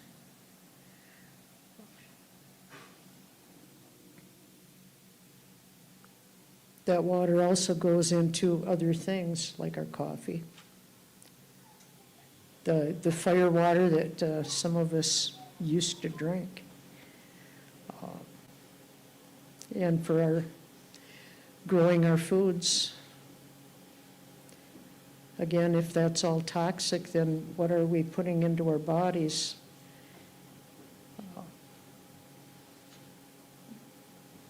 When I was growing up, I was kind of a lazy kid. You know, we grew up thinking that the parents should take care of us. You know, why do we have to clean? Why do we have to do chores? You know, they brought us into this world. They should be the ones to take care of us, and didn't learn a whole lot from that growing up until about teenage, when if we wanted something, we had to start paying for it. You wanted a car, we will give you the car, but you're going to pay for the gas, you're going to pay for the oil change, the tires, you're going to pay for everything that goes into that vehicle. We will put out the vehicle, but you're going to be paying for that. How are you going to pay for it? Taught me how to get a job, and that I had to work for some of those things. That little bit of junia, and it doesn't come very easy.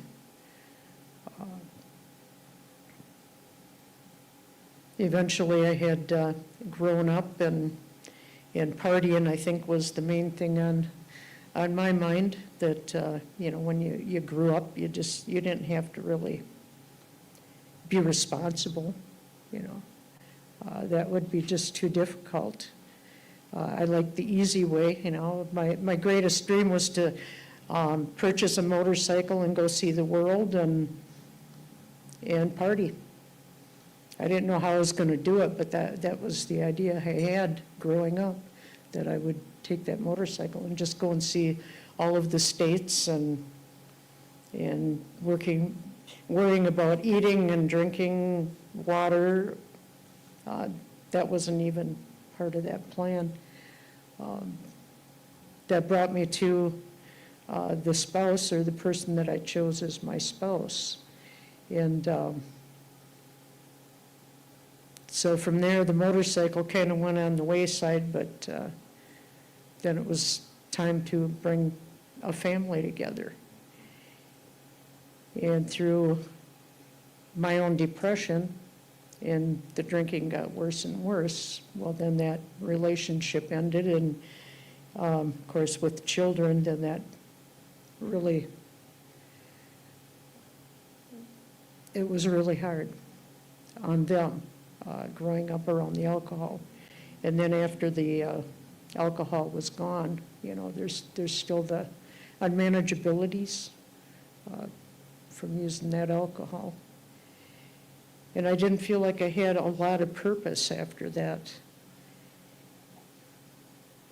But then I started looking around at these different activists and things like that. I met a friend I call my sister, Billy Two Feathers, and she was one who was fighting for the Highway 55 bypass, sitting at the spring that they knew would be contaminated once that road had gone through. And I followed that protest as long as I could, because I live in Chippewa Falls, that obviously was in Minnesota, and things like that that pertain to the water, and how somebody would sit in a tree, you know, out of reach of law enforcement, just sitting because they want the awareness that this is wrong, destroying these freshwater springs. And now I live in Chippewa, the community.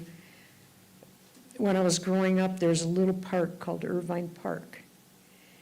And growing up, you could drink water out of the hill. There was actually a spigot that was put in for where this water came out of the hill. And I don't know if they took it out or, you know, maybe the hill caved in or something, but there's still water coming out of those hills. There's still pools of artesian spring in that park.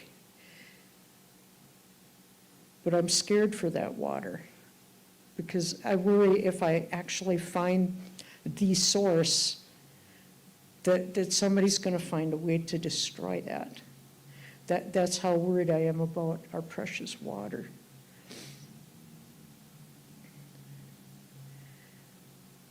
So when I started searching on the internet for different people who were protecting the water in these different sources, Josephine Mandaman-Iban, her videos had popped up, and I started watching them, and it touched my heart so much that I wanted to find a way that I could give back for those things, to support those things. How that pure water means so doggone much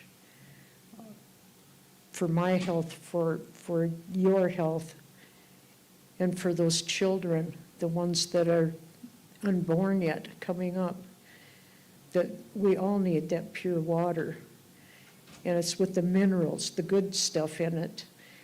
We can use these pitchers to filter out some of that stuff, but it's taken some of the good stuff too. Water does not taste as good as it used to. Part of the walk that I've been on, I got a hold of some elders, and I think Greg knows a few of them from up in Canada, and they had offered for people to go out fasting. And I thought, wow, that would be just something awesome, to go fasting. They says, yeah, we'll put you on an island and you will fast for 4 days. And I thought, wow, that's like 4 days without food and water. How's that going to work out? You know, it's so different from just not eating and not drinking. It's a little more spiritual than that. But nobody was telling me anything. The group that was going up, nobody was preparing me. Like, okay, this is what you expect, and this is what you might see, and this is what might happen, and you might have visions, and this and this and this, and there was like nobody preparing me for any of that, and I kind of felt abandoned, you know, at that point, that I wasn't being told what to do or how to be or anything like that. And so sitting on that island, surrounded by water, and never tempted to drink the water that's like in front of me, because that wasn't the purpose of being out there. And my gratitude for those fellows that put me out there, I mean, it was a whole new life. Coming back, the first water, the first liquid, it just tasted different. The first food, everything tasted so different. Just couldn't even describe the euphoria of the newness, you know, getting rid of all those toxins for 4 days. And I came back definitely a different person. And then I connected up with the Water Symposium, was still looking for different things going on, and I knew Josephine Iban had come here, and Sharon Day, you know, some of my alma maters, and Mary Ellen, and Tinker, and all these sisters that have become closer and closer each year that I go to the Water Symposium.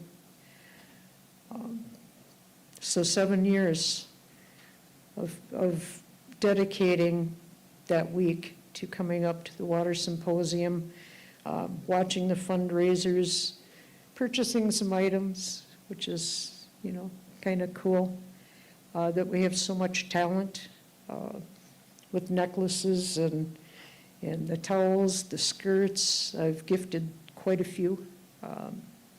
So if anybody can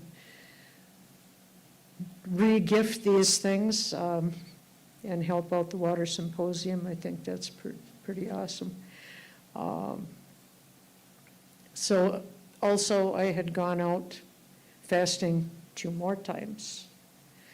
Ran into a fella at a sweat lodge, and he says, I put people out. If you're interested, I can put you on Bear Butte. And I'm like, I'll think about it. So I'm like, okay, that's really hot over there. That's really dry over there. So about 2 years later, I says, you're on. Here's the tobacco. I says, I want to do this. And so I went out there, and of course, the first year, I learned that patience. And that's because I prayed for the patients. And so I sat 1 minute, and I sat. And so I really didn't get any message. Then I went out a following year. And somebody says, if you want that message, you need to cry for it. And I'm like, really? So I start kind of crying and thinking about something to cry about. And all of a sudden, I'm standing at this tree. Because I had a little circuit, and I knew where I could find shade, okay? Because it was really hot out there, 120 heat index. And the tree or spirit right there says, I want you to tell everybody, I'm shade. I'm the forgotten medicine. And I went, whoa, you're right. Nobody remembers how important shade is for our protection along with this water. So if I say anything, it's like every year I get on that computer, and the minute that sign-up registration is open, I'm on it. In fact, I'm nagging Mary Ellen and Karen, like, is it ready? Is it ready? When can I sign up? So I'll be looking forward to the opening of the registration, probably about January, and miigwech, and I hope everybody can join us there. I hope. Miigwech, Ruth. Miigwech. Thanks so much. Thank you.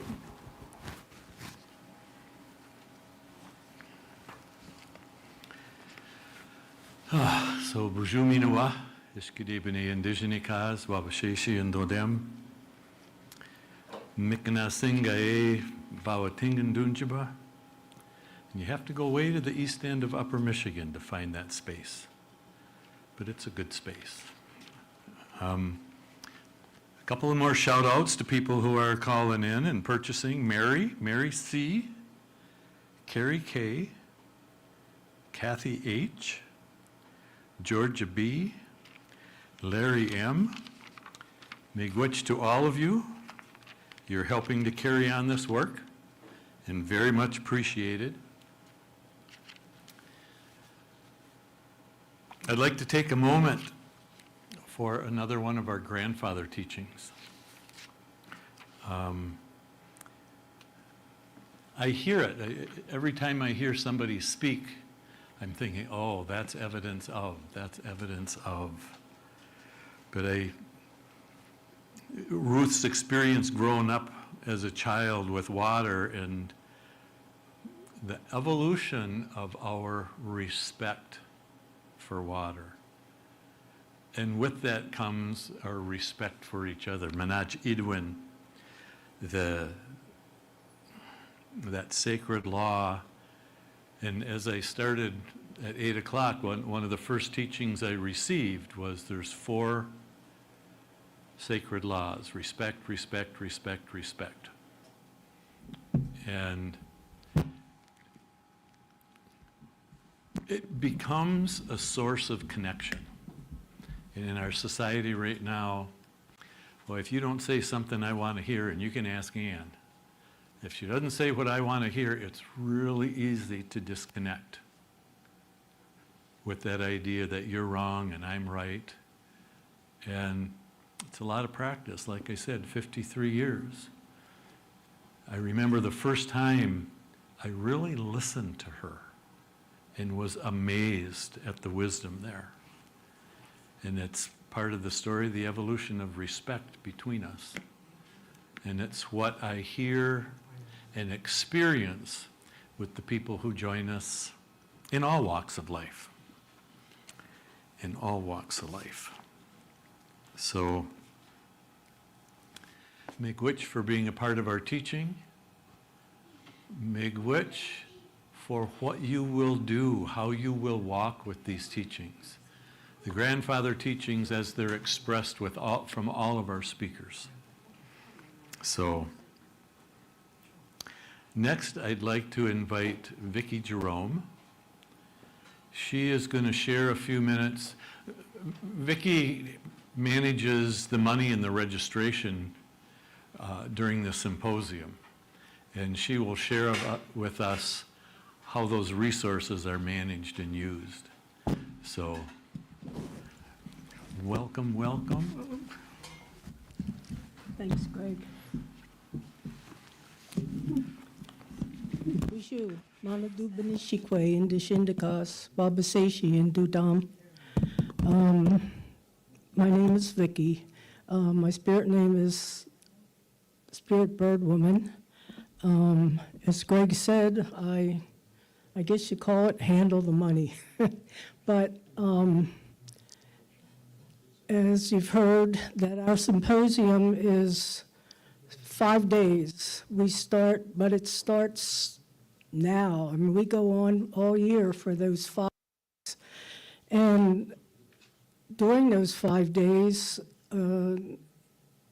it costs quite a bit of money to feed the people that come. It costs to lodge the speakers that come. It costs for their transportation. It costs for well, as you all know, everything costs. And so with your donations, that makes our symposium work. And this is, well, Greg said 7 years. I've been there every year. I do my part. Some years we break even, some years we make a little bit, but we keep working, and we keep trying to reach you to come, even to come to our symposium, because the people that we bring there are so worth hearing. And I mean, I find that every year, and it takes a lot to find these people. And, you know, we work at that all year round to get wonderful speakers, knowledgeable speakers. And anyway, that's why we asked for your donations, because, like I said, everything in this world costs money, and we can't do anything without it, unfortunately. I wish we could, but we can't. So thank you for your time and your donations. Thank you. Oh, Miigwech. Thanks, Vicki. So, the difficult part of wonderful organizations and events is fiscal management, and Vicki does a wonderful job with that. Thanks, Vicki. You met Georgia on the panel a little bit ago, and she's going to join us again to share more specifically from her heart. We asked her to talk about, she mentioned earlier she'd been at Standing Rock. And so we're asking her to share from Standing Rock till now, and whatever else is on her heart at that point in time. Miigwech.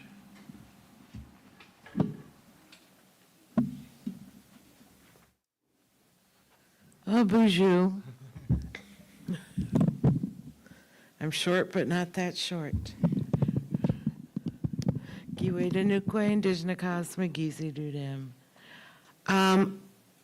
I have a video that they're going to play that absolutely inspires me. And it was done while I was out at Standing Rock. And I just want to say, crank up the volume because it's really good. So go ahead. Thank you.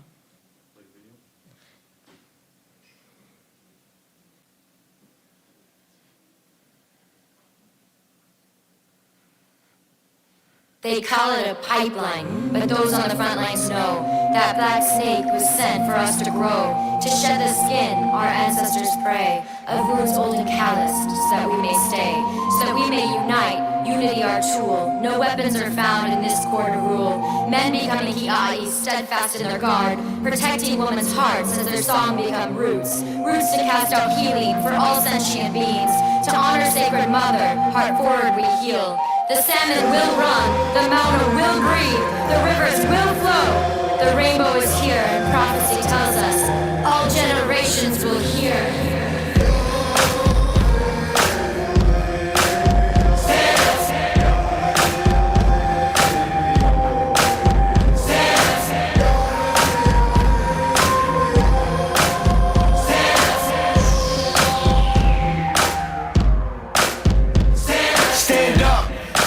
First Nations and our people that been living here for thousands of years. Stand up.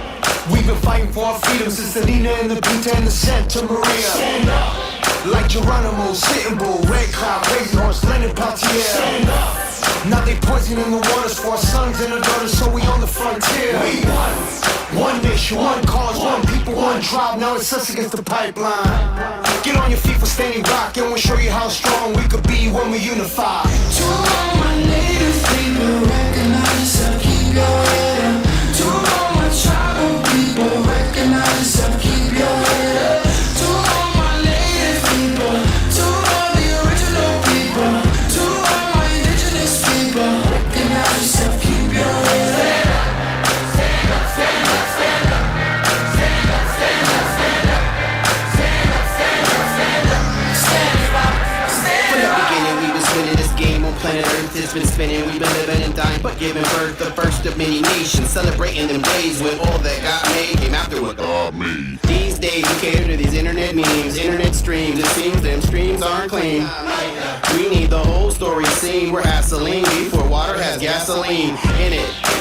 Malcolm X moment. Martin Luther King with a dream and war bone. Wounded knee plus Alcatraz dog on it. This is for the rock with prayers we stand on it. Oh yeah, we playing on with the earth, we camp on it in the sweatlodge, singing our songs with grandfathers. Heat rocks all in the spot, we splash on them with a beatbox from my boy Big Jam on it. Celebrating for the black snake killers. Playing on the front lines, they you're the realest. Stand for your people, stand for your family, stand with a standing rock, stand for humanity. Hey. It takes a group of people who actually care about, Mother Earth and life and water being sacred and the land being sacred to say, we stand up. To all my native people, recognize and keep your head up.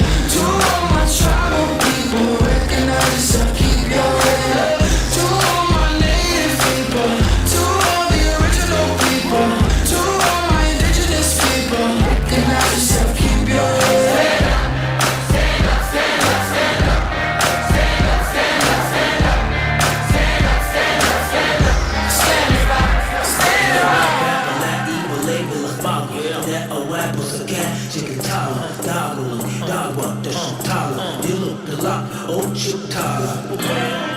Mini-Wachoni, water is life. Mini-Wachoni. Water is life. Water is life. Water is life. Water is life.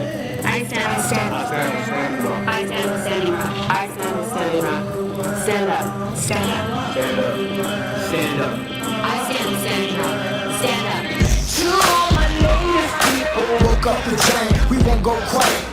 To all my tribal people, don't mistake our peace as we stand and fight. To all my native people, it's the calm before the storm and I can hear it coming. To all my tribal people, I'm ready for the battle when we ain't running. Stand up, stand up, stand up, stand up. Stand up, stand up, stand up.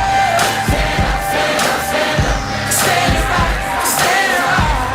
Stand up, stand up, stand up. Stand up, stand up, stand up. Stand up, stand up, stand up. Stand it right, stand it right. Standing rock where standing feet as history is on a sad repeat. Is it liberty or we just acting free as our land depletes from these hands of greed? See, fate is found how we face the hounds. Take a vow for these sacred grounds. Make a sound that'll shake us out. Say it aloud, what can save us now? Save us now.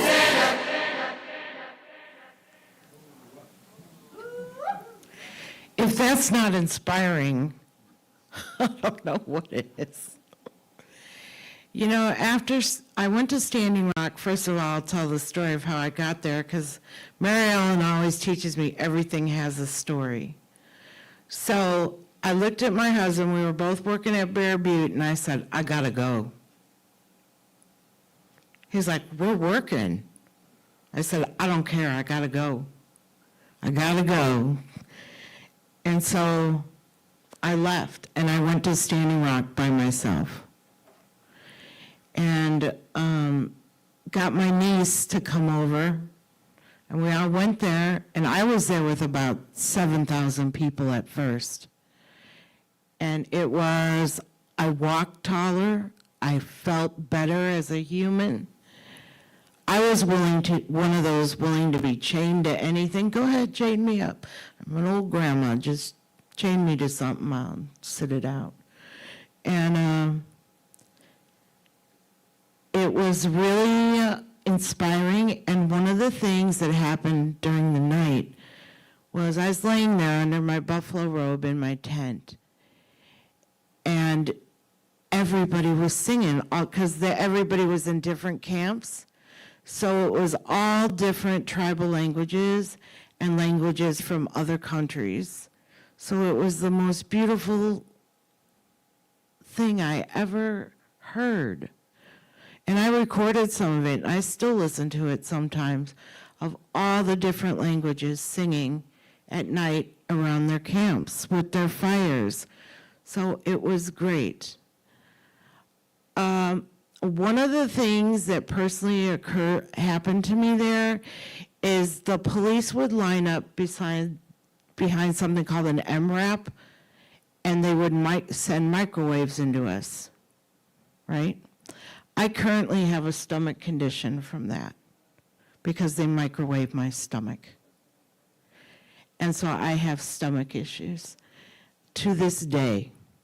And I have friends that have had physical health issues because they also were flying drones over, putting whatever was in those drones, dusting us. And, but I wouldn't be intimidated. I was like, what are you going to do? Water is life. Mini Wachoni. Water is sacred. We all know that. Why don't you know that?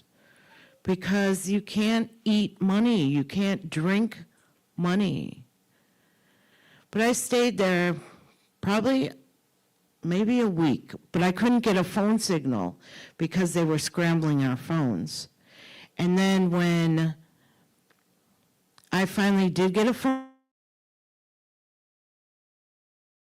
I went back home and had a heart attack, and I didn't know.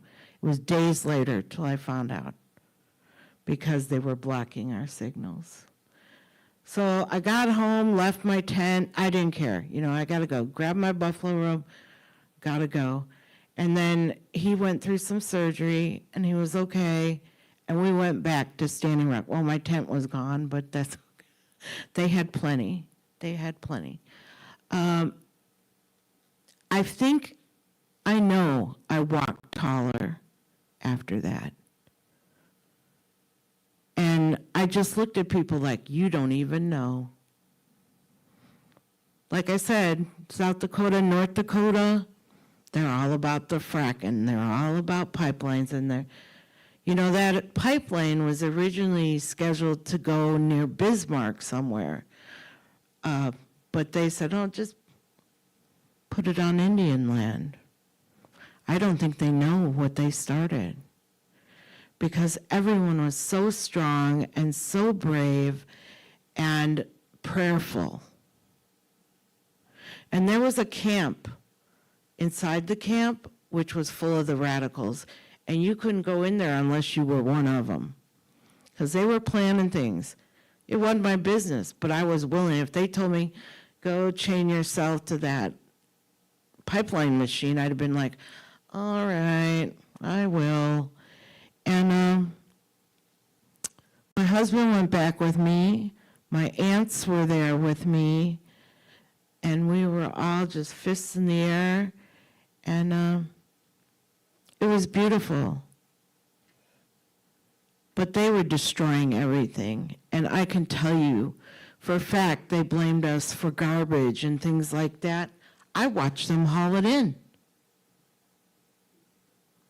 So don't trust your government, because they were setting us up, they were rerouting us, they were physically hurting us. I watched people be drug out of the line. They put us in dog cages. They put our people in dog cages. Think about that. It's terrible. 7 years later, 8 years later, you go back there, it doesn't look like we were ever there.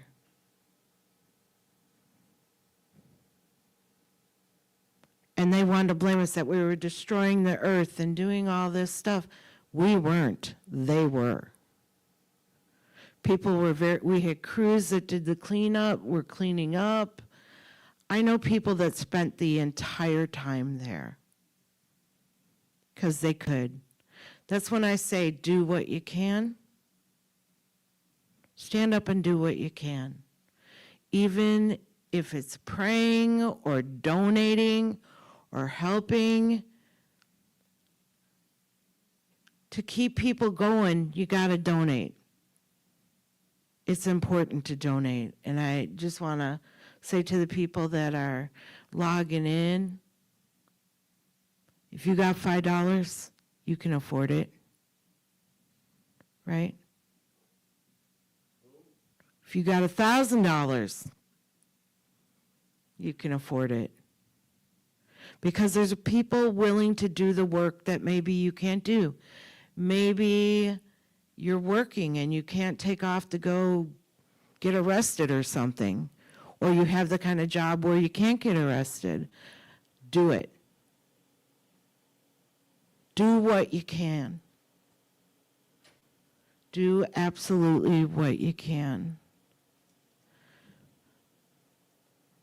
You know, and love people and love the community you're in. We form community at Standing Rock.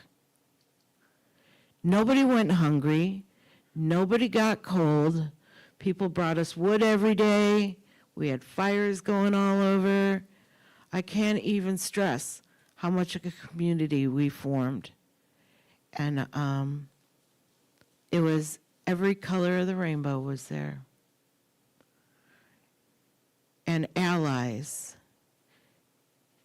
And our community was so great, and we would have concerts at night, and we would do whatever to just feel good about being there. And even if the police were there shooting at us, spraying us with tear gas, microwaving our stomachs. Think about that.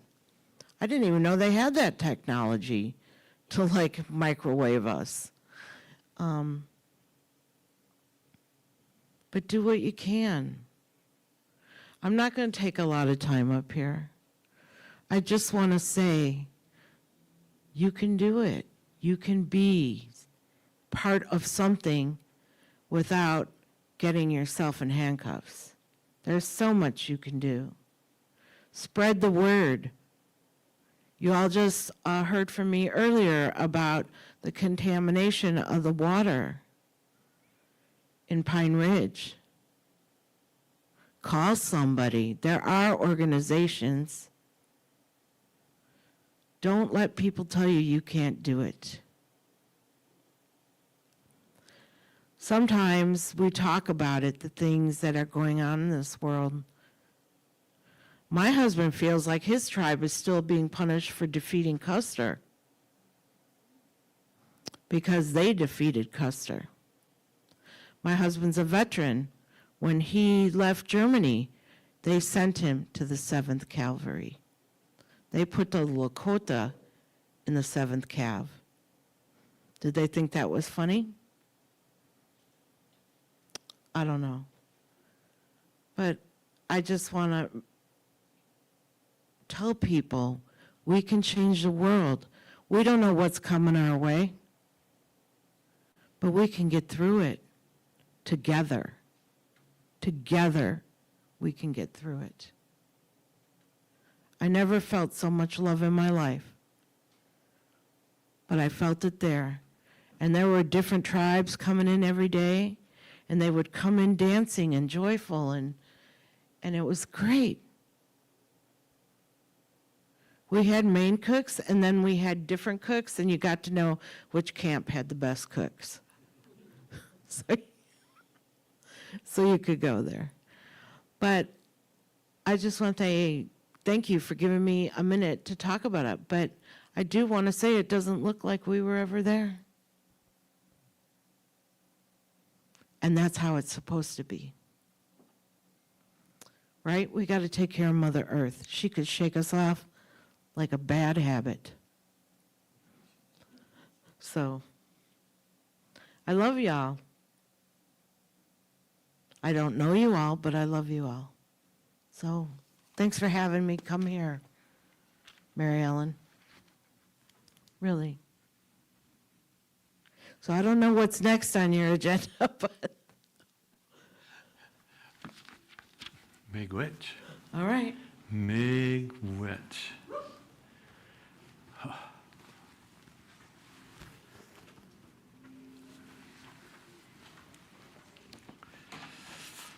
Bonjour, Dishkide Bene Indigenikaz, Wabasheshi and Dodem.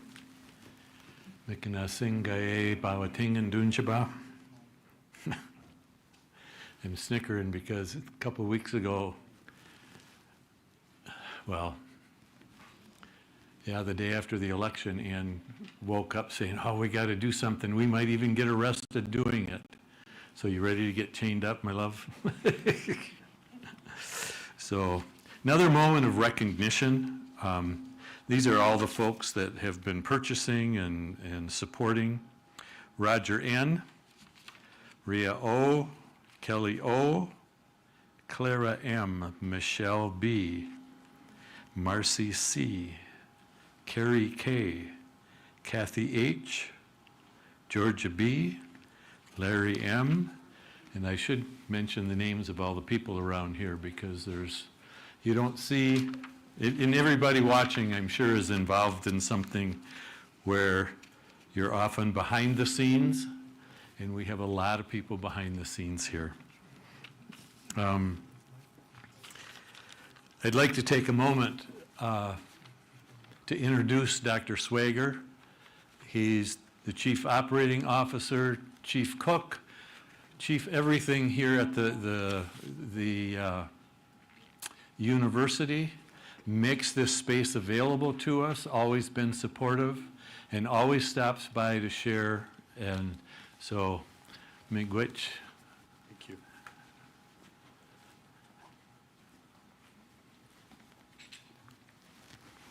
Good afternoon, everybody. It's good to see you again. And I'm not sure, huh? You got me now? Okay.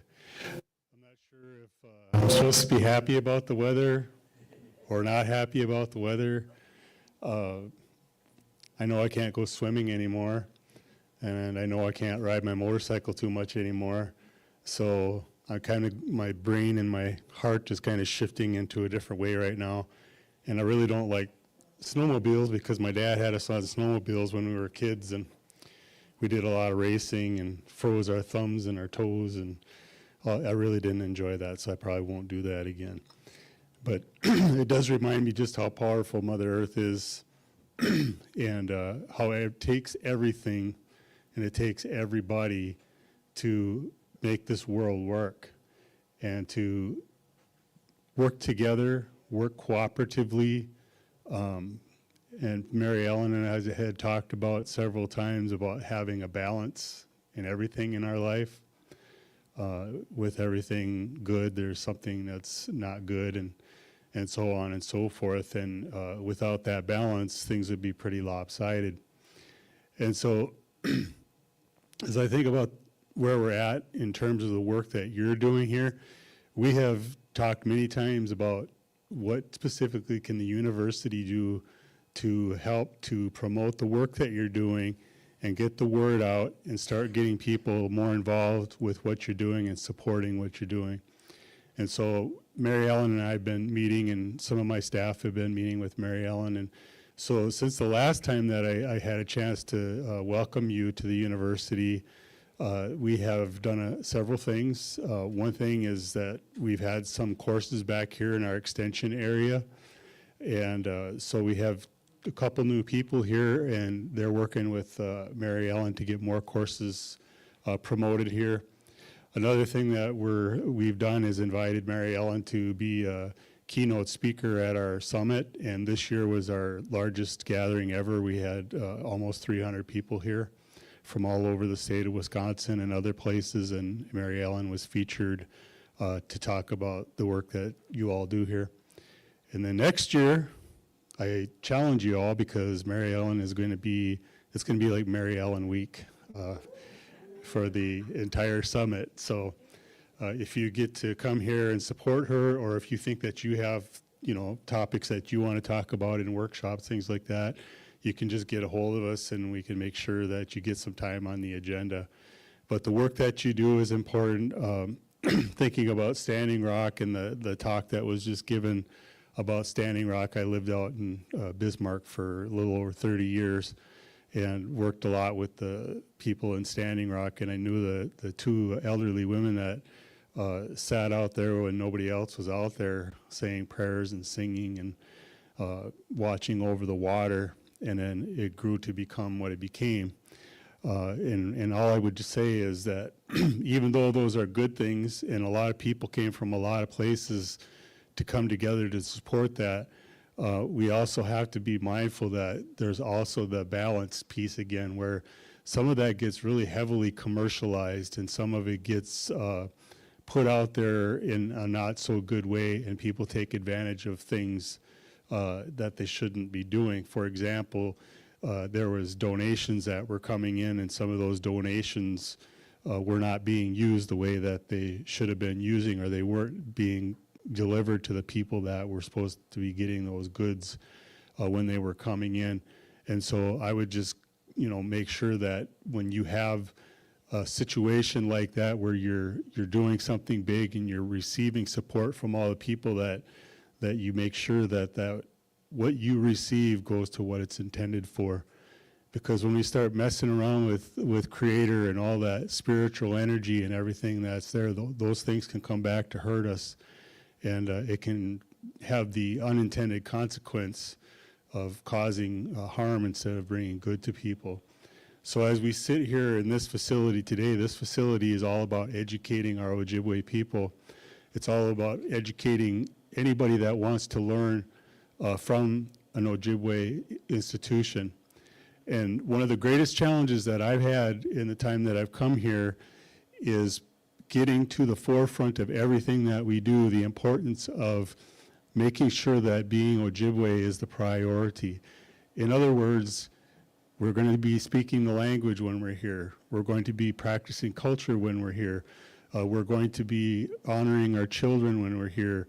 Everything that we do perpetuates all of those things that make us who we are, so that we don't forget who we are and we don't forget where we come from, and that the kinds of things that you're doing in your work are things that get promoted and get front and center attention and end up in our curriculum, and people end up learning it. So our science program is probably the best example I can give you right now, where it used to be the science program would do your basic sciences, your basic biologies, your chemistry, and those kinds of things.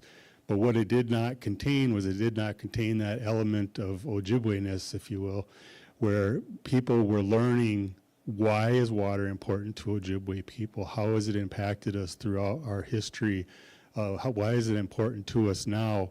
What can it benefit to us? How do we take care of it? All those kinds of things. Same things go with the animal life, everything that's around us that we use.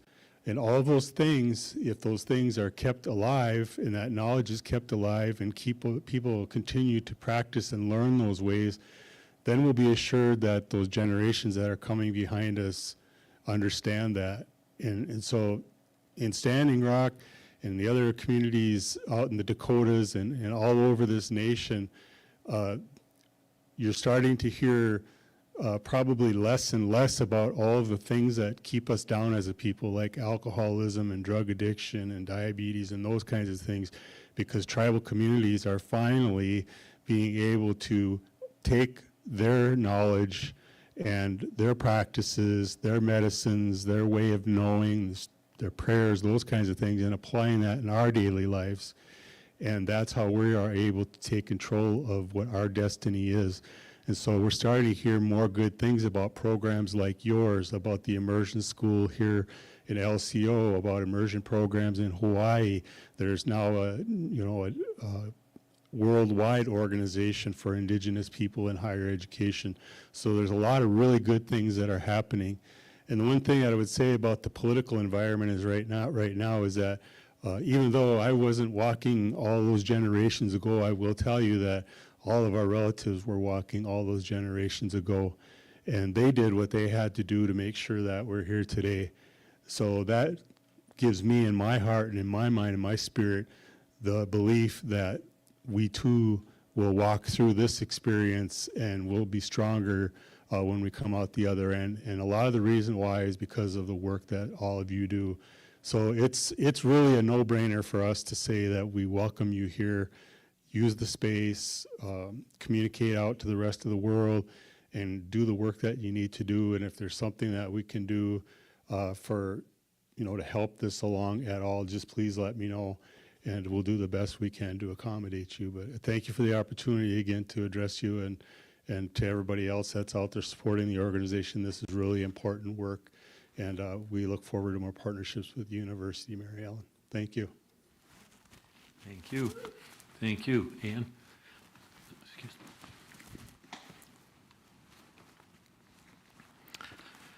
Bonjour. Ishkide B'nai Abiinooji-Aki, Wabasheshi and Dodem.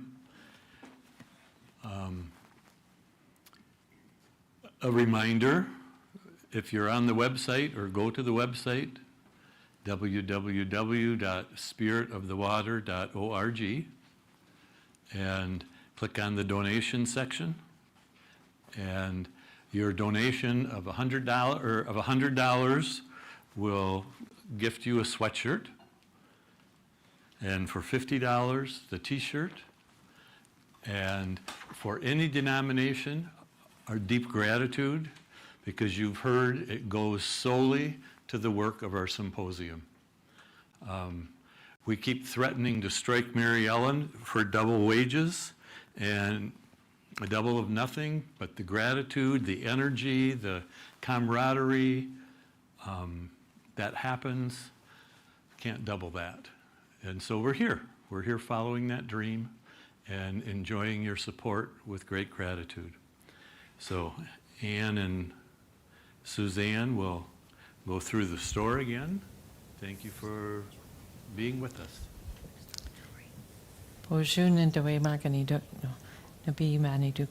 All this stuff. First of all, I'd like you to draw attention to our rack. We have only 2 skirts left and 1 jacket. Oh, there's 2 jackets. Both jackets are here. So I want to say miigwech, miigwech, miigwech. And if you're still on the hedge, you better act quick because they're going fast. What I'm going to do now is share, we have some kind of miscellaneous items here on the table. And so we're going to start by sharing those. So let's just start on that end and move our way down. Yeah. We have 6. This is a set of 2. They're place settings for feast. And so when they fold up really nice in your bundle, and they can, when you're having feast in a lodge and there's just the Mother Earth below your feet, you can lay this out and this one has a bamboo spoon in here, and you have a place to keep your food clean.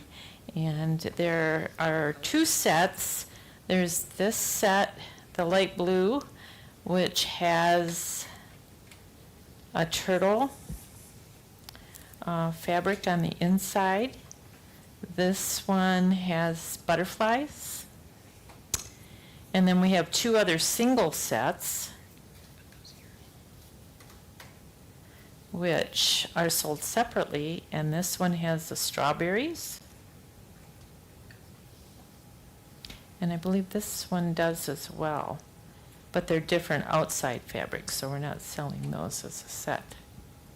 Unless you want to buy them both, and then they could probably be sold as a set. The next is a feather fan. This is a turkey feather fan, and this was donated to us by Marv Schuler. And so if you're in need of a feather fan, we have just a beautiful one here that you can purchase. It has leather wrapping around the handle with a little loop that you can hang it if you so choose.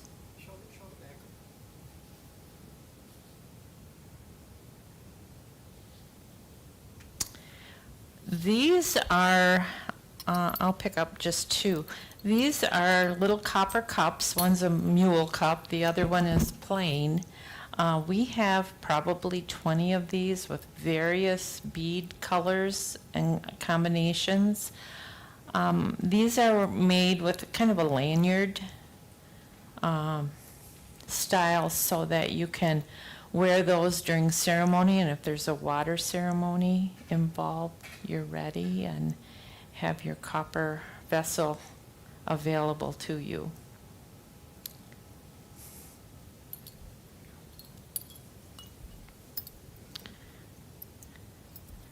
I need one with the paper in it, yeah. This is just a little grandmother moon bag that also contains a little mug.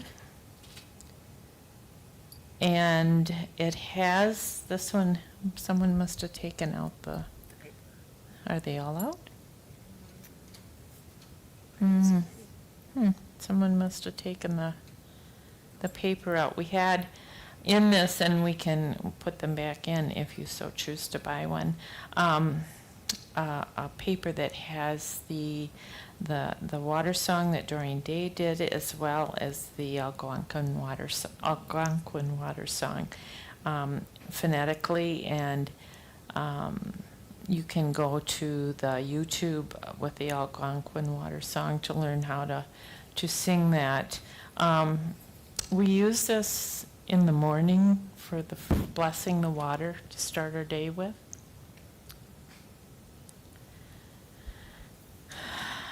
And we have, yeah, take those. We have some just altar cloths that can be used to put your sacreds on when you're having ceremony. This one is the eagle, and there's the eagle on the back, fabric on the back. This has the water drops with the rainbow on the back.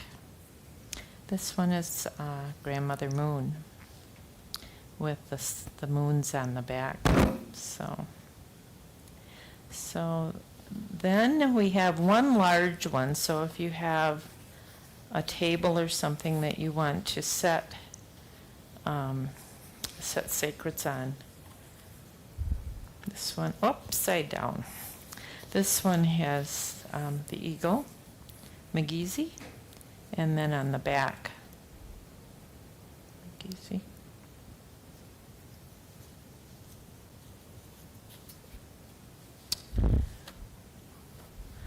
We have a set of matching pillows, decorative pillows that could be used on a bed, a couch.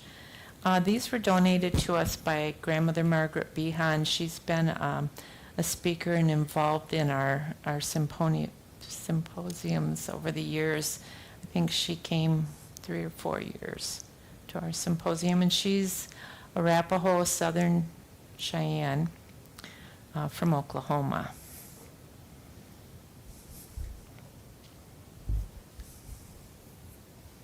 Tobacco bags, these.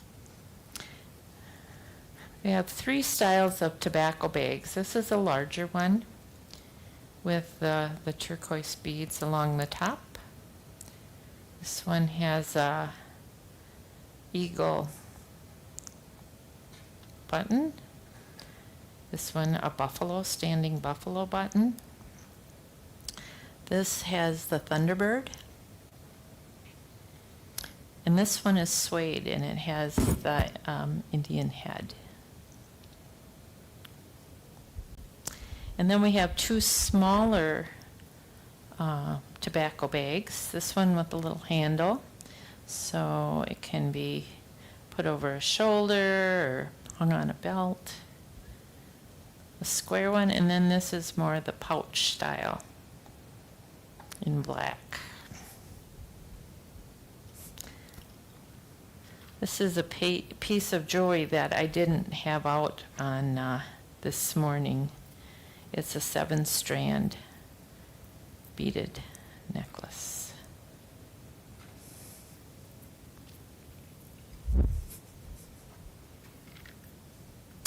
And the last thing on the table here, oh, we didn't do those, did we? These Yeah. were just made by Courtney. Okay, go ahead and talk about those. So these beaded earrings are 2 separate ones, and they were just finished by Courtney, but they're pierced earrings. They're in the blue and gold and white, so they're 2 separate ones. We had those this morning, but we can do them again. Those are just beaded bracelets that were done by Malaya. She was a participant and now is involved in our planning committee and finding her Anishinaabe roots. And then these. We have some oven mitts. I found some fabric that I thought, this is celestial, And this is a large, this is a little big for my hand, so if you have a real large hand, that's the last large we have. And then these other ones are small to medium. They fit my hand, and they have a kind of a water theme to them. This has the sea turtles on it, and these just a water kind of look to them with the turtle hot pads. So again, if you're looking for a nice gift for someone, there's that, and it might spark the conversation about water. Okay, and that's what we have this segment. So we'll be back next hour, and we look forward to showing you again all the gifts and the hard work people have put into Women in Water. Miigwech.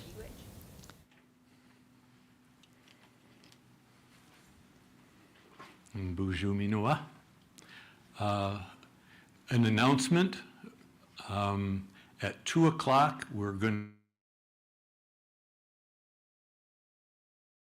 to system.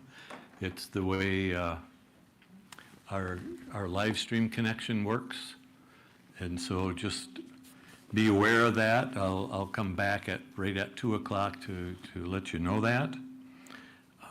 So in the meantime, again, thank you so much for those of you who are watching, for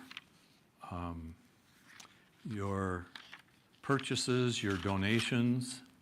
We're very, very grateful for that. And I'd like to share another one of the grandfather teachings. Gwaikwadazewin can be looked at as honesty. Think of the difference between truth and honesty.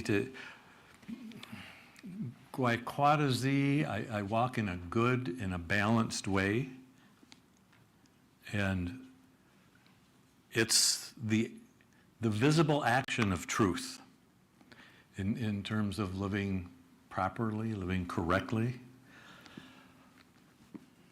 I like one expression that states that Gwaikwadazee, when my life is Gwaikwadazee, my actions become an expression of my relationship to Creator and creation. This is my prayer of life. It's the recognition that the breath of life in relationship to the water of life, in relationship to the earth and the fire, all contribute to that balance of life. And that's what our grandfather teachings offer us. They offer us balance. They offer us honesty, truth, humility, and it's the way we look to live. So,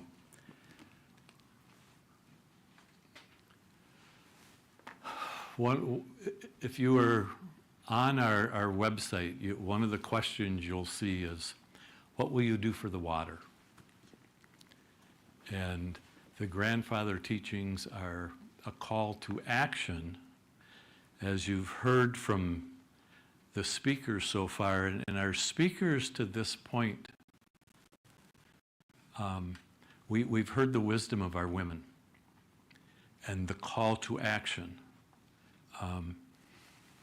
Taking the risk of getting handcuffed over at Standing Rock, walking for the water, or the daily ins and outs of raising our awareness of how we interact with water. Shortly after we got involved, I noticed I'd hop in the shower, and 20 minutes later, I'd turn the water off. I don't need the water running for that long. I can turn the water on, get wet, turn it off, get sidestep, rinse it off, and get out.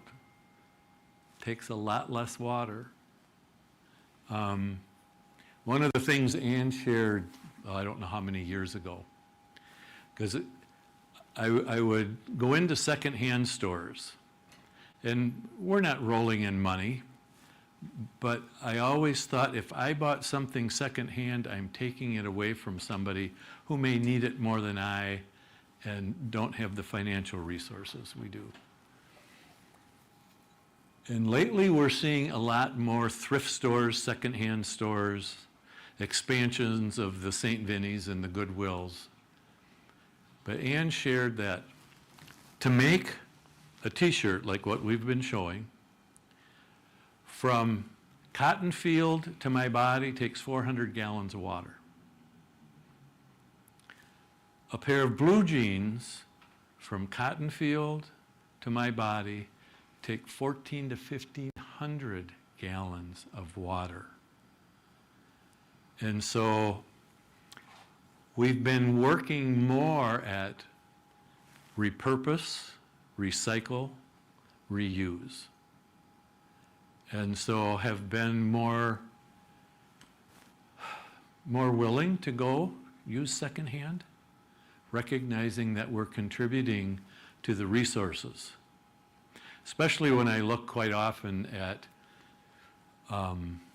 what gets thrown away, what goes into our garbage piles, that a lot of those things are, it might not be in style, I might not like it anymore, might have a little stain on it, and I can wear something with a stain on it. So recycle, reuse, repurpose. How are we doing for rebooting here? Still got a few minutes? Okay. Okay. Let's do a song. What a great idea. So, and again, a reminder that at 2 o'clock we will reboot, and that'll shut us all down and come back on shortly after. Miigwech.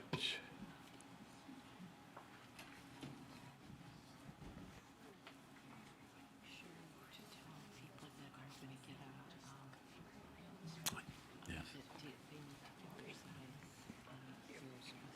Okay. Okay. Right after that.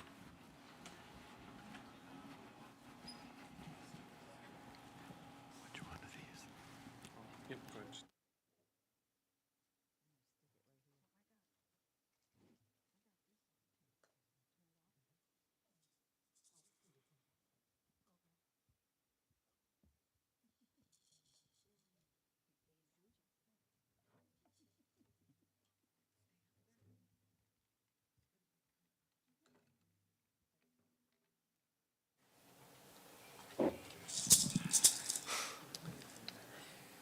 Okay, so we have a few minutes before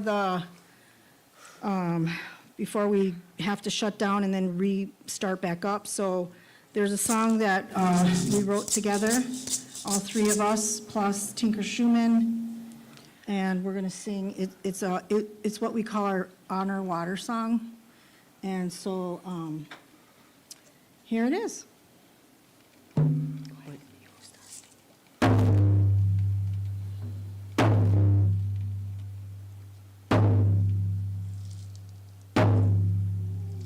We honor you, we honor you, the sacred gift of life. Wabanong, oh Dabanong, baby. Wabanong, oh Dabanong, baby. Shawanong, oh Dabanong, baby. Shawanong, oh Dabanong,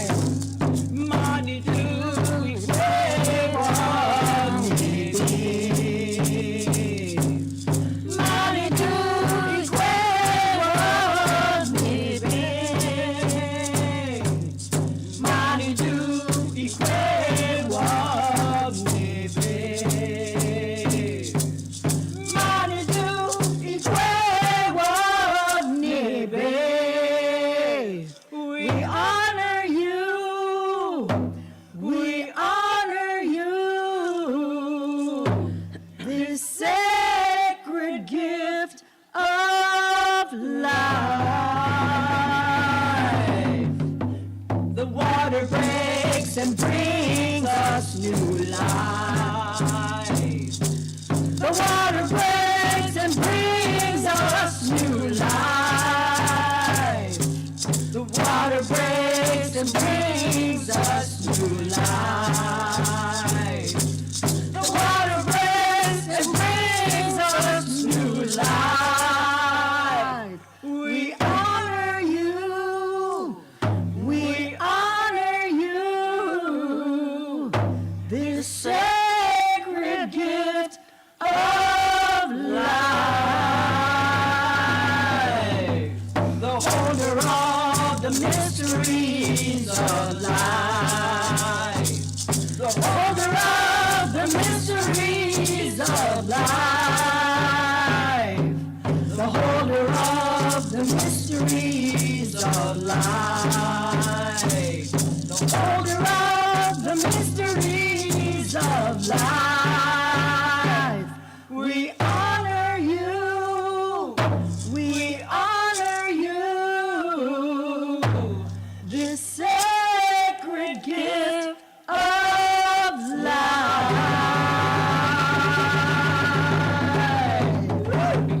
Stay tuned, we'll be right back.